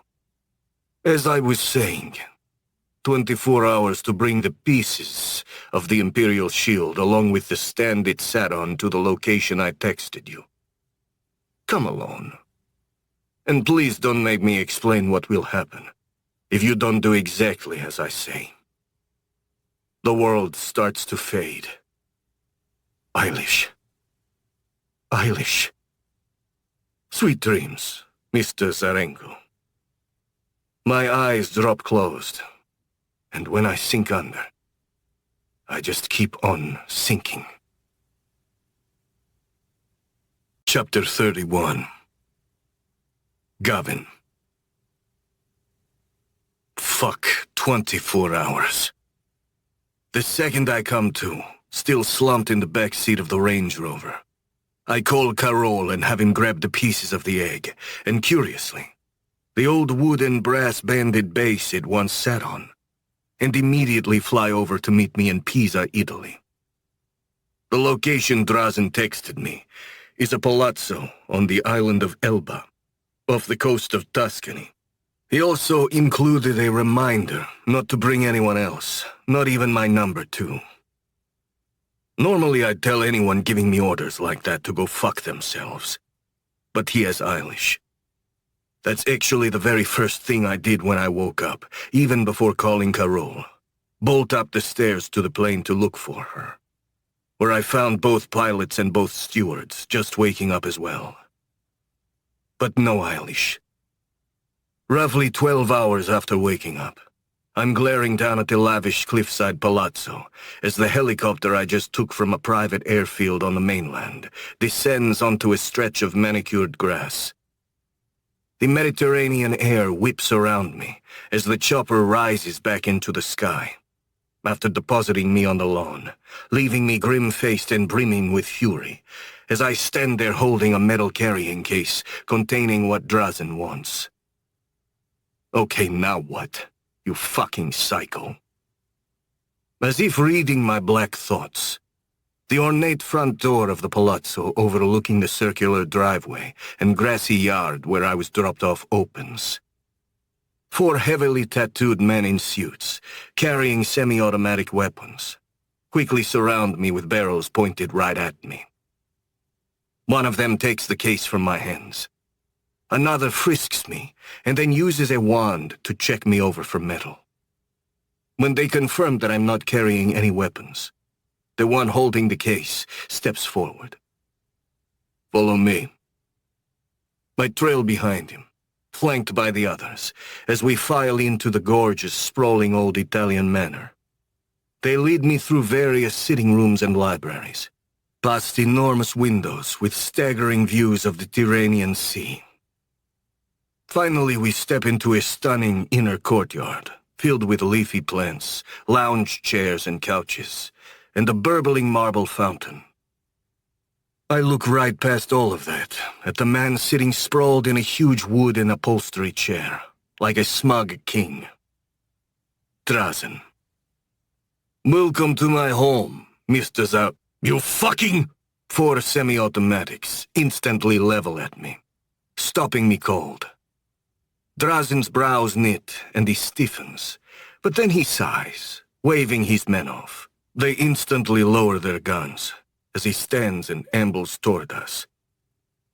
She is fine, Mr. Zarenko. I assume you are wondering. Where the fuck is she? I spit viciously. Drazen smiles, dipping his chin. As I said, she's fine. And you will see her in a moment. He gestures for me to sit on one of the couches. When I don't move to do so, one of his men prods me in the back with a gun barrel. Sit, please. Is that a request or a directive? That is just good manners, Mr. Zarenko. Please, sit. Drazen sprawls back in his chair. He's wearing cream dress pants and a crisp white dress shirt, open at the neck with the sleeves rolled up. His numerous tattoos are on display on his muscled forearms and his chest. He smiles a toothy grin, dazzlingly wide against his bronze, sun-kissed face. Too hot for tweed? I growl as I sit stiffly on the couch. Drazen chuckles. I do apologize for misrepresenting myself like that. He clears his throat. Have you been to Elba before? No. He nods. You know, this is where Napoleon was first exiled. I'm not here for a fucking history lesson. He smiles, dipping his head again. No, of course not. Are you working with Svetlana? Drazen's face sours. You're up. Sorry, you're not, aunt? He shakes his head dismissively. No, not in the slightest. Svetlana is... He twists his fingers in the air next to his head. Merely a blunt tool. A useful idiot, as they say. He nods as one of his men sets the metal case on the low wooden coffee table between us. She wanted that egg almost as much as I did. So I used that to get close to you. I hope you don't take that personally. I take you abducting Eilish pretty fucking personally. He nods. That's more than fair. And again, I apologize for my means to an end. Taking her was not meant to hurt her or punish you, merely to motivate you. He turns and barks something in what might actually be Serbian, now that I think about it. Seconds later, my face lights up when Eilish walks out of the house and into the courtyard. My heart surges as I leap to my feet. A moment, Mr. Zarenko. Drazen is still smiling cordially at me. But he's also pointing a Beretta right at me. She will be freed in a moment. Please, sit. I stare at him lethally. You have what you asked for. Release her now. Patience, please. All in good time. Sit down. When I just keep glaring, his smile fades a little. Sit down, Mr. Zarenko. My eyes drag from him to Eilish. She's being led out by an older woman, without a weapon, thank God, who's dressed in a housekeeper's uniform. Eilish's hands are bound behind her, and there's a gag over her mouth. But I can see she's smiling at me through it, as our eyes lock. Her head nods almost imperceptibly, as if to tell me she's okay. When the woman leads her to a chair across the table from me and lowers her into it, I sit as well. Drazen sighs.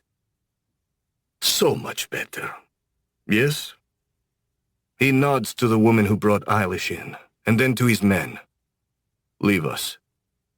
Without question, they all file out of the courtyard. When we're alone together, Drazen cracks his neck and smiles. Good. Now we can talk like civilized people. I glare at him, but Drazen ignores me as he taps his fingers on the top of the metal case. You see, it's not just that I desire this egg. It's that it belongs to me. It's in my blood, Mr. Zarenko. It's my birthright. You have an astonishing sense of entitlement, I hiss quietly. Drazen chuckles. I know you didn't come for one, but let me give you a brief history lesson anyway. He taps the top of the case again. This was commissioned by Tsarina Alexandra herself, the last Empress of Russia. Imperskaya Gvardia. Or in English, the Imperial Shield Fabergé egg. It was a gift for her favorite bodyguard, Ioan Vasiliev. When the Bolsheviks were marching on the royal palace, Alexandra sent Ioan away with orders to flee the country, with the egg, and to meet up with her and her family in Paris. He did as he was told. Obviously, the Romanovs never got to France, since they were killed by the mob. And while he was waiting for news from Russia, Ioan was murdered in his sleep, and the egg was lost. Drazen's face darkens. Ioan Vasiliev was my great-great-grandfather. My jaw tightens. Fuck me. If this is true, the fucking thing really is his birthright, which doesn't change the fact that it's smashed into 40-odd pieces right now. The men of my family have bled and died trying to reclaim this. He growls. My family should have been wealthy beyond measure, living as kings. You seem to be doing okay, I mutter. Drazen smirks, lifting his gaze to the gorgeous palazzo around us. Yes, I seem to have a penchant for the world of the Bratva. I glare at him.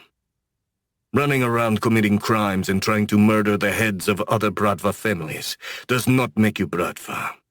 I hiss. No, but I believe this does. He undoes 2 buttons of his shirt, pulling it open to reveal a swath of tattoos, clearly marking him as Bratva on his firm chest. Before you suggest I merely had this done for show. My grandfather started the Krylov Bratva family, modeled in the old ways, when he had nothing to his name. And that... He stabs a finger at the box. That birthright of mine is how I will build my modest kingdom into an empire, and how I will ascend to my rightful seat at the table of the Bratva High Council. I smile coldly. You certainly have a vivid imagination. He chuckles. We'll see. Drazen stands and opens the metal case. He pulls out the Tupperware I put the shattered pieces of the egg in, and sets it aside before pulling out the weathered, grubby wood and brass base it once sat upon. I drag my gaze to Eilish, my eyes locking with hers. When Drazen deftly dumps the pieces of the egg out onto the table, we both turn to look on in confusion. Suddenly Drazen raises his gun and starts to smash. What the fuck? I hiss, staring at him like he's a crazy person, as he uses the butt of his Beretta to start pounding the pieces of egg into nothing but dust. Except not quite. When he smashes one of the large chunks, a piece of black metal suddenly appears and clatters away across the table. Drazen smiles, his eyes glinting as he reaches over and holds it up to the light triumphantly. I blink. It's a key. Drazen turns to the old wooden base and rips the black metal stand out of the wood, revealing a hole in the box beneath it. Holy shit. Not a hole. A keyhole. Eilish and I lock eyes before we both stare at Drazen, who is slowly inserting the key into the lock and twisting it with a small metallic clicking sound. Suddenly the top pops open. You see, Mr. Zarenko, Drazen says quietly, picking the box up and staring into it with a dreamy, meditative look on his face. It's not the egg that was my birthright. It was these.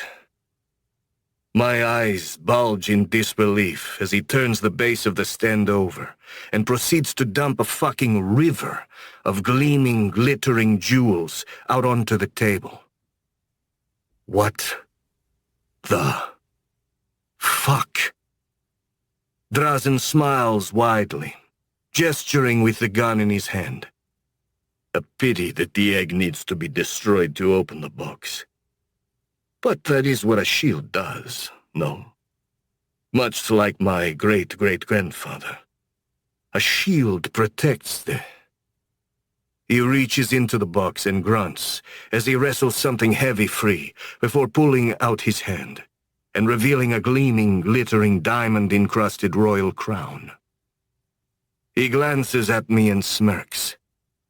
A shield protects the crown, does it not? Drazen glances at Eilish, then back to me.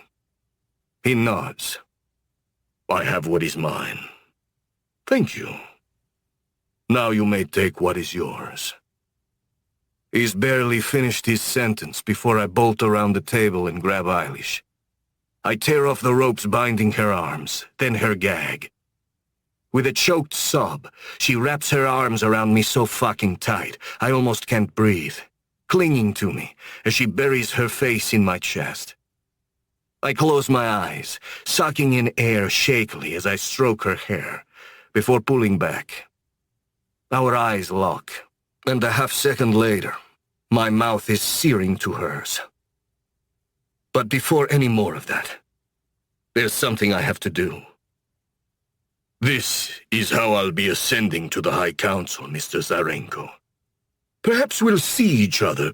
I whirl and launch myself at Drazen, catching him off guard as my fist slams into his face. He groans, staggering backward with me on top of him, as I pummel his face again and again before grabbing him by the collar. Drazen groans, gritting his teeth. Yes, I deserve that. For taking your woman.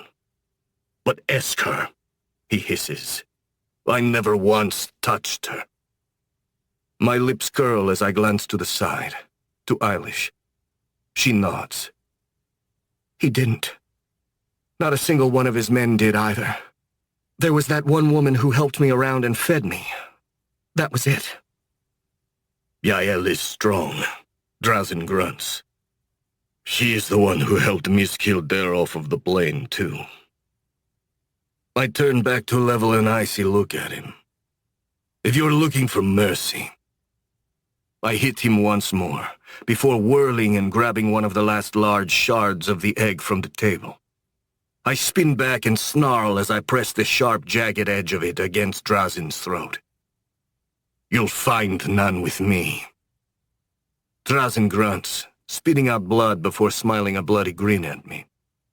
I'm not looking for mercy, Gavin, he growls. I'm looking for allies. I bark a cold laugh. You're insane. It's been suggested before. He shrugs. You can kill me if you like. But I have a counter-offer. Which is? Drazen smiles thinly. Definitive evidence of Abram Diduch falsely using my name to declare war on your precious council. And I do mean definitive. My eyes draw to slits. I've seen your calling cards from the attacks in New York. And I know for a fact that you've used those before, in other wars with your enemies. He nods. Yes, but so does Abram. My flair for the theatrics at times is not a secret. And unless I'm mistaken, I don't imagine it's hard to get your hands on a deck of cards in New York City. He says with a smirk. I glare at him. He glares right back. You can kill me and accuse Abram and go nowhere with those accusations, or you can let me up. We can shake hands like men, and I will give you everything you need to stop him. That's it? Not quite. He smirks. I will be making a play to sit at that table. I am confident you will have a free seat soon enough. I don't imagine Abram will be staying much longer. Not after you prove to the other council chairs that he was behind the attacks on Marko Kalishnik and Viktor Komarov. His lips curl. I want your vote, Gavin. And I want your support getting others to vote for me as well. I eye him warily. That won't be easy. You're a very persuasive man, or so I've heard. He smiles. Oh, and I can also prove that Abram is bankrolling your father's sister's legal crusade against you, if that tips the scales at all. My jaw grinds as a flash of rage explodes through my system. Yeah, it just might. What do you say, Gavin? He smirks. The King of Diamonds would be a powerful friend. And I'm only half the monster I'm rumored to be. Which half? I mutter. Drazen grins. Why don't we find out? It's your call. Chapter 32. Eilish. Gavin and Drazen shake hands before the older man passes Gavin a hard drive. Everything you need is on that. Oh, and since you may not have heard in your mad rush to get here, Marko Kalishnik is awake. Drazen smiles grimly. I'm sure he'd welcome a chance to see what I have on Abram before he metes out his vengeance on the snake. My helicopter is waiting outside to take you back to your plane. Gavin says nothing. He just nods, pockets the hard drive, and then walks directly over to me. He takes my hand tightly, not looking back as he leads me out of the courtyard, through the lavish home, and out the front door to the chopper. Where do you want to go? He murmurs in my ear as we climb in. Literally, anywhere you want. My plane is waiting on the mainland. I just smile as I slide in next to him and turn to look into his eyes. Home, I breathe as I close the distance between my lips and his. I just want to go home. With you. I'd love to say that we spent the whole flight screwing like wild animals. But the truth is, the second we sit down on that plane, we both crumble from sheer exhaustion and sleep through the entire 9-hour trip. I'm still in a bit of a fog when we get back to Gavin's place, but I'm grinning from ear to ear, my hand tightly in his as we step through the front door. Home. We're home. No, he growls, with a glint in his eyes that makes my core clench and throb. Whatever should we do now? I bite my lip. Is going back to Paris for, another year on the table? I shiver as he pulls me close, taking my hands in one of his and cupping my jaw with the other. If that's what you want, he murmurs quietly, then yes. I feel my cheeks heat. You do that for me? I'd do anything for you, he growls, looking right into my eyes. Because I love... His eyes start from his head as he grunts violently, suddenly toppling past my shocked face and dropping to the floor. I scream, whirling to help him, when suddenly a claw-like hand is grabbing me, wrenching me away from him, and hurling me against the wall. I hit hard, wincing as my back slams into a side table, knocking my head back against the wall and making me see stars. I topple to the side, pain lancing through my arm and wrist as I land just as the large glass vase on the side table explodes into shards around me. But I'm not looking at my arm. My eyes have snapped across the entryway to Gavin, and suddenly my throat closes with pure horror when I see the figure looming over him, holding a gun, leering at me. "You little bitch," Svetlana snarls, her face twisted with demented rage as she waves her gun erratically in my direction. "Did nobody ever tell you not to touch what isn't yours?" When she turns back to a dazed, groaning Gavin, I scream in rage. I make an attempt to lurch to my feet, but my hands slide wetly across the floor as I slump back. When I glance down, the color drains from my face. Oh, God. My arm is bleeding. Badly. Really, really badly, actually. Red ribbons drip from the ugly gash on my wrist, courtesy of the shards of vase that I landed on. My gaze drags nauseatingly back to Gavin, who I'm just realizing Svetlana must have hit in the head with her gun. My face pales as she fixes her gaze on me. "I'm going to enjoy this," she hisses quietly. And before I can even try to form a response, she's kneeling down next to Gavin and yanking a hypodermic needle from her pocket. I see red. "Don't you fucking touch him!" When I go to move, pain explodes through my back from slamming into the wall and in my arm from the gash. Svetlana ignores me, biting the cap off the needle and grinning savagely as she plunges it into Gavin's arm. His eyes widen for 1 second, then he slumps to the ground. I start to scream. "Get up, you little cunt!" I cry out in pain as Svetlana yanks me to my feet. She jams the gun against my side, shoving me further into the apartment and toward the staircase. I stumble, slip, and trip my way up the stairs with the gun pressed to my ribs, trying to bite back the pain throbbing in my back and head, not to mention the gash in my arm that feels like it's on fire. Svetlana shoves me down the hallway, until suddenly, she's kicking open the door to Gavin's playroom. I cry out as she kicks me against the edge of the bed, shoving me down onto it, before she reaches up and yanks down a pair of cuffs on a chain looped over the crossbar. She snaps one around my good wrist, then snaps the other even harder around my bloody one, making me scream with pain, which she laughs at. Then, leaving me hanging there by my wrists, she exits the room. My vision swims, and the pain pulsing through every part of my body is almost overwhelming. But I twist around anyway, trying to look out the door as I scream his name. "Gavin!" I choke. "Gavin!"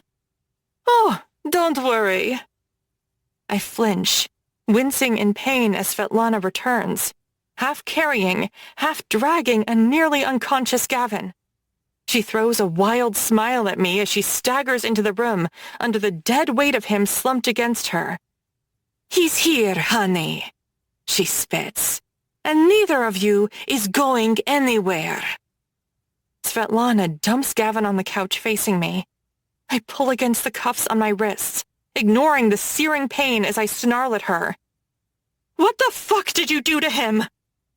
She turns to glower at him. "Nothing less than he deserves, the little snake. The bastard child nobody but my idiot brother wanted. The cancer that ate at my life." I ignore the pain again as I slam against the chains holding me tight. Svetlana just smiles again. "I gave him a neurotoxin, that's all. Right now, it's going to work on his heart." "No." Her lips curl demonically. "I'd say he has, I don't know, maybe 15 minutes left until it stops beating altogether." "No!" Svetlana laughs and laughs as I strain and sob against the cuffs. "Of course, that clock speeds up if he's..." Her eyes flash pure malevolence at me. "Exerting himself." My lips curl into a sneer. I know what you did to him, you fucking monster. She smiles even wider. Oh, do you now? Her smile drops. Good. Then this won't be a shock to you. Suddenly, she's sliding onto Gavin's lap. I scream in rage and pain, yanking at the chains as she turns to half look at me. Her lips curl cruelly before she leans close to his face and licks his neck slowly. It's like I'm being stabbed. Get the fuck away from him! I explode at her. Svetlana just smiles even wider, her eyes gleaming with cold, sick cruelty. Oh, no, my dear, she sneers. No, you see, he knows me. He remembers me and our time together fondly, I'm sure. Her eyes draw to slits. I bet he even thinks of me when he fucks you. Anguish rips from my throat as she chuckles, turning to look at a barely conscious, bleary-eyed Gavin. Don't you, my sweet baby boy? She turns her gaze to me again. Goodness, I bet he even fucked you in this very room. How? She giggles. Poetic. She turns back to Gavin, setting her gun down on the couch next to him as she starts to unbutton her blouse, while hot, thick tears flow down my face. What do you say, baby boy? One more roll in the hay for old time's sake, before I leave you here to die together? She sighs, undoing more of her blouse as she turns to grin at me. That's what this will look like, of course. After I'm done here, a lover's quarrel, ending in murder-suicide. How cliché, and yet how fitting. And of course, there will be no more resistance to me taking the company. And the bank. She hisses. I try and yank at my bonds again, but the pain sends a fresh wave of blackness over me. It's not just the pain. I'm weak. My shirt is soaked red. And when I look up, I see blood still pouring down my arm, and the blue of my veins through skin that's unnaturally pale right now. It's not just the pain making my head swim. I'm losing too much blood. I'm going to enjoy this, Eilish. Svetlana purrs maliciously as she shrugs off her shirt. I've never been an exhibitionist, but I think I'm going to enjoy making you watch me fuck him right in front of you. Something inside of me snaps, brutally. Maybe it's partly the realization I'm about to die and have nothing to lose. But even more, it's looking at this monster in front of me, once again about to hurt the man I love so deeply. I think that's what makes me break. I yank on my arm. I ignore the blinding pain and yank again and again and again until I'm almost throwing up from the raw feeling exploding through my wrist. But slowly, with all the blood dripping down my arm, the cuff around my wrist begins to slip off. And suddenly, one arm comes free. I bite back the cry of anguish, cradling my bloody wrist before I grit my teeth and force my arm back up again. The cuffs are for playtime, not restraining criminals. And because of that, there's a release mechanism on the side. With a clumsy flick of my numb fingers, my other wrist falls free. In one motion, I lunge off the bed, stagger across the floor, and fall onto the couch. I'm in a foggy daze, but my fingers wrap around the gun. And when I twist around, I use the rest of my strength and my consciousness to level the barrel right at Svetlana. Her eyes bug out as she scrambles off Gavin's lap. But then she swallows thickly, and her lips curl. You won't shoot me, she sneers. My heart beats heavy and slow, my vision dwindling. I don't have much time. Look at yourself, honey, Svetlana jeers. You're a goddamn fucking mess. And beside that, she laughs coldly. You're no killer. She walks back to Gavin again. Get away from him, I croak. Or what? She barks, reaching out to run a finger up his arm, taunting me. Get away from him! I groan again, feeling the last of my strength begin to ebb away. Svetlana laughs again. You're not going to pull that trigger, honey, because you're not a... The gun explodes in my hand. Svetlana's head jerks back, taking the rest of her body with it as she topples over dead on the floor. Yes, I am. The gun drops from my slick, sticky fingers. My head lolls to the side as I crawl and inch across the couch until I'm right next to Gavin. I reach up, cupping his face as a single tear falls down my cheek. I love you so much. I love... Then I'm falling into darkness. And falling... and falling. Chapter 33. Gavin. Get up. Get up. Get up! My brain synapses begin to fire. Through the dull haze slowing everything down, my dry eyes swivel in their sockets until my gaze falls on the girl sprawled next to me.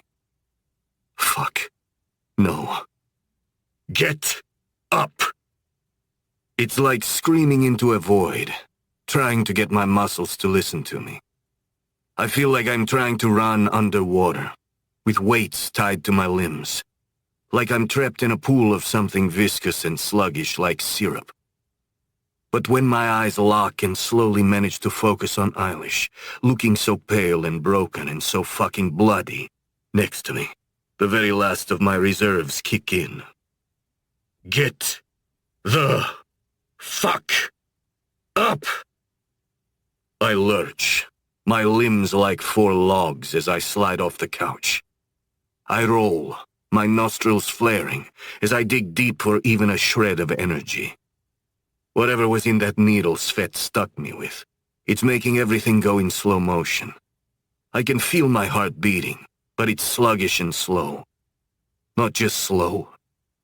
Slowing. My pulse is literally slowing down as the seconds tick by. Fuck. I'm running out of time. And when my eyes drop to the horror show of Eilish's gashed wrist, the full truth hits me. So is she. My phone's not in my pocket. I vaguely remember Svetlana tossing it across the floor downstairs before she dragged me up here. And I don't see Eilish's bag anywhere. I have to move. I fucking have to. My teeth grit, my hand sliding across the floor and grabbing hold of some fabric, Svet's shirt, I'm pretty sure. I drag it over, making my arms work somehow, as I slump against the couch to wrap the fabric around Eilish's wrist, tying it as tightly as my muscles will allow. It's not much. It's not going to save her life, but it'll buy her some time. It'll buy me some time. I wince when my face hits the floor after I fall from the couch. One arm shoves forward, my fingers curling against the floor, and my feet kick dully as my body inches across the room. I groan, digging even deeper, trying to find any possible drop of anything I have left in me. I shove forward, my nails splintering, my feet scuffing on the floor as I drag myself out the door. I inch down the hall. My vision goes black for a second when I reach up for the doorknob to the guest room. I fall flat on my face and feel my lips split open. But I ignore the pain. I ignore every fucking thing and other thought in the world, except the fact that I need this if I'm going to have a single shot of saving Eilish. The contents of the drawer in the ensuite guest bathroom tumble over my chest when I yank it right out.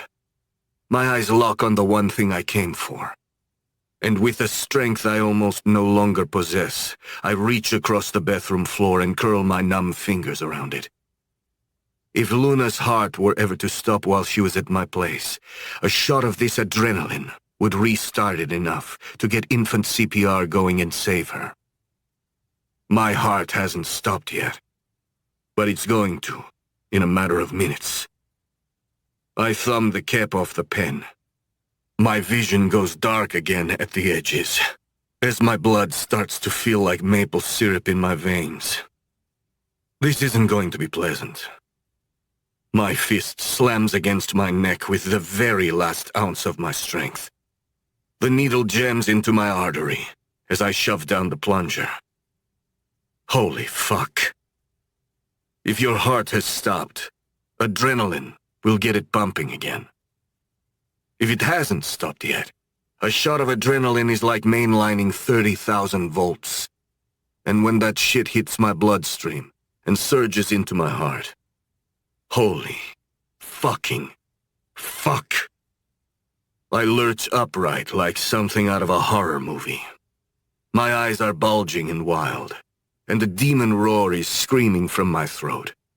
It feels like my skin is on fire, like my heart is pounding 1,000,000 miles an hour. But I'm fucking alive.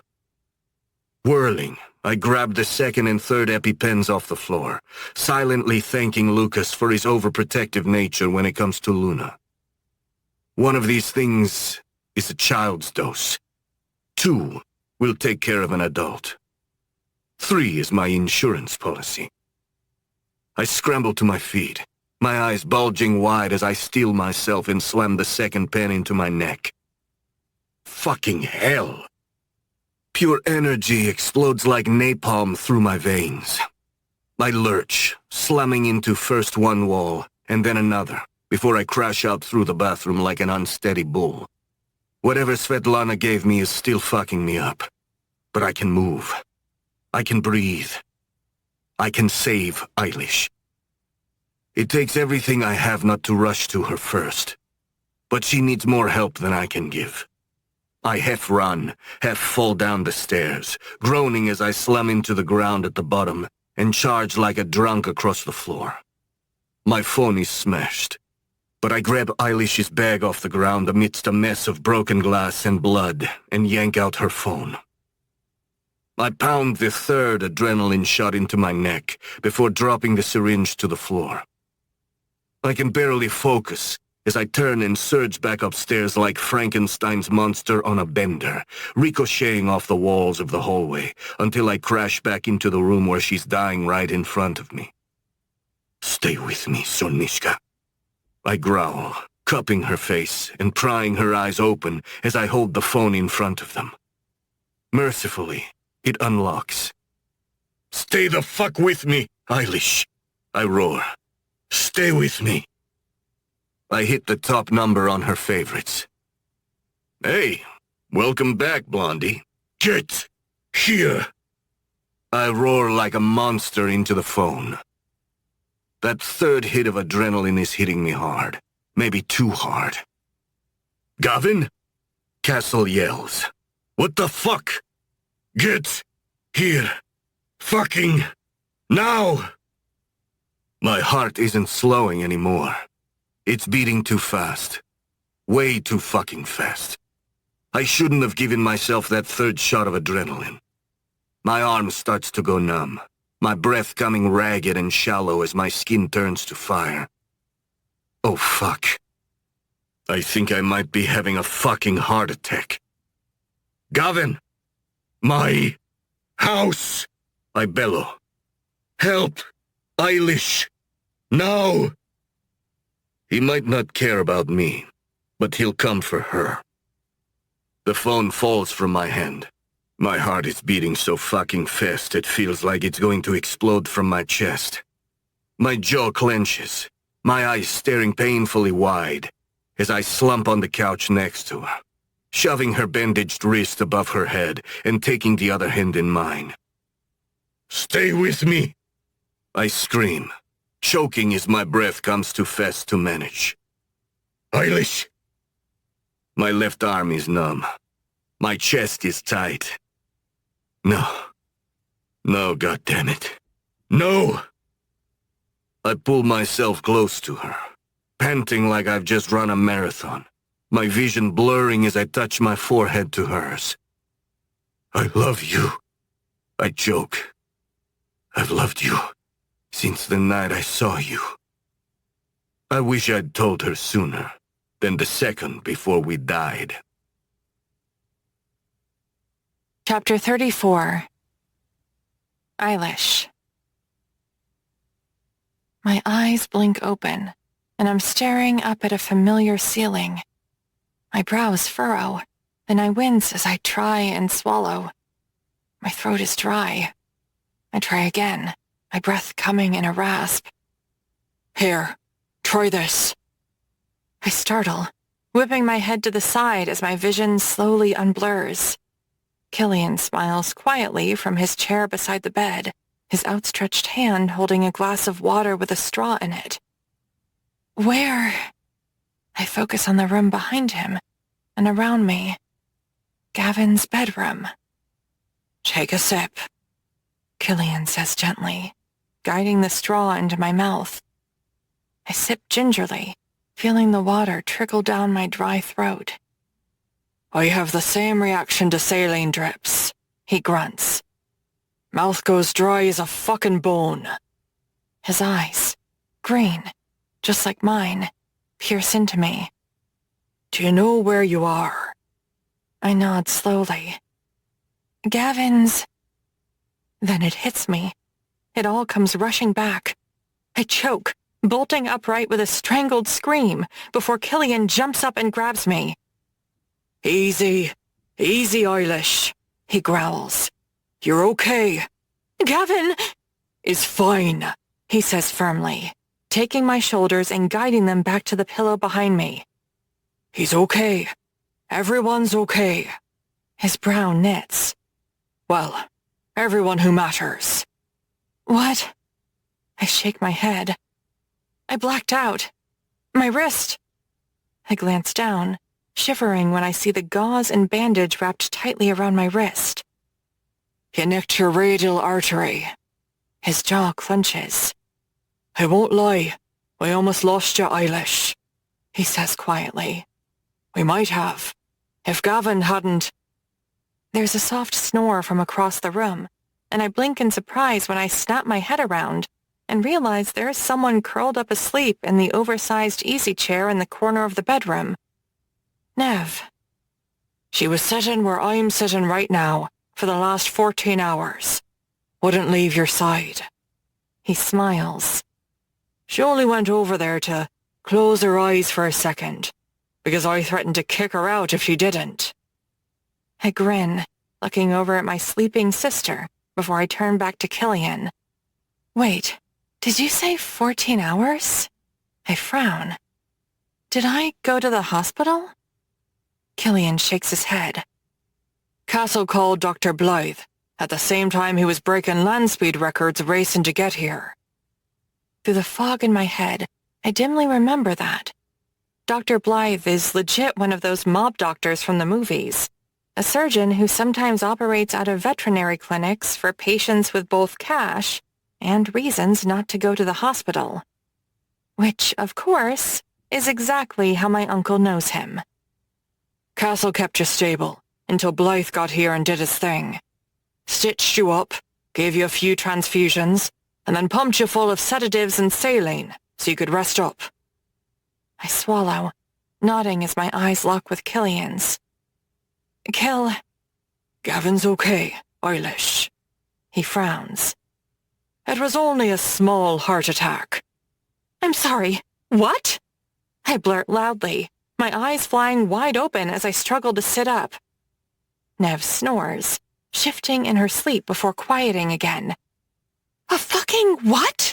I hiss, softer this time. He smirks, shaking his head. He had a neurotoxin in his system that was gradually slowing his heart to the point it was about to fail.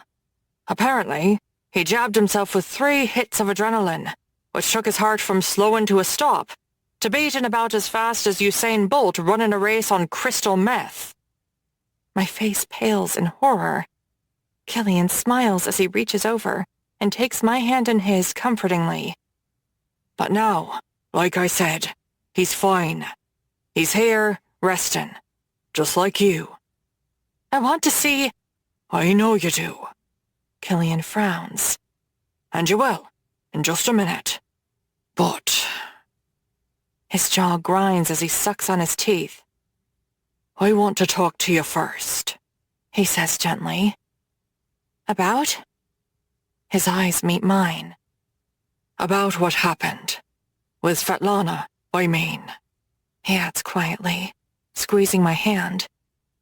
My throat bobs. I never, in 1,000 years, wanted that for you. What? His eyes fill with sadness. To take a life. Something flickers between my eyes and his. I know what Killian is. And I know, or at least I have a good idea about, the things he's done. Does. I draw in a slow breath. She was going to kill him, I say quietly. And probably me too. Killian nods slowly, his eyes still locked on mine. How does that make you feel? I know how it should make me feel. Horrified, maybe. Or full of self-loathing. Or consumed by fear and anxiety to the point of a panic attack. But I don't feel any of those things. Honestly, I don't feel anything at all when I replay the moment when the gun exploded in my hand and that woman's eyes went dim. I'm fine, I say easily. It's the truth. She was going to kill Gavin. There is zero part of me that wouldn't do it again. Killian nods as my brows furrow. I'm fine. Wait. Does that make me... Me? He mutters, an amused smirk on his lips. I blush. That's not what I was going to say. No, but you were thinking it. I understand. Genetics and all. I swallow uncomfortably. Killian smiles as he squeezes my hand again. You're not me, Eilish, and you never will be. Trust me, not even close. You did what you had to do, that's all. Not everyone could have done it, but you could. I nod, smiling a little before my smile falters. Killian? He raises a brow. I swallow. I have to tell you something. I look down at my fingers. I killed him, I murmur quietly, taking a shaky breath before I force myself to look him in the eyes. I killed my dad. Killian is silent for a few seconds, his face utterly still and neutral. Explain. I mean, I didn't pull the trigger. Eilish, he says gently. I know you didn't. We all know who did. But I filled his gun with blanks that night, I blurt, my eyes widening as it all just tumbles out. I sent him to that meeting with zero chance to defend himself. Killian looks away and takes a deep breath in and out. My throat bobs heavily. Killian, I'm so sorry. You found out, didn't you? I blink. What? He turns back to me. Your mother, he growls thinly.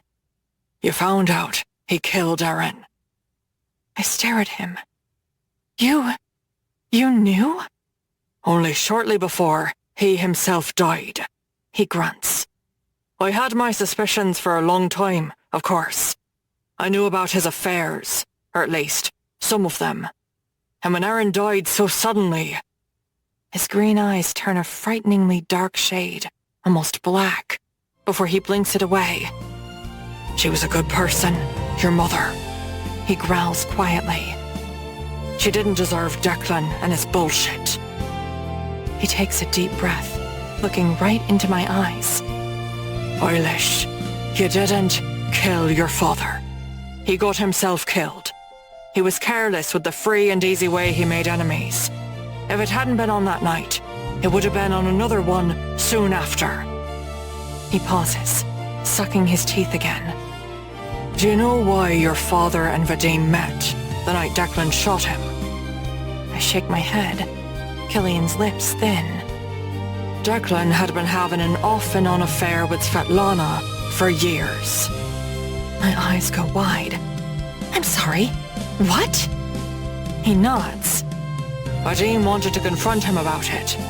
I mean, she may have been a monster, and she was, but she was his sister, after all. When they met, things got heated, and your father pulled a gun. The rest you know. I take a second to process that. Killian squeezes my hand again, a wry smile on his lips. You're not like me, Eilish. And you're going to be okay. I promise you that. I nod, biting my lip. Can I see Gavin now?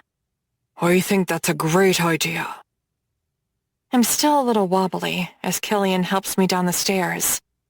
Across the penthouse, through the glass doors leading outside, I can see Gavin wearing a bathrobe and sitting in a chair out on the veranda with Castle. Killian pauses at the doorway and nods for me to go through. I'm barely 2 steps outside when Gavin hears me and his head whips around. His shadowed face instantly lights up as a grin spreads all over it. There's no stopping the smile on my own face either. Still unsteady on my feet, I rush to him anyway, choking out a sob as I collapse into his arms on his lap. Tears stream down my face as I cup his, kissing his mouth, his cheeks, his nose, and his eyes as I cry with joy. I'm all right, Eilish. He grins, though he's still looking a little pale. He sighs, nodding past me. Thanks to Castle. I turn, and in a second, I'm jumping out of Gavin's lap and hugging Castle fiercely. He chuckles, holding me tight before he pulls back, and giving me one of his signature smug, lopsided smiles. You came! I grin. He laughs. Told you. I'll always be your protector, Blondie. I beam at him, hugging him again. Nobody puts Castle in the corner, I murmur under my breath, in my terrible Patrick Swayze impression. Behind me, Gavin sighs. Man, I fucking love that movie. Castle smirks, arching a brow at me as he leans close. Your boyfriend's not half bad, you know. I grin. He might sort of be more than just a boyfriend. Castle's smile fades. Well, that's a conversation. Hey, Castle? Castle and I turn to look at Gavin. As much as I want to keep on thanking you for the whole saving my life bits. Castle sighs, nodding. I know. I'll give you two some alone time. I'll be inside with Kill. He turns to wink at me again. Glad to help, kid. Thank you, I whisper back, giving him another big hug. When he steps inside and closes the glass door, I sink back onto Gavin's lap. I'm not sure how to break this to you. He frowns at my serious tone. What's going on? He growls, a worried urgency in his voice. When my face splits into a grin, he glares at me. Really? Now is when you decide jokes with that kind of setup are a good idea? I giggle. I just wanted to be the first to tell you that you officially can't blackmail me anymore. I shrug. I told Killian about Declan. He smiles quietly, reaching up to cup my face. And? And nothing. It's settled. So, you're saying my leverage over you is gone? Exactly. Tough break. Sorry. I shrug. Gavin grins. I could always go with my secondary leverage. I frown. What the heck is that? Threatening to show your family your internet search history. I swallow, blushing fiercely. How do you know that? I mutter. Oh, Sonishka. He grins. We haven't even begun to scratch the surface on the ways I've stalked you for almost 2 years. My jaw drops as I stare at him. I'm sorry, you stalked me? Incessantly. I shake my head in disbelief, somehow unable to stop smiling at this man. You creep! He shrugs. Guilty as charged. I look at him sideways. Actually, that's kind of hot, in a really fucked up way. Right? I laugh, melting into him as he cups my jaw possessively. You saved my life, I whisper. He shakes his head. You saved mine. Does that mean we're even? Not quite. I shiver, my skin tingling all over and my pulse skyrocketing as his lips crash down possessively on mine. Epilogue. Gavin. 3 weeks later. On a moonless, cloudy night, the 5 of us stand stoically in a semicircle around the condemned. Yuri takes a deep breath, sweeping his eyes over the rest of us. We'll now take the final vote, yea or nay, concerning the execution of the condemned for high crimes against the other members of this council, in direct violation of its guidelines. I'm first. My lips curl into a sneer as my gaze stabs through the darkness of the construction site to where a gagged Abram Diduch is tied to a chair at the edge of a foundation pit. He struggles with his bonds, and his eyes bulge, his face white, like the piece of shit is actually trying to plead with me for mercy. Fuck that. He'll find none with me. And the fact that he's shaking like a coward, now that his plot to burn the High Council to the ground has been uncovered, makes it even worse. I fucking hate fake toughness and bravado that crumbles under pressure. Yay. I growl effortlessly. Beside me, Victor has a similarly merciless look on his face, and I don't blame him. The firebomb Abram set in his hotel room, trying to frame Drazen, could very well have killed Victor's wife Fiona, and their young son Sasha. Yay. Victor snarls. 1,000 yays. Yuri nods. Also a yay from me. All of us turn to Marco as he leans heavily on his new cane, his face permanently scarred and shiny in places from the explosion that almost killed him. Yay. He says in such an even tone that it's spooky. Anastasia is last.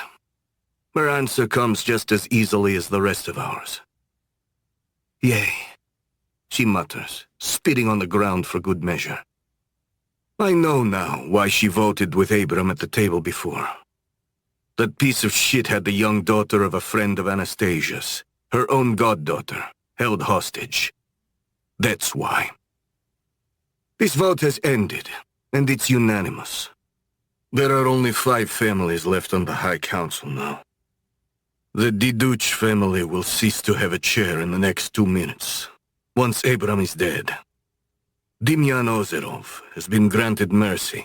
After all, you can't really blame someone for voting alongside family, even if that family member is a piece of garbage.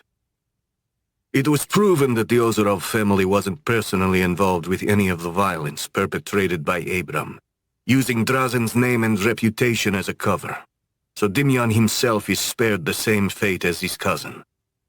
All the same, the Ozerov family has been stripped of its seat at the table. Yuri clears his throat. The council has spoken. Abram Diduch, you have been found guilty of crimes against your fellow council members. The punishment is banishment from the table. He draws himself up to his full height. And death. Abram squeals and sobs beneath his gag. But as Yuri just said, The council has spoken. Yuri turns and hands a Beretta fitted with a silencer to Marco, whom we unanimously agreed earlier should be the one who pulled the trigger if he came to that. There's no pomp and circumstance, no fanfare. He simply raises the gun, glares at Abram, and squeezes the trigger. The silencer muffles the shot. Necessary, given that we're in the middle of Soho. Abram's head snaps back, and his body and the chair it's tied to fall back heavily into the construction pit. It's Dimitra Drakos, who so graciously donated this grave for us tonight. In a few hours, just before daybreak, the foreman of a Drakos-owned construction firm who's building this development will arrive and pour fresh cement without looking too hard into the pit first. An inglorious grave for a disgraced and despicable man. Good. He deserves it. When it's done, we all shake hands. There'll be another High Council meeting in a few weeks to discuss the latest topic of the hour. Drazen Krylov and his bid for a seat at the table. Honestly, he has a good shot at it. He's got my vote, and everyone understands why. I've been very open about it. Curiously, though, he also has Yuri's and Victor's vote, and those are just the ones I know about privately. Since coming into his birthright, namely the Romanov crown jewels in the base of the Imperial shield egg, Drazen has done exactly what he said he'd do. The Krylov Bratva is not quite a powerhouse yet, but it is going to be a force to be reckoned with. It might even be a force that sits across the High Council table from me.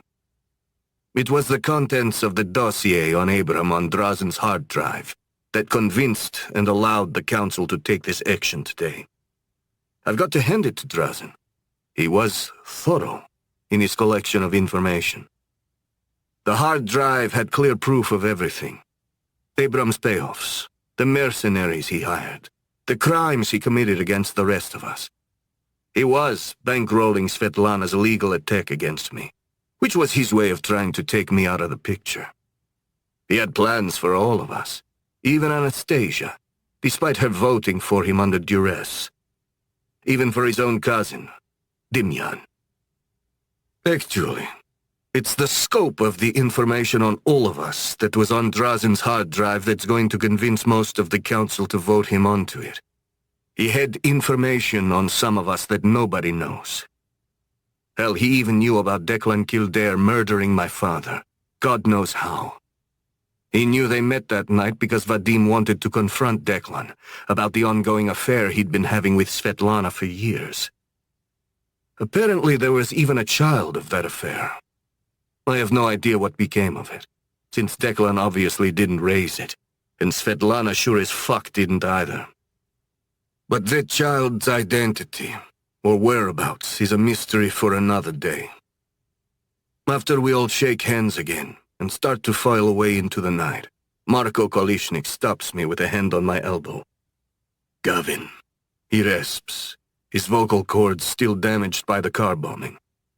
A moment, if I could. I nod. Of course. He shakes his head, smiling sadly to himself. I owe you an apology. For? He shakes his head again. For not knowing about your involvement with Eilish Kildare when I made my... He shakes his head. My suggestion concerning my daughter Milena. He scowls. I was wrong to hold the idea of forming my own power block to counter Abrams over your head with a proposal like that. I felt cornered and desperate, and Marco. I smile warmly, clapping him on the shoulder. I have nothing to forgive you for, because you have nothing to apologize for. He smiles wryly. Perhaps we can think of it as a foolish act from a desperate man. All I see is one tough son of a bitch who isn't going anywhere anytime soon. I don't see desperation at all. He dips his head appreciatively as he reaches out and shakes my hand. Vadim would be very proud of the man you have become. I hope you're aware of that. When I finally get back to my car, the energy is surging inside of me. With that all over and done with, it's time for me to go home to Eilish. And to our next chapter. But one more thing first. I smile darkly, my lips curling as I tap the contact in my phone and let it ring.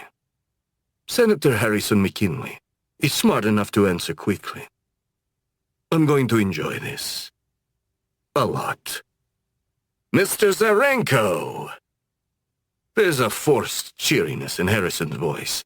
The politician in him he can't ever turn off. I assume you received my note. I spit. I feel no need to attempt any niceties with the man whose son I should kill for what he did to Eilish.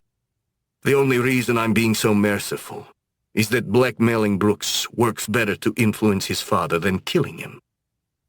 Also, Eilish asked me to do it this way. Not because she feels mercy for him, but because she wants him to spend the rest of his life worrying about the day when I release what I have on him. I swear there's a fucking darkness in my Solnishka that makes me love her even more. Senator McKinley clears his throat. Yes. Yes, I did. Do we agree that the information I have on your son, his admission of a crime, and his disturbing, illegal tastes in pornography, would be catastrophic for both of you, should it get out? He stammers. Yes, of course, Mr. Zarenko. And we are furthermore in agreement that the information I have on you, specifically the names of the 2 college-aged staffers whom you got pregnant, would be just as catastrophic for you and your career if it got out. Please, Mr. Zarenko. Are we or are we fucking not in agreement? I snarl. Senator. We are, he blurts. Complete, total agreement. Then I will not mince words. I spit. As of this moment, I fucking own you. If you fuck with me, my organization, or any of the other Bratva organizations on the list I sent you. It's a list of all the High Council families. And the Krylov Bratva too. Because it's always smart to plan for the future, right? Or, if you try to fuck with the Kildare family, or the Dracos family, then every scrap of information I have on both you and your disgusting son gets emailed to every newspaper editor on Earth. If you should ever quit your position as chair of the Organized Crime Senate Task Force, I will also release this information. Now, Senator, I will ask once and only once more. Do we fully understand each other? He doesn't hesitate. Of course, Mr. Zarenko. We fully understand each other, and needless to say, you have my total cooperation going forward. Good. I hang up without another word, grinning widely as the car takes me closer to home. She's asleep, and the penthouse is dark when I get in. Excellent. I shower quietly and slip into the bedroom. Our bedroom. Eilish lives here now, as of a week ago when she moved out of the house she grew up in, on the Upper East Side. I don't think my place has ever felt more like home. I leave something I brought with me on the edge of the bed before I slide under the covers at the foot of it. Eilish is asleep on her front, and when I realize she's gone to bed without a thing on, I growl to myself as my cock thickens. Good girl. My body slides up between her slightly spread legs, my muscled shoulders pushing them a little wider apart, as my mouth closes in on its target. She doesn't immediately wake when I drag my tongue over her pussy. But she is instantly wet. I groan, pushing my tongue deeper as my hands grip her ass. My tongue slides lower to her clit, and when I take the throbbing knob between my lips, Eilish suddenly gasps awake. Gavin. She moans, writhing and twisting as my tongue curls around her clit. I keep her pinned down exactly how I want her, my fingers digging into the soft flesh of her ass. My tongue plunges in again, swirling around to drink in her arousal.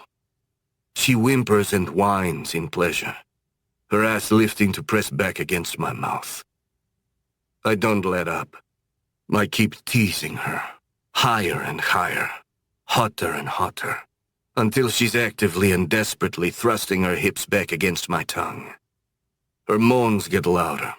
Her legs tighten on either side of my shoulders, and when I suck her clit back between my lips and flutter my tongue across the roaring nerves, she comes undone. I growl into her cunt, tongue fucking her throughout her orgasm, as it shudders over her body. She's still quivering as I slide up over her. My knees shove her thighs apart, and just as she raises her ass, my swollen cock finds her slick, eager opening. I grab a fistful of her hair at the nape of her neck, yanking her head back and making her gasp in pleasure as I sink into her sweet little pussy. Oh my fuck! Gavin! She shrieks, moaning and clawing at the bed sheets.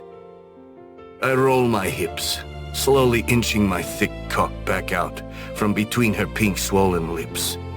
Then I quickly ram back in, letting my balls slap her clit as she screams for more.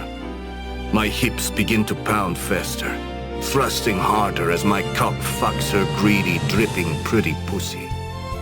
My hand tugs her hair harder, pulling her head all the way back, bringing her up on her knees with her back to my chest. I snarl into her neck, inhaling the scent of her and biting down on her soft skin.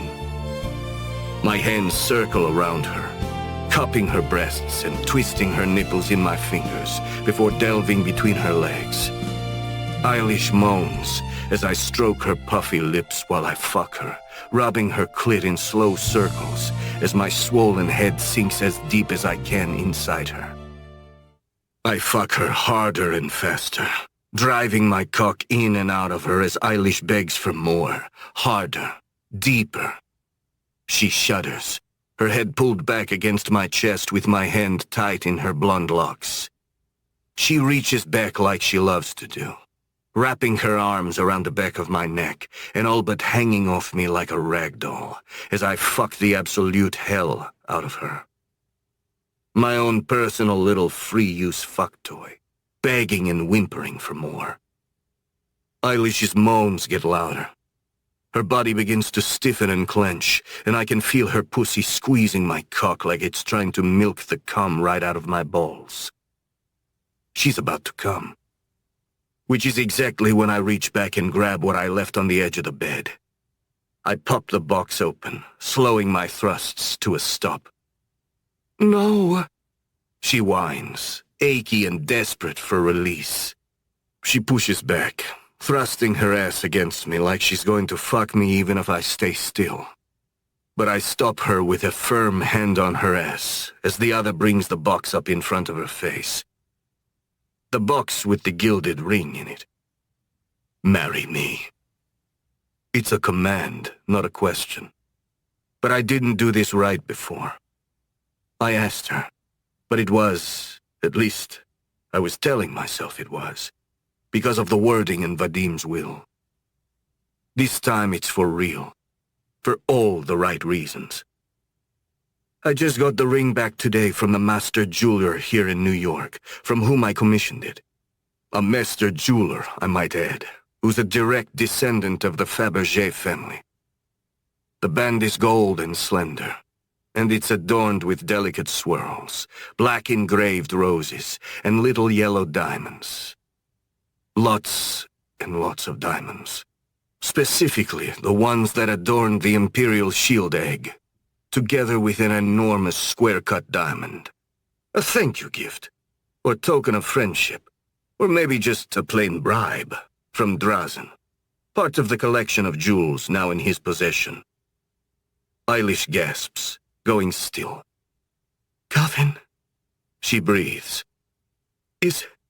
are those? They are.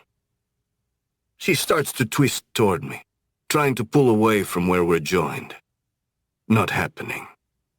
My muscles tense, keeping her right where she is, as I start to grind into her again. Eilish moans, her eyes rolling back as her body comes alive against me. Do you want to come? Yes. She whines, begging as her pussy ripples up and down my shaft. Yes, please. Then there's a word you need to say. Answer me. She groans, gasping as I teasingly grind my cock deep into her. That's... Oh my fuck. Gavin, that's blackmail. That wasn't an answer. She whimpers as I start to pull my cock out. Wait!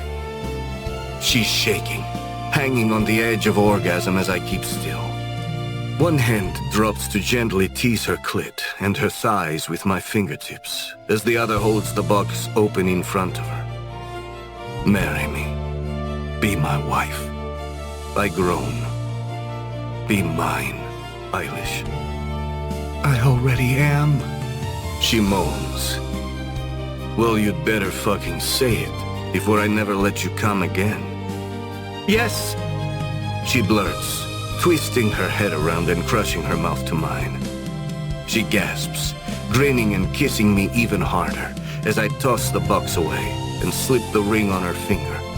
I keep kissing her as my hips begin to rock, growling into her mouth as I start to fuck her again like she wants to be fucked. Like she needs to be fucked. She clings to me, my fiancée, moaning into my lips with my band on her finger and my cock swelling so fucking hard and thick in her sweet little pussy. Yes, sir. She moans again. Yes, yes, yes, yes, yes! She screams into my mouth as she comes, her pussy spasming and clenching tight around my cock.